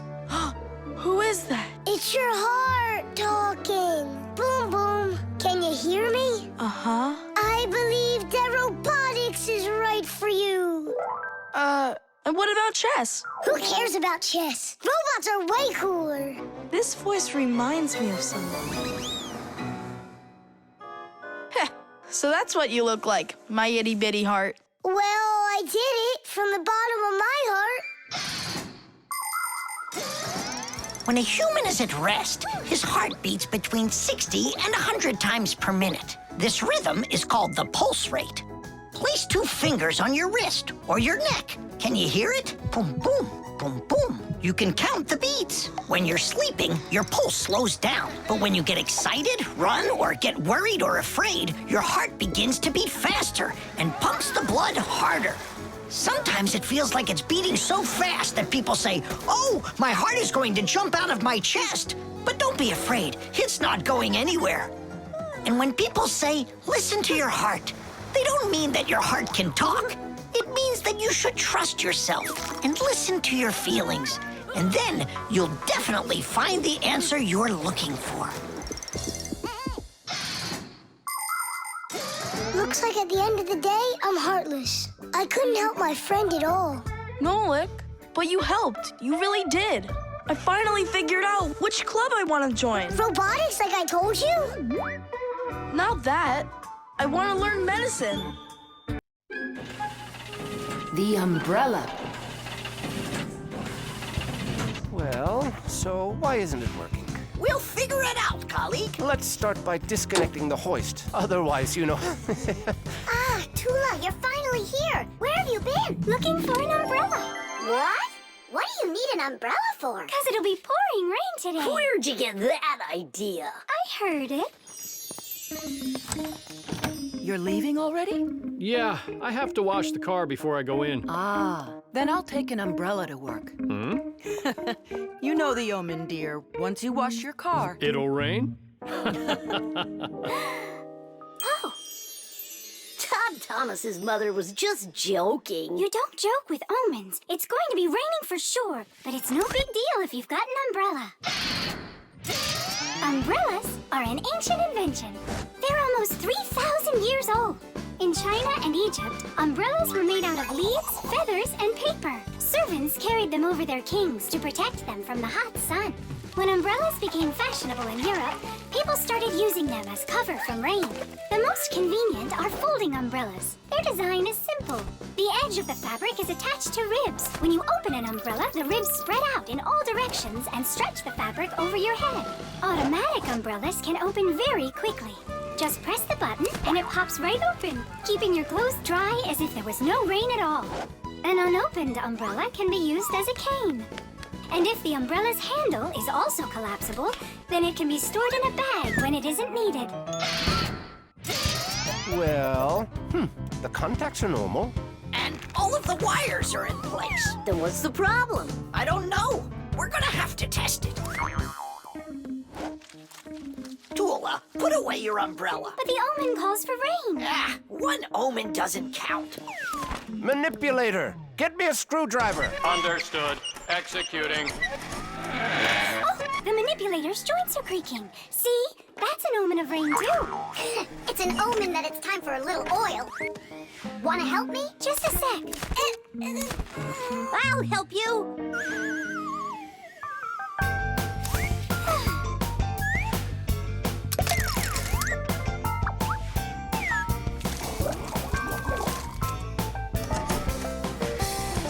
Thank you. Well, so much for that, omen. It's going to rain anyhow, I know it. Just take a look at those flowers drooping. Isn't that an omen? The reason that they're drooping is because Elisa is on vacation. And my colleague forgot to water that plant. Oh, yeah. We'll finish the repair and I'll water them, I promise. Ah! This is the reason that it broke. This damaged part has to be replaced. Come on and help me. I'll get a replacement from the warehouse. Fire's flying low, isn't he? And what? When birds start flying really low to the ground. Fire isn't a bird. But he's flying low, didn't you see? Tool, give me a sledgehammer, would you?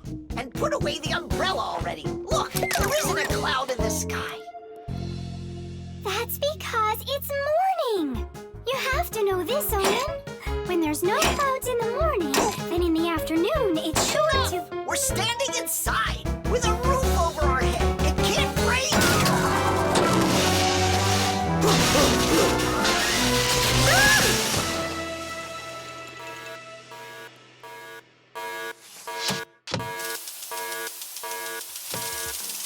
Look, it's raining. You see? I told you so, and you didn't believe me. Let's walk together, but how's the weather? Outside the rain keeps on falling down. But raindrops do not scare me, in fact they make me happy. With my umbrella, I'm free to walk the town. With my umbrella, my sweet umbrella, I pop it open and twirl it round. Umbrella, my sweet umbrella, without my friend, I can't be found. At least I won't need to water the plants. You're right about that. Let's walk together, but how's the weather? Outside is sunny, a perfect day. But there's a superstition that comes to its fruition. With no umbrella, the rain will start to spray. With my umbrella, my sweet umbrella, I pop it open and twirl it round. Umbrella, my sweet umbrella, a better friend I have. Hockey.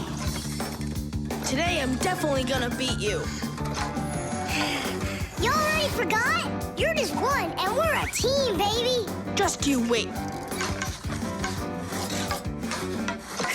1-0.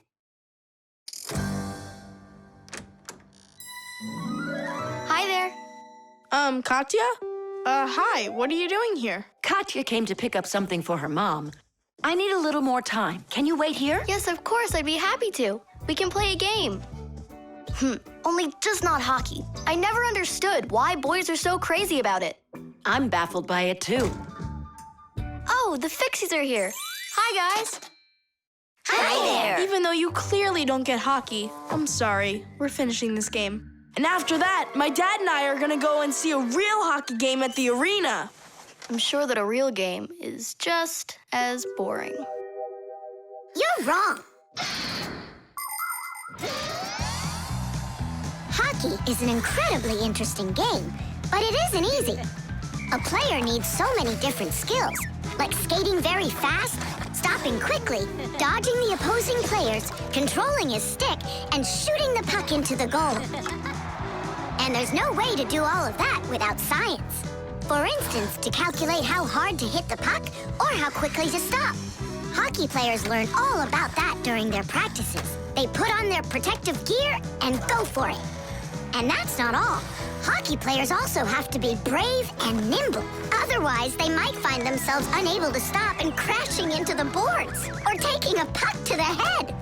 Ow! But as the saying goes, hockey is not for cowards. Tidish!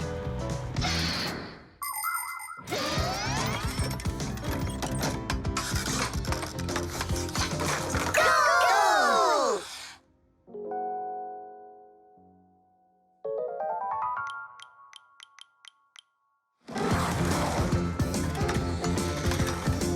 What are you waiting for?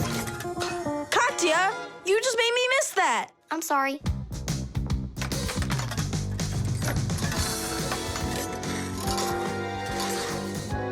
Bounce it off the board.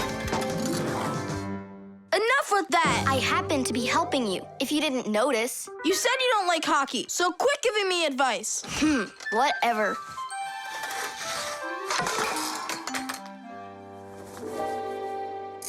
That was my second goal from that spot over there. You lucked out. Uh-huh, sure did. He'll have less luck if you keep this player back. And that one needs to pass off the boards. Get your goalie... Before she said she didn't know anything about hockey. So are we playing or not?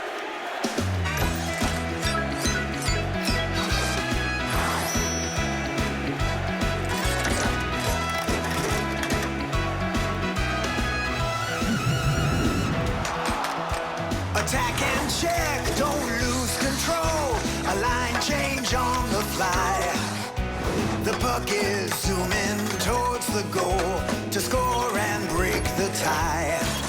It's one for all and all for one. Great teamwork is a must. Let's go and show 'em how it's done. This game was made for us. Hockey's our game. Hockey, hockey's our game. Hockey, hockey's our game. Hockey, hockey's our game. Hockey's our game. Hockey, hockey's our game. Hockey. Tell me again, what's the name of our game? Hockey. I can't hear you. Hockey. Oh, hockey's our game. Hockey. Hockey's our game. Hockey. Hockey's our game. Hockey. Hockey's our game. Hockey. I love that hockey. Ow! Hooray! We won! Ugh, if it hadn't been for Katya. But the winning goal was mine. Tom Thomas, it's time for the game. Ready to get going? Katya, I'll take you home. Oh, could I go with you to see the hockey? I never realized it's such a great game. Hey, you know what? Why don't we go to the game together? Maybe I'll like it too. Great. It's about time. Let's go. How did we possibly lose that? Aren't we a great team? Well, Tom Thomas has his own team now.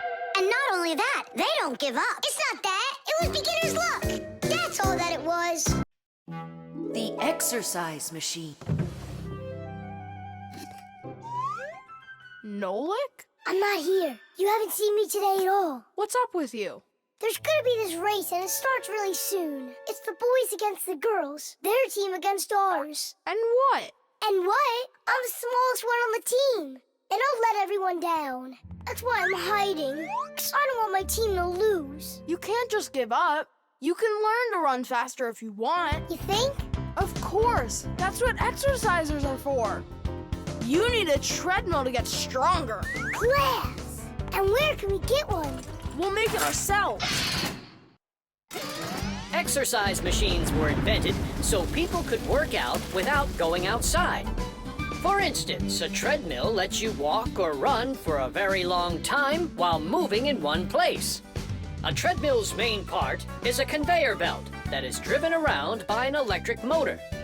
Today's smart treadmills have the ability to measure your speed, the distance that you've run, your heart rate, and even the results of previous workouts.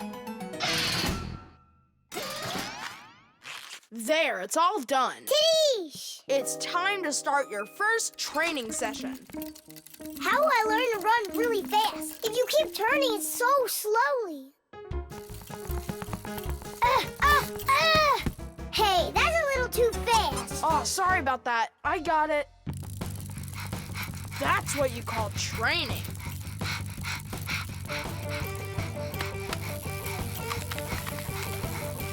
Tom Thomas, so, what do you think? Maybe I trained enough? Not yet. You need to keep going. Oh, I can't do this any longer. Let's stop. Whew. No way. Turn the handle. Yeah. There are all sorts of exercise machines to help you improve your health. This one simulates skiing. It exercises your arms, legs, and heart. And this one you can row like a rowboat. And if pedaling's your thing, an exercise bike lets you get a great workout no matter how bad the weather is outside. There are also weight training machines. These machines can help you build big, strong muscles and tone the shape of your body. However, you can still get great exercise without these bulky machines. There are plenty of much simpler devices that you can find room for in any house. Like a chin-up bar for doing pull-ups, a wall-mounted ladder or rope for climbing, or jump ropes, weights, hula hoops, or balls. The important thing is to just exercise.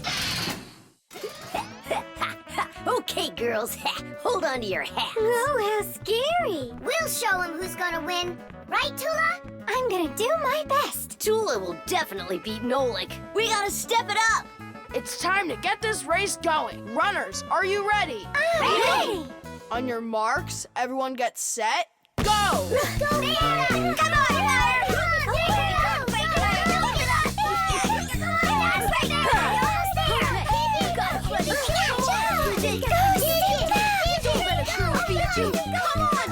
Come on, Come on, buddy. Get it moving. I know you can. Come on, Digit. Come on, Digit. Give it the time. Quickly. Digit, how could you lose to Simka? Because her velocity is greater. Oh, now the girls are gonna win. Nolik will never catch up with Tula.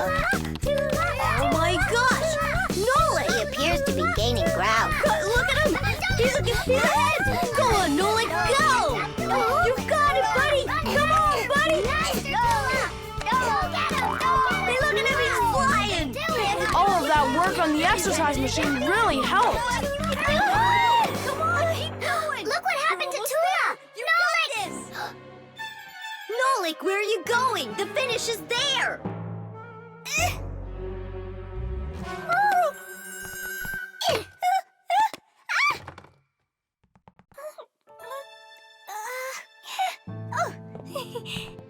Thank you, Nolik. You're my hero. Come on, Tula! You can do it, Tula! Hooray! So, which team won the race? We did! It's a tie. Tom Thomas, that's just not fair. It was a tie. And a very noble one. All right, you just wait for the next race. Nolik's gonna win it big time. Now it's time for you all to get up on that winner stand. Oh no, all the first places are taken. For you, we'll find one. The pencil. Well done, Tom Thomas. Your mom's birthday's today and you're still sleeping. Hey, what's that? It's a drawing, a portrait of his mom. In my opinion, this mom doesn't look very much like Tom Thomas's mom. Maybe he didn't get to finish the picture yet. He was tired and passed out. This is not good. We gotta do something. Ah, we can help him. The pencil's right here. A pencil has lead inside. It's the lead that makes the drawing. Only lead doesn't grow on trees. It's made out of a mineral called graphite that's mined out of the Earth's crust. But how does the lead get inside a pencil? It's simple. Pencils are made with rods of lead and 2 wooden boards. Grooves are cut into the boards and the lead's placed in them. The halves are glued together and cut into pencils. The artist's tool is ready.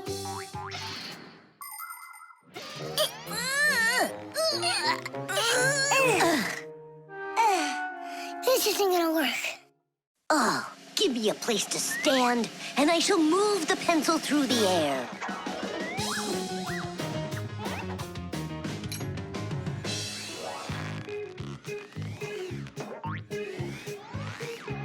Try and get it closer to the drawing. You gotta lift it up a little. You gotta push it harder. Nolik, we're blockheads. Look, there's a pencil sharpener. A piece of lead. That's all we need. All right, let's check out how it was done by the old schoolers. By the great masters, like us. Yeah, she could use a little more hair.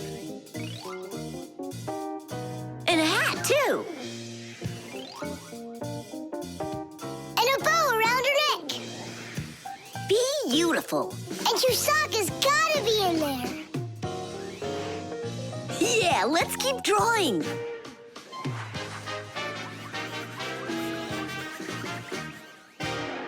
Tom Thomas, are you still sleeping?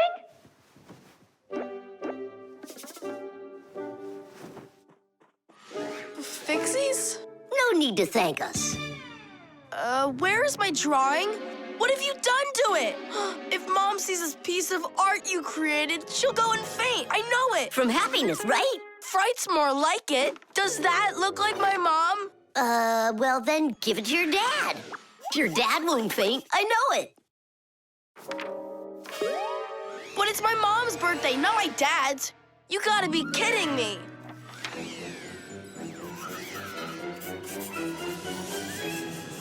There's also a famous painting like that. It's called the Black Square. It's a classic. You don't think she'll like it? People want to remember the highlights of their lives. And so they take photos of nature, of their families, of themselves, even of the food they eat. People have been doing this even before the invention of photography, by drawing. An artist might draw the sun, a river, some apple trees, and soon he's made a landscape. And if the apples aren't on trees but on a plate next to a vase, cup, or basket, then a still life is what it's called. If a person's in the center, then it's called a portrait. And when artists make pictures of themselves, it's called a self-portrait. Of course, it's easier for us to take a quick photo of things we pass along the way. But just like the old masters, we put a piece of our souls into our drawings. And if you draw more often, you'll see it for yourself. I promise you that. Maybe you could just give her one of your older drawings. Maybe you should just erase the mess you made of this one. That could work. Erasing's gotta be easier than drawing. Whatever. There's no way you can make it worse. Hey, I think I know a way you can fix it. You can use the eraser for drawing. A portrait. Portraits don't seem to work out too well for us. But a still life drawing is a piece of cake.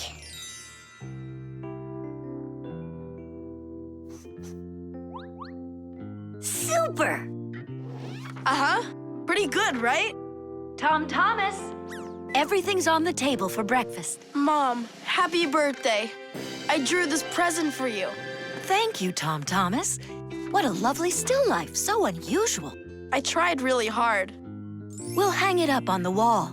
Now, let's go eat. What would Tom Thomas have done without us? Yeah, whenever you get into a jam, your real friends will always show up to rescue you. The bird feeder.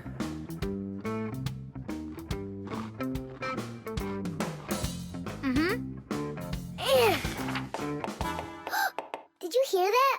What? Oh, again. Outside the window. There. Huh, a little bird. He's beautiful.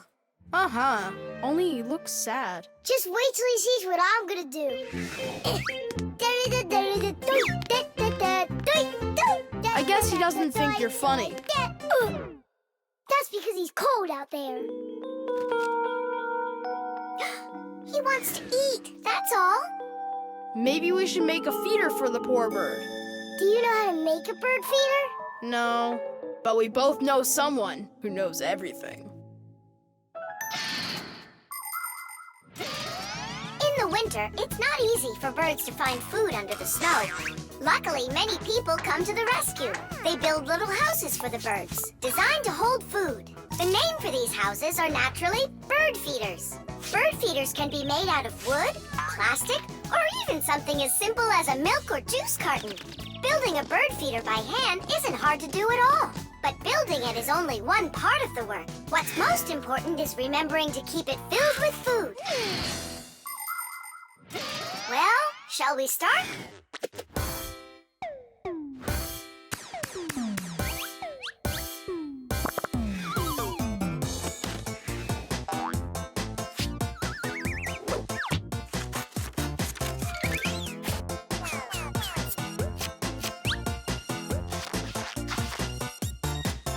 The bird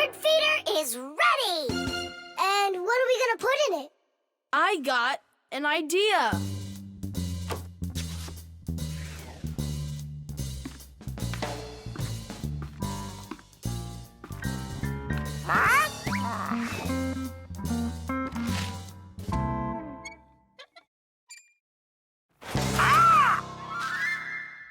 Adisa, I need some of your food for a little bird. You aren't greedy. Greedy!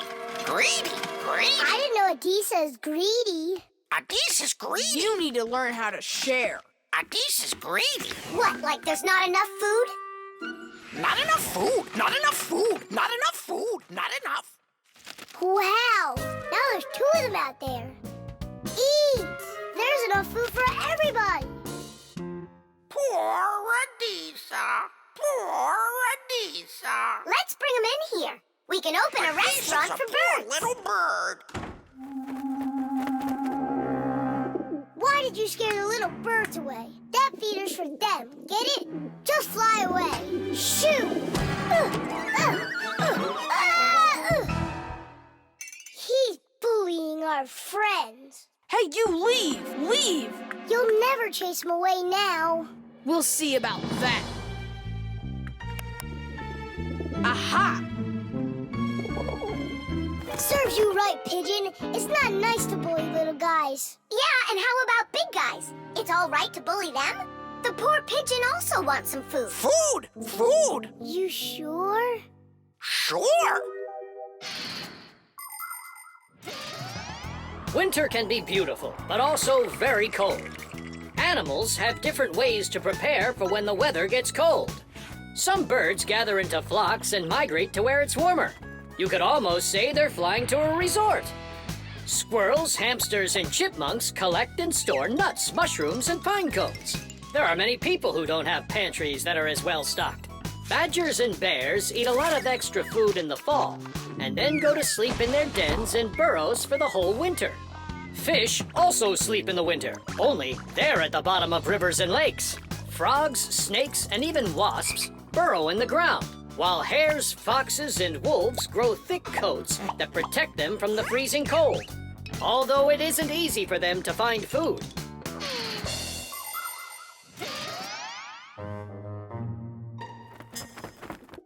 So that will be your feeder, and that new one will be for the little birds.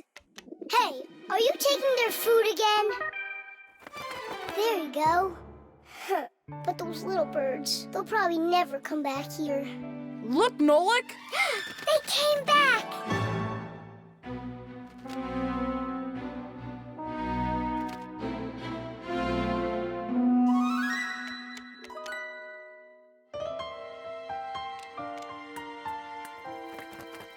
Ah, they're full and happy. It's so nice. Tadish! Tadish!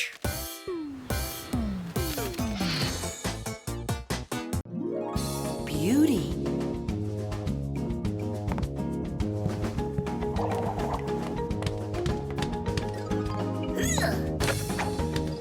Okay, come on. Wow. You're such a show-off, Derda. And one. Ha! Check that out. What's going on? It's a shame Fire didn't see that. I'm just training for school. You're the one that's doing all these twists and turns for Fire. Me? It never even crossed my mind. Nolik, slow down! Tua, why don't we go and play some chess? Don't you think that figure skating's beautiful? Turn me. How cool! Why did you yell like that? I just got a pair of tickets to see the one and only Vector. Splendid! And who's going with you? Actually, I don't know. I haven't thought about it yet. What's there to think about? Just invite the most beautiful girl in our school, right? Yeah, not a bad idea, my friend. Woo-hoo-hoo! Did you hear that? The most beautiful one will get invited. Well, I'm not even interested. And you know what? Neither am I.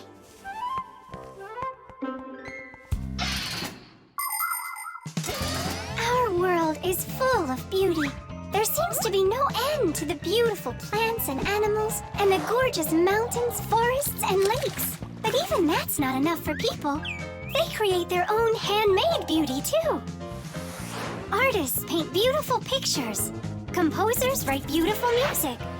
Architects create beautiful buildings, and fashion designers make beautiful clothes. Not even scientists stay out of it. They create beautiful ideas. These ideas can be the basis for the creation of new technologies that make people's lives better. Everyone has their own idea of what's beautiful. There are as many opinions as there are people, but everyone tries in their own way to be beautiful, both people and Fixies.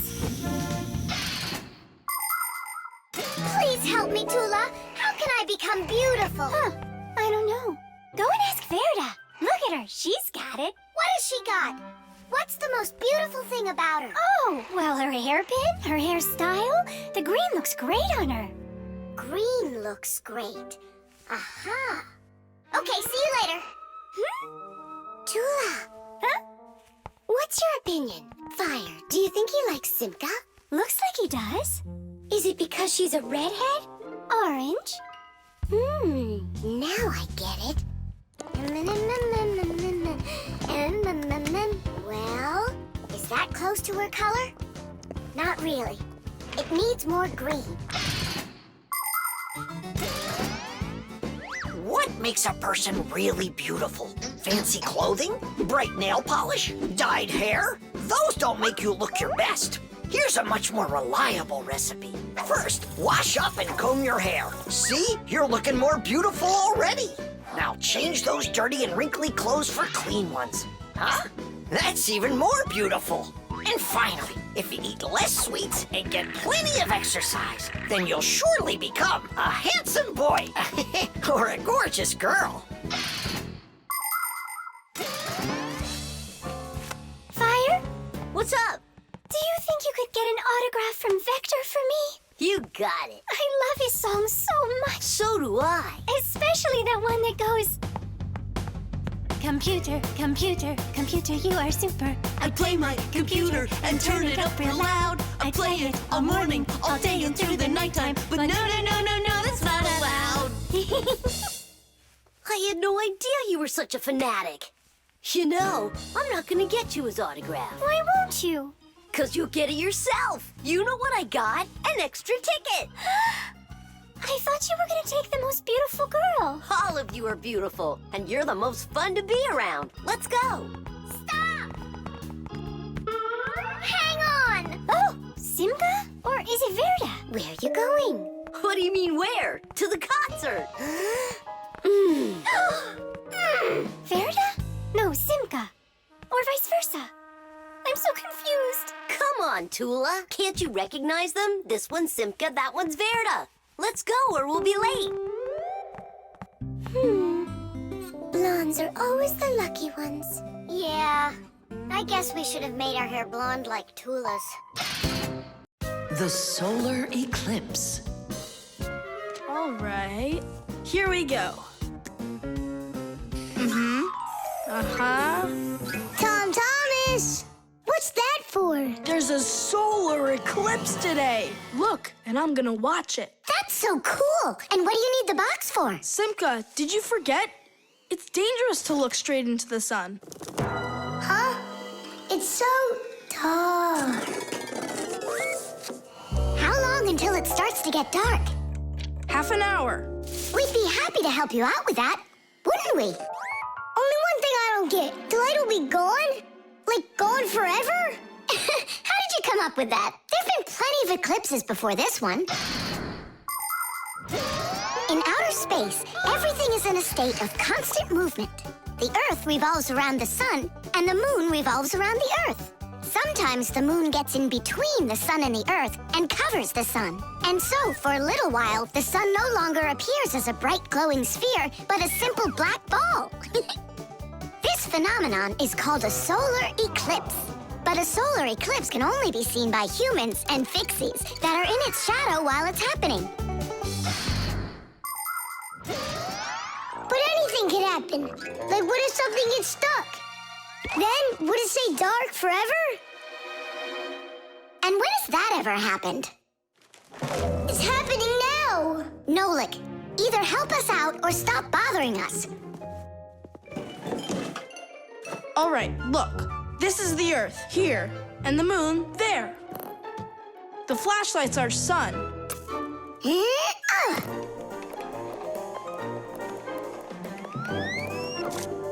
see?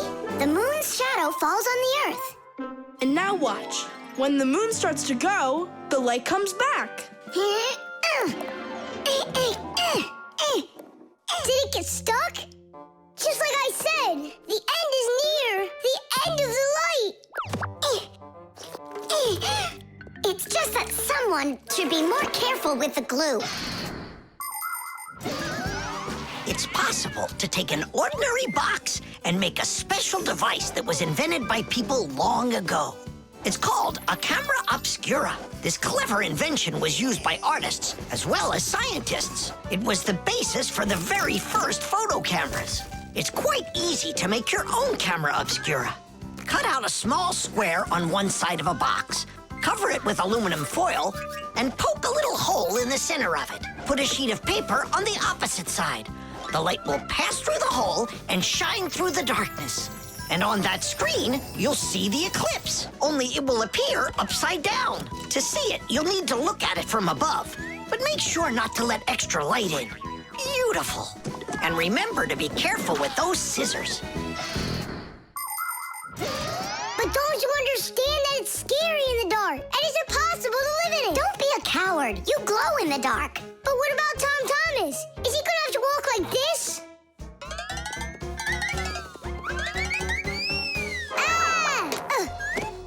You'll be able to light up the way for him. And if I run out of juice? I'll use my flashlight. And when the batteries run out? Relax, I'll find more. In the dark? No, we have to get prepared right now.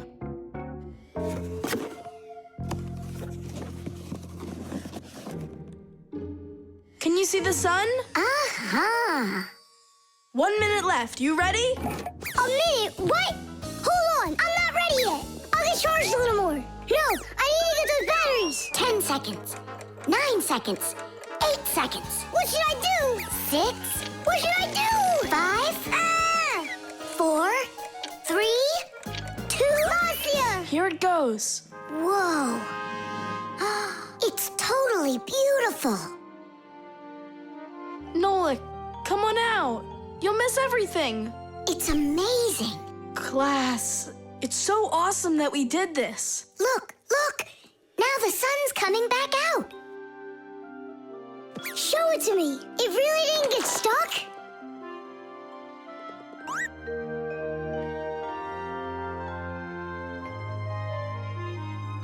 You mean the whole eclipse is done?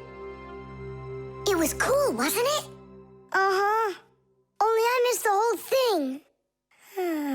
Well, you'll see the next one, right? If you don't get spooked again. You're not going to throw the box away, are you? I'll save it for you. I can use it to store something useful. Batteries, for instance. What if tomorrow's the end of the light and Nolik's not ready for it? The time machine. Oh, wow! What kind of device is that? Maybe an alarm clock? No, this is a time machine. Beep, beep, beep, beep, beep. Time machines, they don't exist. Whoa! What a shame. I learned that, studied that. Well done, Tula. What did I just bump into? What do you mean, what? Into a time machine. But I thought time machines aren't for real. Of course they are. You get in and take off for the future. Or the past. Splendid. Lots of us would love to be able to travel in a time machine. Maybe to go back in time and fix a bad grade, or to get a peek into the future. Of course it would be interesting, but time travel isn't possible, and thank goodness. Just imagine how mixed up everything could get. Someone brings back a dinosaur from the past, while someone else brings aliens from the future. No one would need to invent anything. Appliances would sit unused, and Fixies would have no work to do. It's awful. So you've got no idea of the answer. I studied this, but I don't remember. Too bad, because tomorrow we've got a hard test. Make sure you're prepared. I'm sure I'm gonna fail. You're gonna pass. You studied all of this, right? So you just need to stop worrying so much, that's all. I wish I could. Poor girl. How can we help her? Hey, I know how. This morning, Tula believed that thing over there is a real time machine. Sounds like an anti-scientific plan. Stop worrying. It's simple. We'll send you to tomorrow. You'll sit down, take the test, and come right back here. I wish I could go. It's like a dress rehearsal. The main thing's not to worry. Then what do I do? You just pull on that wire and you'll get them back. Well, time to go.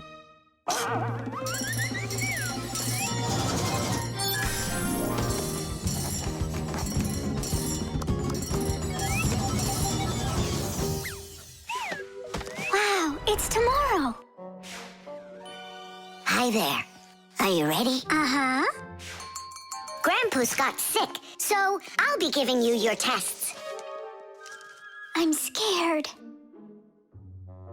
Don't worry, it's just a rehearsal. Well then, who had the best test? Congratulations, Tula! Oh, so cool. Awesome. that wasn't scary at all. Impressive. By the way, what's wrong with the professor?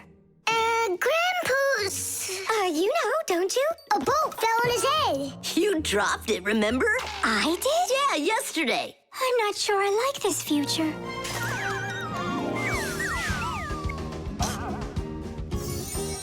Well, how did it go there? Later. But if you meet a Fixie, please don't let their secret out. Oh, leave this on until tomorrow. What is this? Come back. No! If I do, I could hurt you. Me? What for?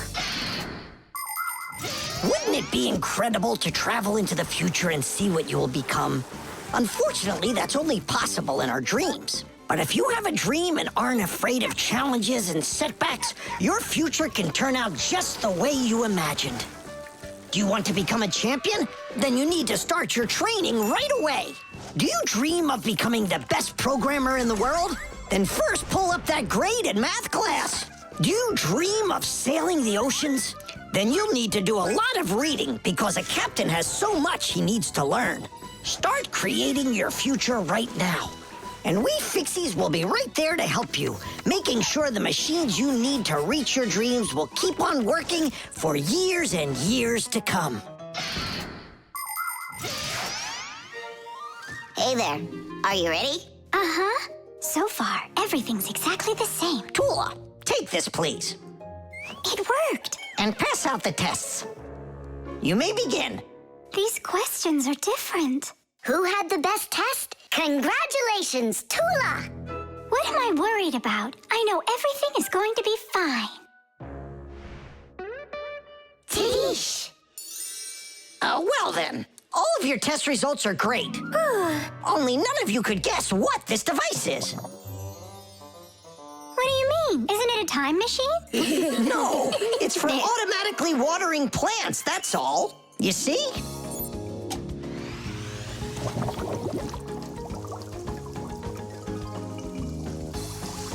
Cool, right? Wow, it's fantastic. So hang on, you guys tricked me? But you passed the test, right? Well, all right. Then I forgive you. Water. Hi, I'm all ready. Nolik? He's gonna stay home like we agreed.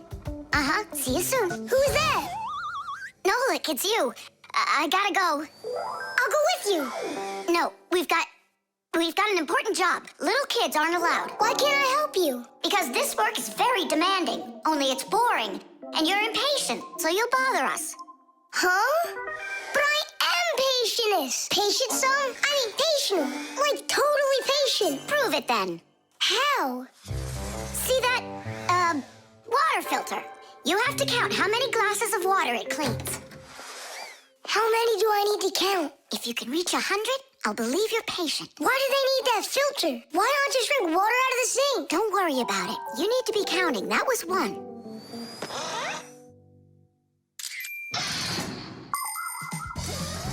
Without water, life is not possible. The human body is made up of 2/3 water. And people need to drink it all the time, but only when it's clean water.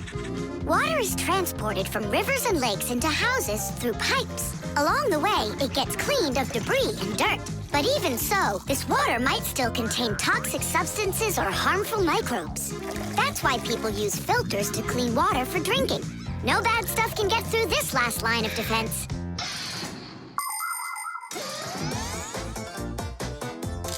2. 10. Ha!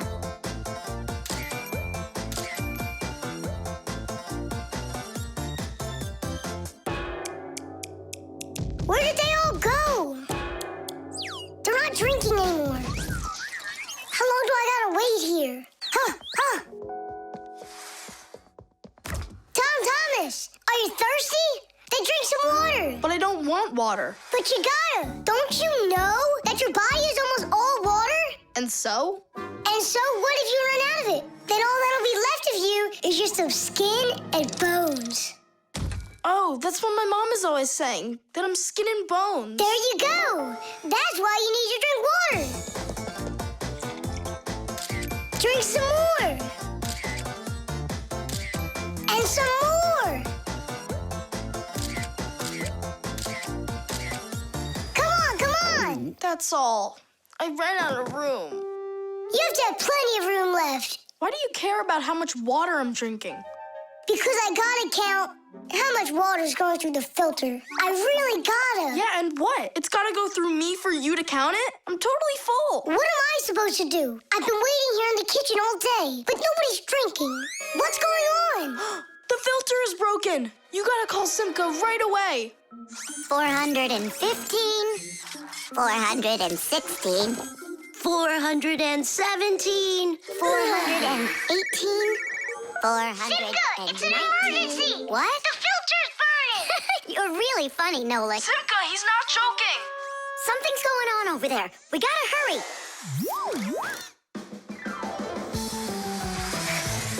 Where's the emergency? Look! So, what's going on here? Great. Now we're stuck fixing the filter. It's not broken. The flashing red light is an indicator. It means it's time to replace the cartridge in the filter. Since ancient times, people have been coming up with ways to remember things or to not mix things up. Knots on ropes were used as reminders that it was time to pay back a debt or reap a harvest. People would cut notches into trees to help remember numbers. Later, people invented the abacus, calendars, and day planners. And now, things are even easier because devices can give us reminders. Alarm clocks help people get up on time. A loud oven timer can save a pie from burning. The green light of an indicator shows that a device is turned on and ready to be used. A red light shows the opposite. Today's smart appliances can tell their owners what they need to do. Without them, humans can be so absent-minded.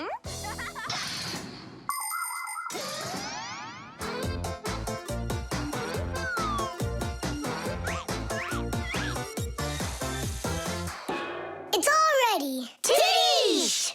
This cartridge is enough for another 2,000 glasses. 2,000? And what do I do about this? Whoa. All right, Nolik, you've done a good job there. Way to go. Yeah? If you want, I can do it. Tom Thomas, want some water to drink? I can't drink anymore. And I can't wait anymore either. Well, looks like his indicator is flashing on now. The marshmallow.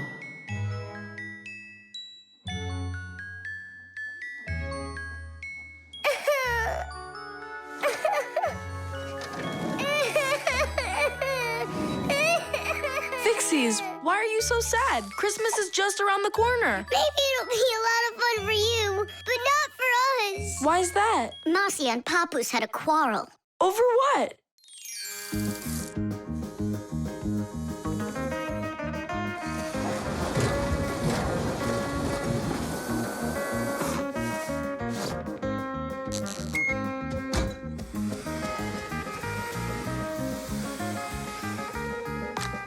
Every year we've got to repair those string lights. Oh, yeah, it's awful. Christmas is almost here, and there's still so much work to be done. What do you think of that?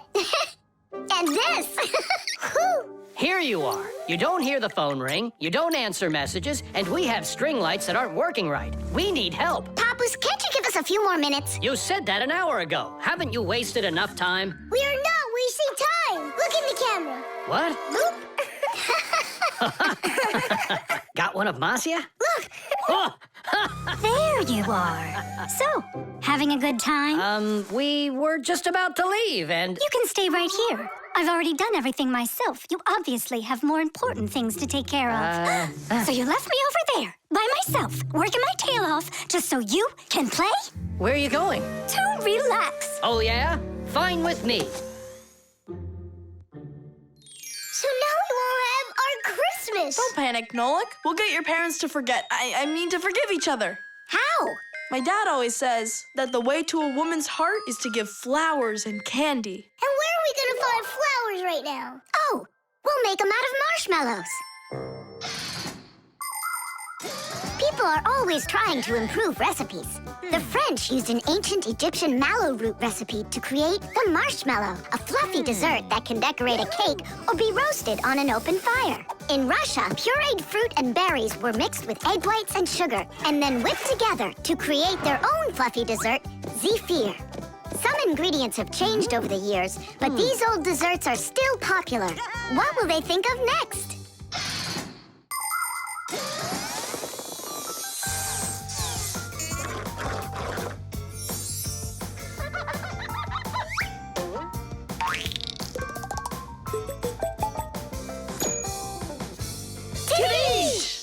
And how do we make Papoose give them to Marcia? We're gonna set him up on a date. Marcia's calling for you. It's urgent.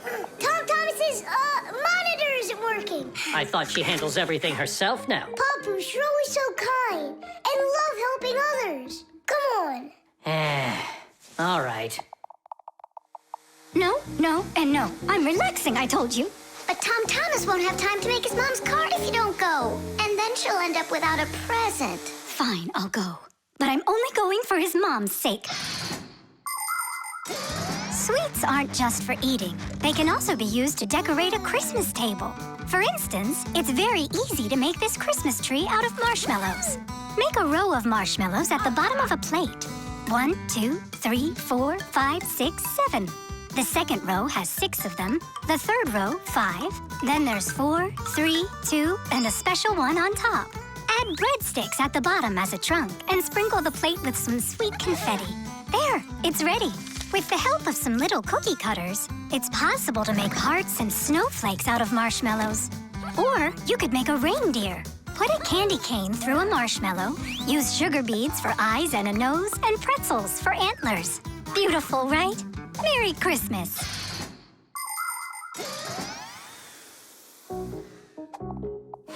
I don't get what's going on. The monitor's working. What did you call me for? I didn't call. And you've got nothing for me to do here. No. Ah, then I guess you came to apologize? No. You know what? I have had enough. Well... Huh? What's it say? For Marcia? For me? Yeah, for you.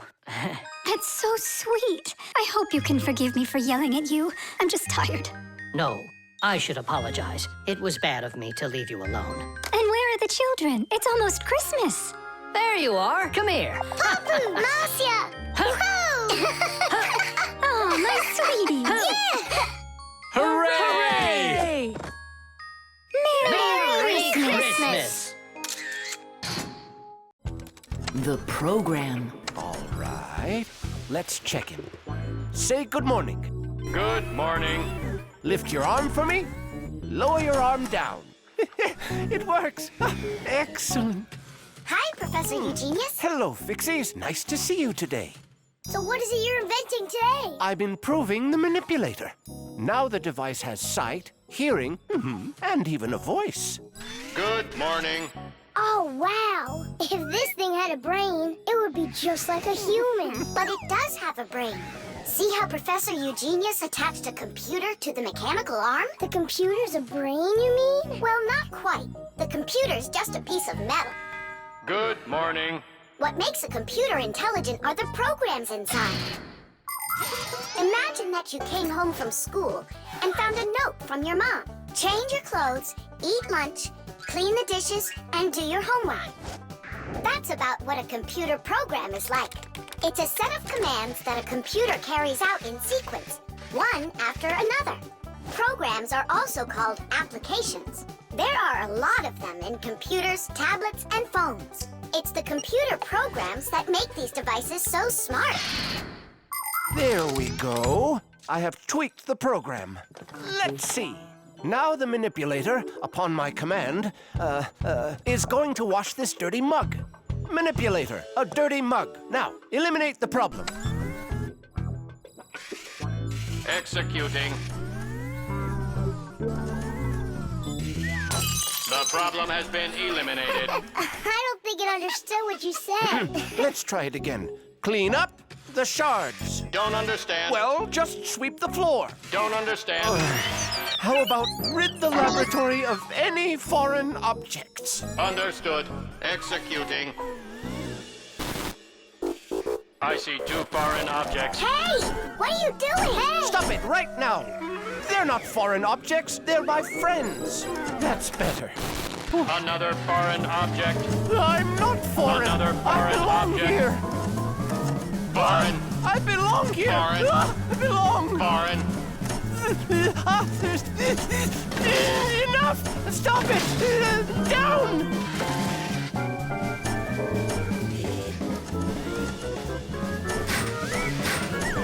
What? Can't get us? You need a longer arm. Understood. Extending arm. Stop! No. Sit! Lie down! Oh, over here. Enough!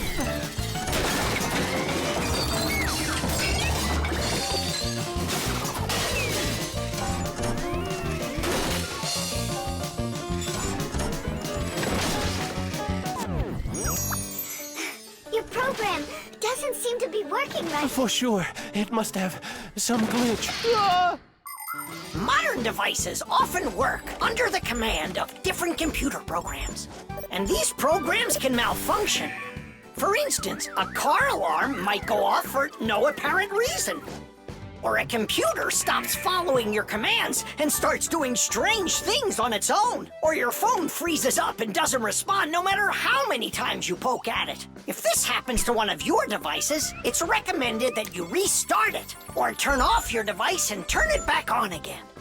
Sometimes it helps and the device comes back to life. But if that doesn't help, you may need a repairman to figure out if it's a problem with the program or with the device itself so he can fix it.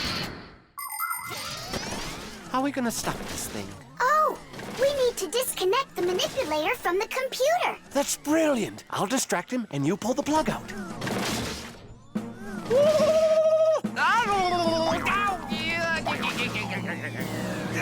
Don't. That's my sensitive spot.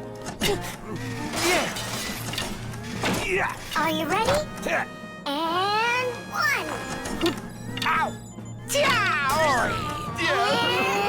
2.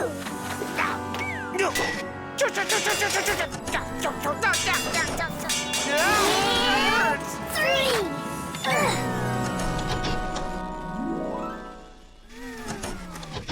Taste! I see what's wrong. What? The program has a little mistake. There we go. Now the manipulator won't act up. Let's check it. Hang on, no way. That's enough for today. We still have to clean up this mess. Don't worry. The manipulator can help us out.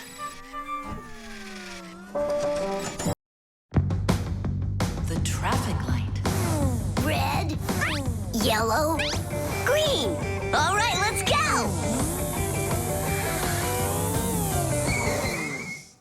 Thomas, why did we stop? There's a crosswalk. When there are lines like that, you have to let pedestrians cross. Go on.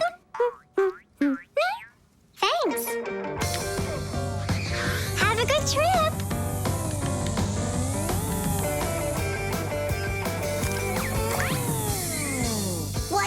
stop now. There's no crosswalk. But that's a crossing gate, Fire. You have to let the train pass. Wow, that is cool. Hi there, Nolik. Come on down. Check out this traffic light. It's new. Is that a real traffic light? Wonderful, isn't it? Yeah, it looks awesome. Nolik, where are you going? Stop! Stop the car! Oh! Oof. Did you lose your mind? What were you doing, huh? I wanted to see what a cool traffic light it is.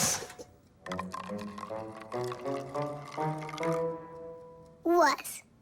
And my dad just got this for me today. Now look at it. You were supposed to let me cross. You ran into the street when the light was red. A traffic light is a street lamp that sends multicolored signals to vehicles and pedestrians so they don't get in each other's way when they're on the road. When the light is red, it means stop. You must stay where you are. A yellow light tells drivers, caution, prepare to stop. You are only allowed to start crossing the street after the traffic light changes to the color green. And even then, it's important to remember, look both ways before crossing.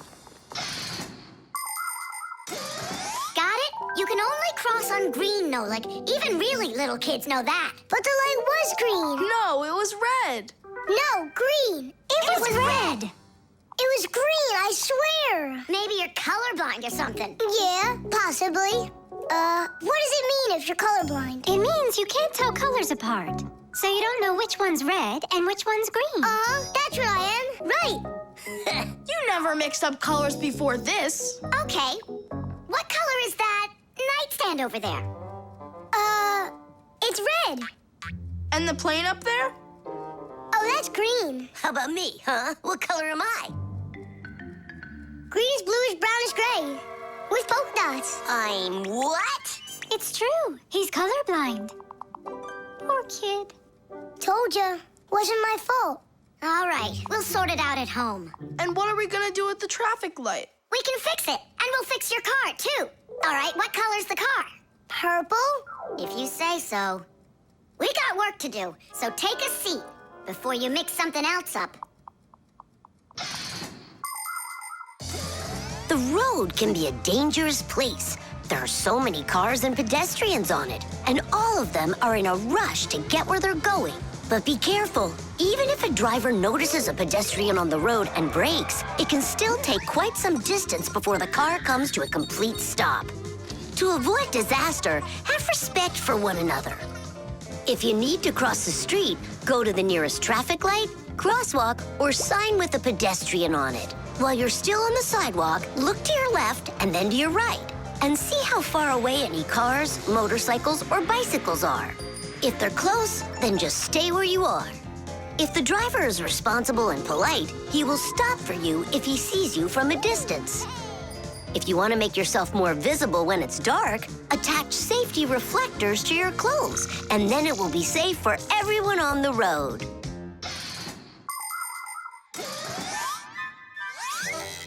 All fixed. Tom Thomas, test it out. Turning the lights on. So, is it right? Yeah. Take your places.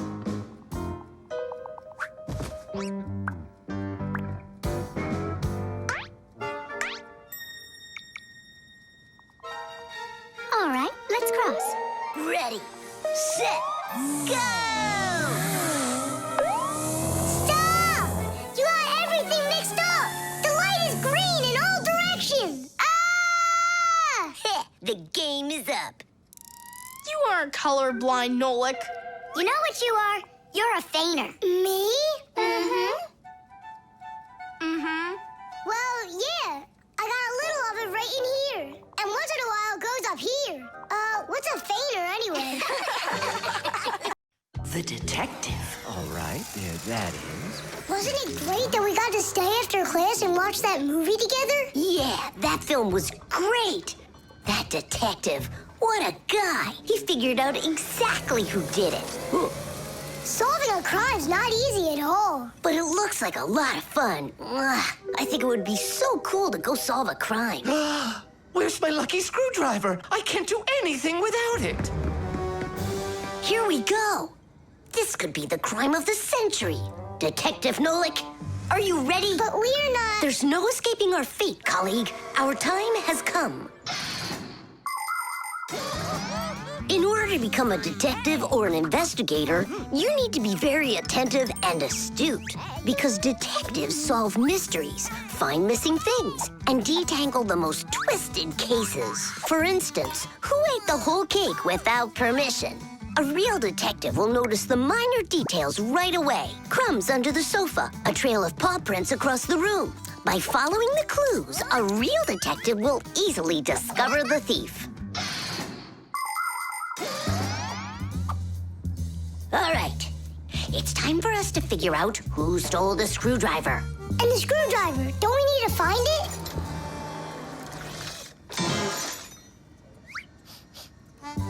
Not now.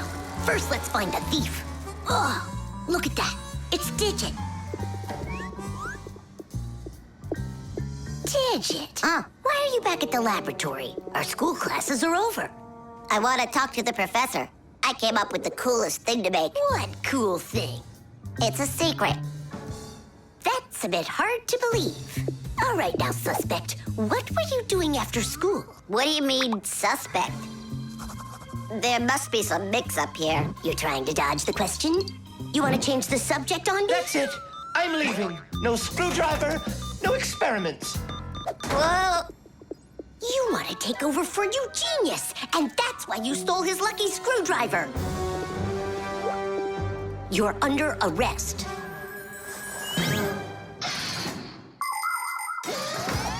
The main qualities of a detective are intelligence and logic.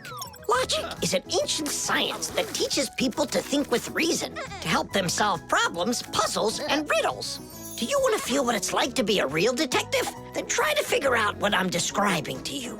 I'm thinking of an animal that you can meet at home or on the street. It has a tail and it's long. You have any guesses? A dog, a cat, or a mouse?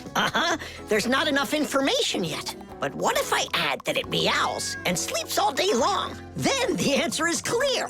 A detective works the same way. He collects the facts, decides what's important, gets rid of what's not, and only then figures out the right answer. Understand?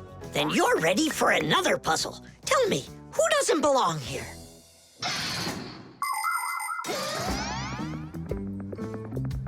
Are you gonna talk? What funny mustaches you got there. Oh, it's a party, right? Mm-hmm. They arrested me. Is this a game you're playing? Tula, you believe that a lucky object can bring good fortune, now don't you? Well, yeah. And what? Now it's clear. You helped Digit steal Eugenius's lucky screwdriver. Yeah, because you like lucky stuff. Arrest her. Tula, how long do I have to wait? Sibka, you gotta see this. We caught the criminals who stole the screwdriver from the professor. Cool, huh? Just awesome. Let's go, Tula. She stays here, under arrest. Yeah, I got it. Come on, let's go. We're not joking around. Oh, and exactly what proof do you have? What proof do I have? Well, Just what I thought. You have nothing, Fire. She's their partner, of course. Nolik, arrest her at once. What did she do wrong? It's insane. Now do what I said. I won't do it. Ah, you're with them. Stand with the crooks over there. Hey, we're partners, aren't we? Now wait a second. I'm wondering if you were the thief. Me? Yes, right. It's not me, I swear. I'm a detective. Nolik, please tell him. You put it away in the warehouse? Oh, Elisa, I've told you 100 times. Please, don't touch my mess. Appears I was a bit off track. You'd have been better off looking for the screwdriver, detectives. That's what I told you. All right, we'll look for a new tactic to use on our next case. What do you mean on your next case? Where's my lucky soldering iron? So, Detective Nolik, shall we begin? The iron. All done. Thanks for your help. Professor Eugenius! Yes, Elisa. The award ceremony's in an hour. You need to leave soon. I remember, Elisa. What are you getting an award for? It's the... it's the Genius of the Year. Not too modest, but fair. And well-deserved. Wow, and they're giving it to you? Well, yeah. Will they show it on TV? Why, of course. Class! And during your speech, can you say hi to me? And me, and me! And Sipka. Right, say something like this. I'd like to send a big shout-out to all my Fixie friends. Oh, that's a great idea. That way everyone can know about Fixies. Professor Eugenius, didn't I see an iron in here earlier? Huh? Oh! Oh, come on, Elisa. There's no need for that. I'm not going to argue with you. You have to look just perfect. Otherwise, everybody is going to think that I don't take care of you. First, we'll let the iron warm up, and then I can iron your suit. The most essential part of an electric iron is called the heating coil. It's hidden inside the iron sole plate. When the iron is plugged into an electrical outlet, the coil gets hot and heats up the sole. People use a hot iron to remove the wrinkles from their clothing. Irons also have a water container. When the water gets hot, it turns into steam. The steam comes out through the holes in the iron sole, making it even easier to remove wrinkles. Wow, that sure is hot. All that's left to do is pour some water into it. Professor, this is water, right? Yeah, it's water. That isn't water. No, wait. It's not water. It's not water. Then what is it? Well, it's, juice. Juice? Yeah, juice. Oh no, the poor iron won't last. Phew, and it smells like crud. I broke the iron, it's awful. No, Elisa. Don't be so upset. Don't be so upset. It's the Genius of the Year ceremony, and you'll be in a wrinkled suit in front of the whole country. Oh, I won't survive. Elisa, hang in there. Be careful. Elisa. Elisa. Professor Eugenius, are you all right? Couldn't be any better. We're gonna go fix that iron for you. And while we're doing that, you go fix Elisa. That would be great. Look over there. I'll fix the contact. You and Nola can scrape that burnt juice off the iron.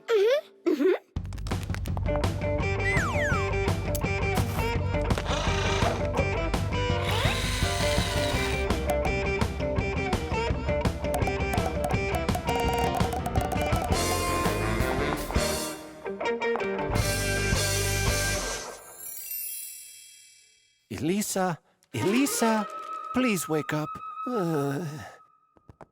We did it. Your iron is fixed. Elisa, you should see the iron. It's working. What? And I'm just lying around here? I have to hurry. Where's the iron and your suit? Wrinkled clothing is not very beautiful. And that's why, since ancient times, people have been trying to find different ways to get rid of wrinkles. For example, long ago, people would put their wrinkled clothing under a heavy, flat rock. In ancient Rome, people used to beat their crinkled garments with a metal hammer. And in China, fabric was ironed with hot frying pans. Irons with a shape like what is used today appeared during the Middle Ages. They were made out of cast iron and needed to be heated up on a stove before they could be used. Later, people came up with irons that were heated by putting hot coals inside. And finally, in the 19th century, a convenient electrical iron was invented and has been used ever since. And the prize for Genius of the Year goes to Professor Eugenius! Bravo! Bravo, Professor!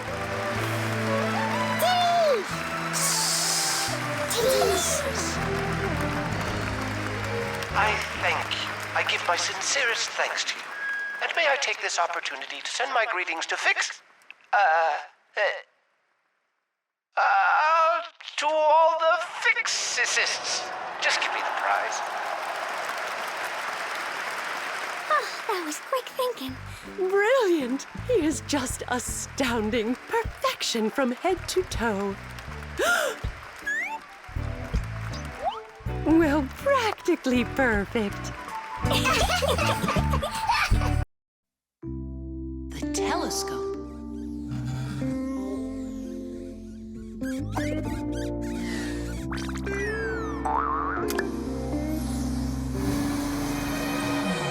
Ooh, Buggy. That was scary. Is Nolik with you? He said he was gonna help us out.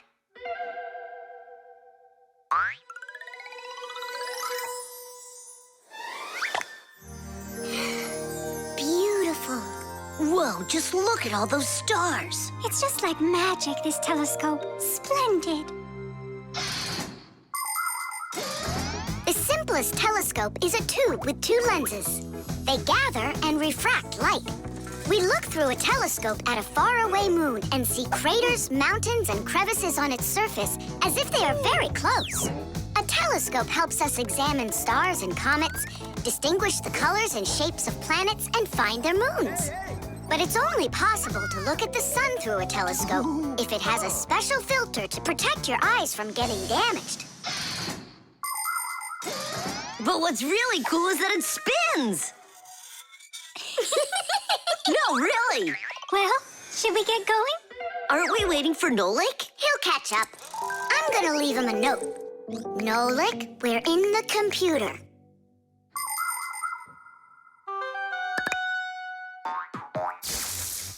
Hey! Here I am. Hello? Where is everybody? A monster! Simka? Somebody help me!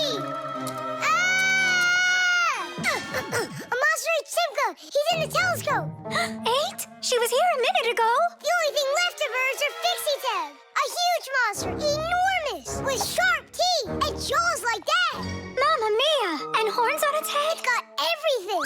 Ah! The monster! I know you are, but what am I? What's all the screaming about? You aren't eaten! What do you mean, eaten? By the monster that was after you! The monster attacked fire! An unfortunate left turn. Fire! Did it want to eat you? Who? The monster! It's enormous! With jaws like that! Yeah, and horns on its head. And what about tentacles? Oh, yeah. I think I know who that is. It's a Fixie Eater. He's gonna eat us! But fixie eaters, they don't exist. For real?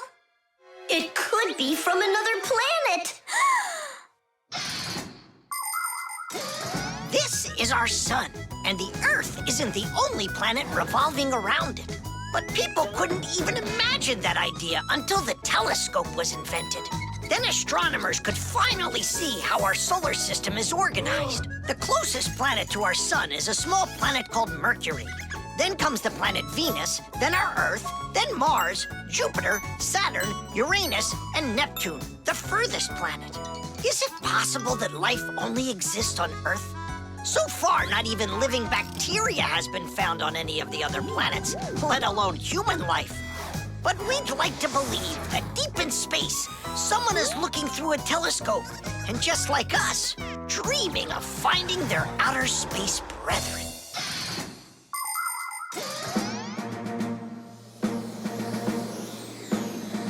That's where it was!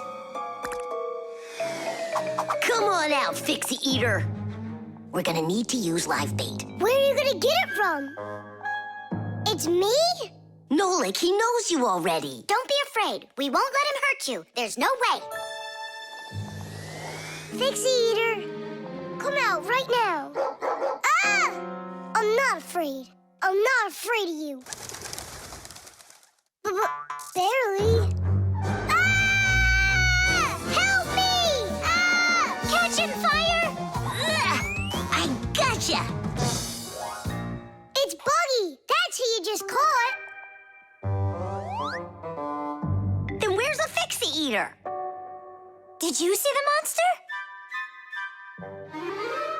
Look at those jaws.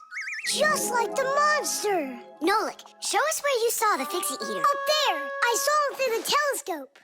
Buggy, could you please go up to that corner over there?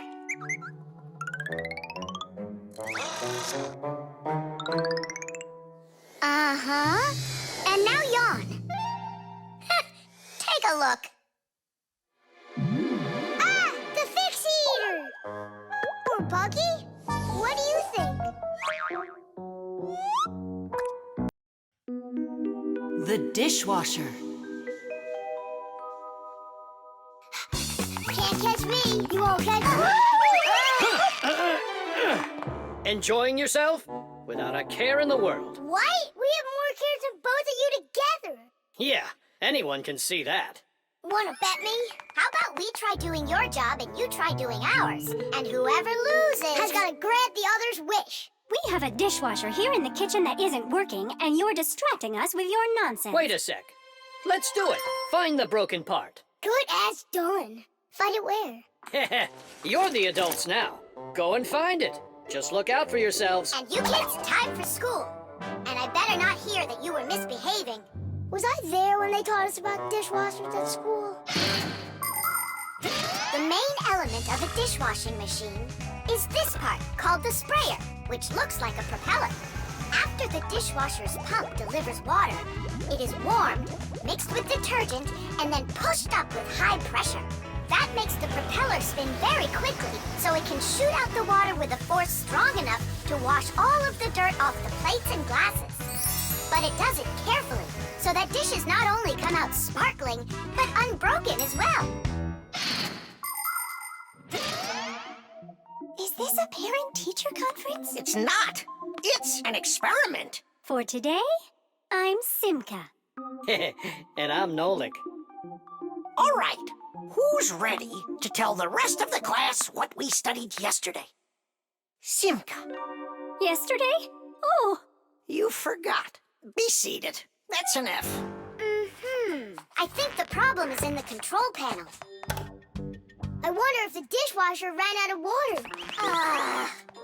Papoose, don't argue with your wife. This one is working. And so is this.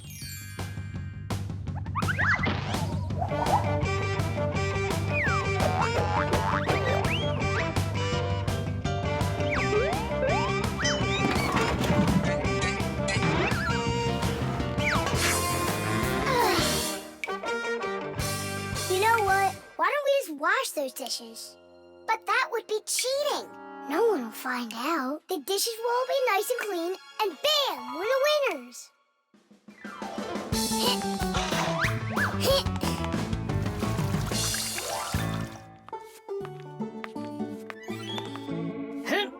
Check it out, we are all done. How come the indicators aren't lit? Fixies have to fix things. And what do you call this? And you, did you both go to school today? Of course we did. I mean Simka, got an F for her answer. Well, thanks, Marcia.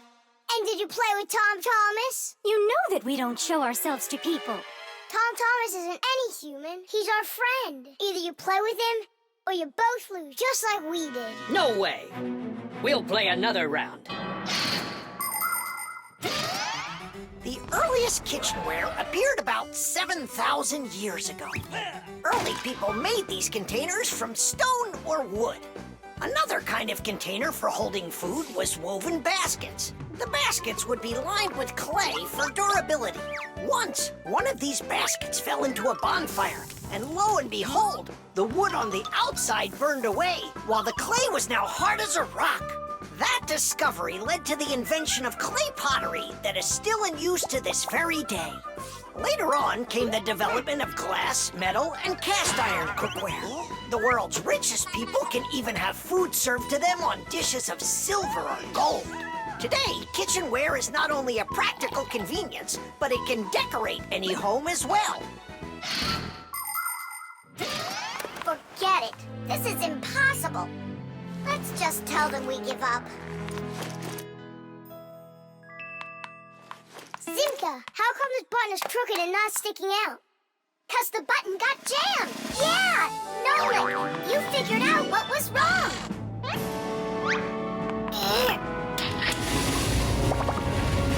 Glad I kept dragging this around.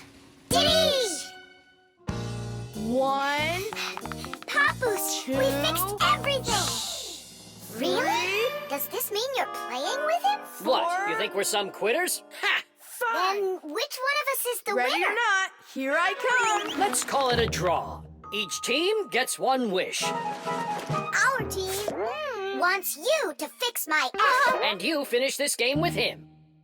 Piece of cake. Mwah. The coffee maker. Tadish! Hi there, Tom Thomas. Are you ready for school? Uh-huh. And you? I'm helping Marcia today for school. 3 more patients? How in the world can I do it all? I have that new equipment being delivered, and I'm leading this week's case presentations. Oh well, somehow I'll have to figure out how to do it. Good morning. Yeah, just great, huh? I got work piled up to the ceiling. Okay, a cup of coffee is the only thing that can save me today. Now what? The last thing I need's to be late. The coffee maker started its cleaning cycle. She'll have to wait. What's the problem? Why don't you work? Are you going to work or what? Oh, the poor coffee maker. Tom Thomas's poor mother. That's enough! Work already! What is going on today? Hey, Mom, come on. Let me give it a try. I can't take any more of this. We've got to help her. I really hope nothing broke in there. Don't worry, we'll get it working. Just distract your mom. Mom, and what if the coffee maker just started working again right now? Would that save your day, you think? Early coffee makers would do nothing more than heat up the water and force it through the ground coffee. Today's generation of devices are often called coffee machines. They can do so much more and even remove the mineral deposits themselves. These machines can make your coffee any strength and add milk and sugar if that's how you like it. And most conveniently, they can grind the coffee beans right before brewing. Just press the button and the fresh cup of coffee is ready. And that aroma. The main thing with any coffee maker is to be nice to it. Then you just give it some time, and it starts working by itself. That is just absurd. Restarting it is the first step. Simka, get over there and open and close that contact.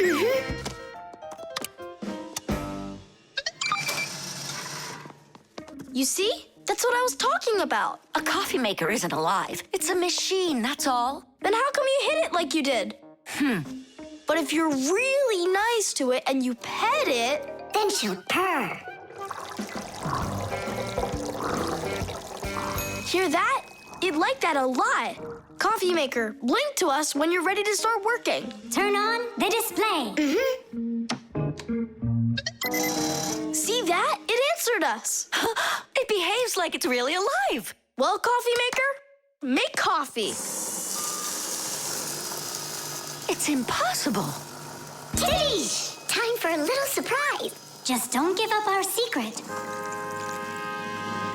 You fixed it somehow. What's your secret? It's simple. If you handle appliances with care, then they'll take care of you.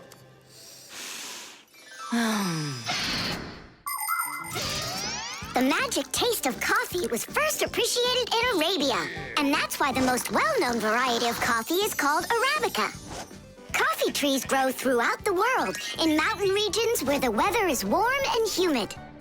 The branches of coffee trees get covered with coffee berries. But to make the coffee drink, we don't need the berries, just the seeds inside. After the coffee beans are roasted and then ground, hot water is added. Different cultures serve coffee differently. Some serve it hot, some cold. With sugar, with milk, with ice cream, with cinnamon, with ginger, and even with salt and pepper. They say that coffee gives people energy and helps them from feeling tired. But it's important not to drink too much.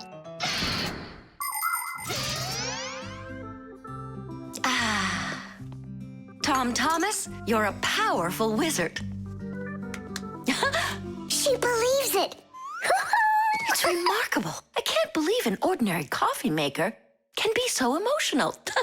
Poor thing. Forgive me, huh? And that's not all. If you take care of your coffee maker and you're nice to it, it can even sing a song. Oh, my dear Augustine, Augustine, Augustine.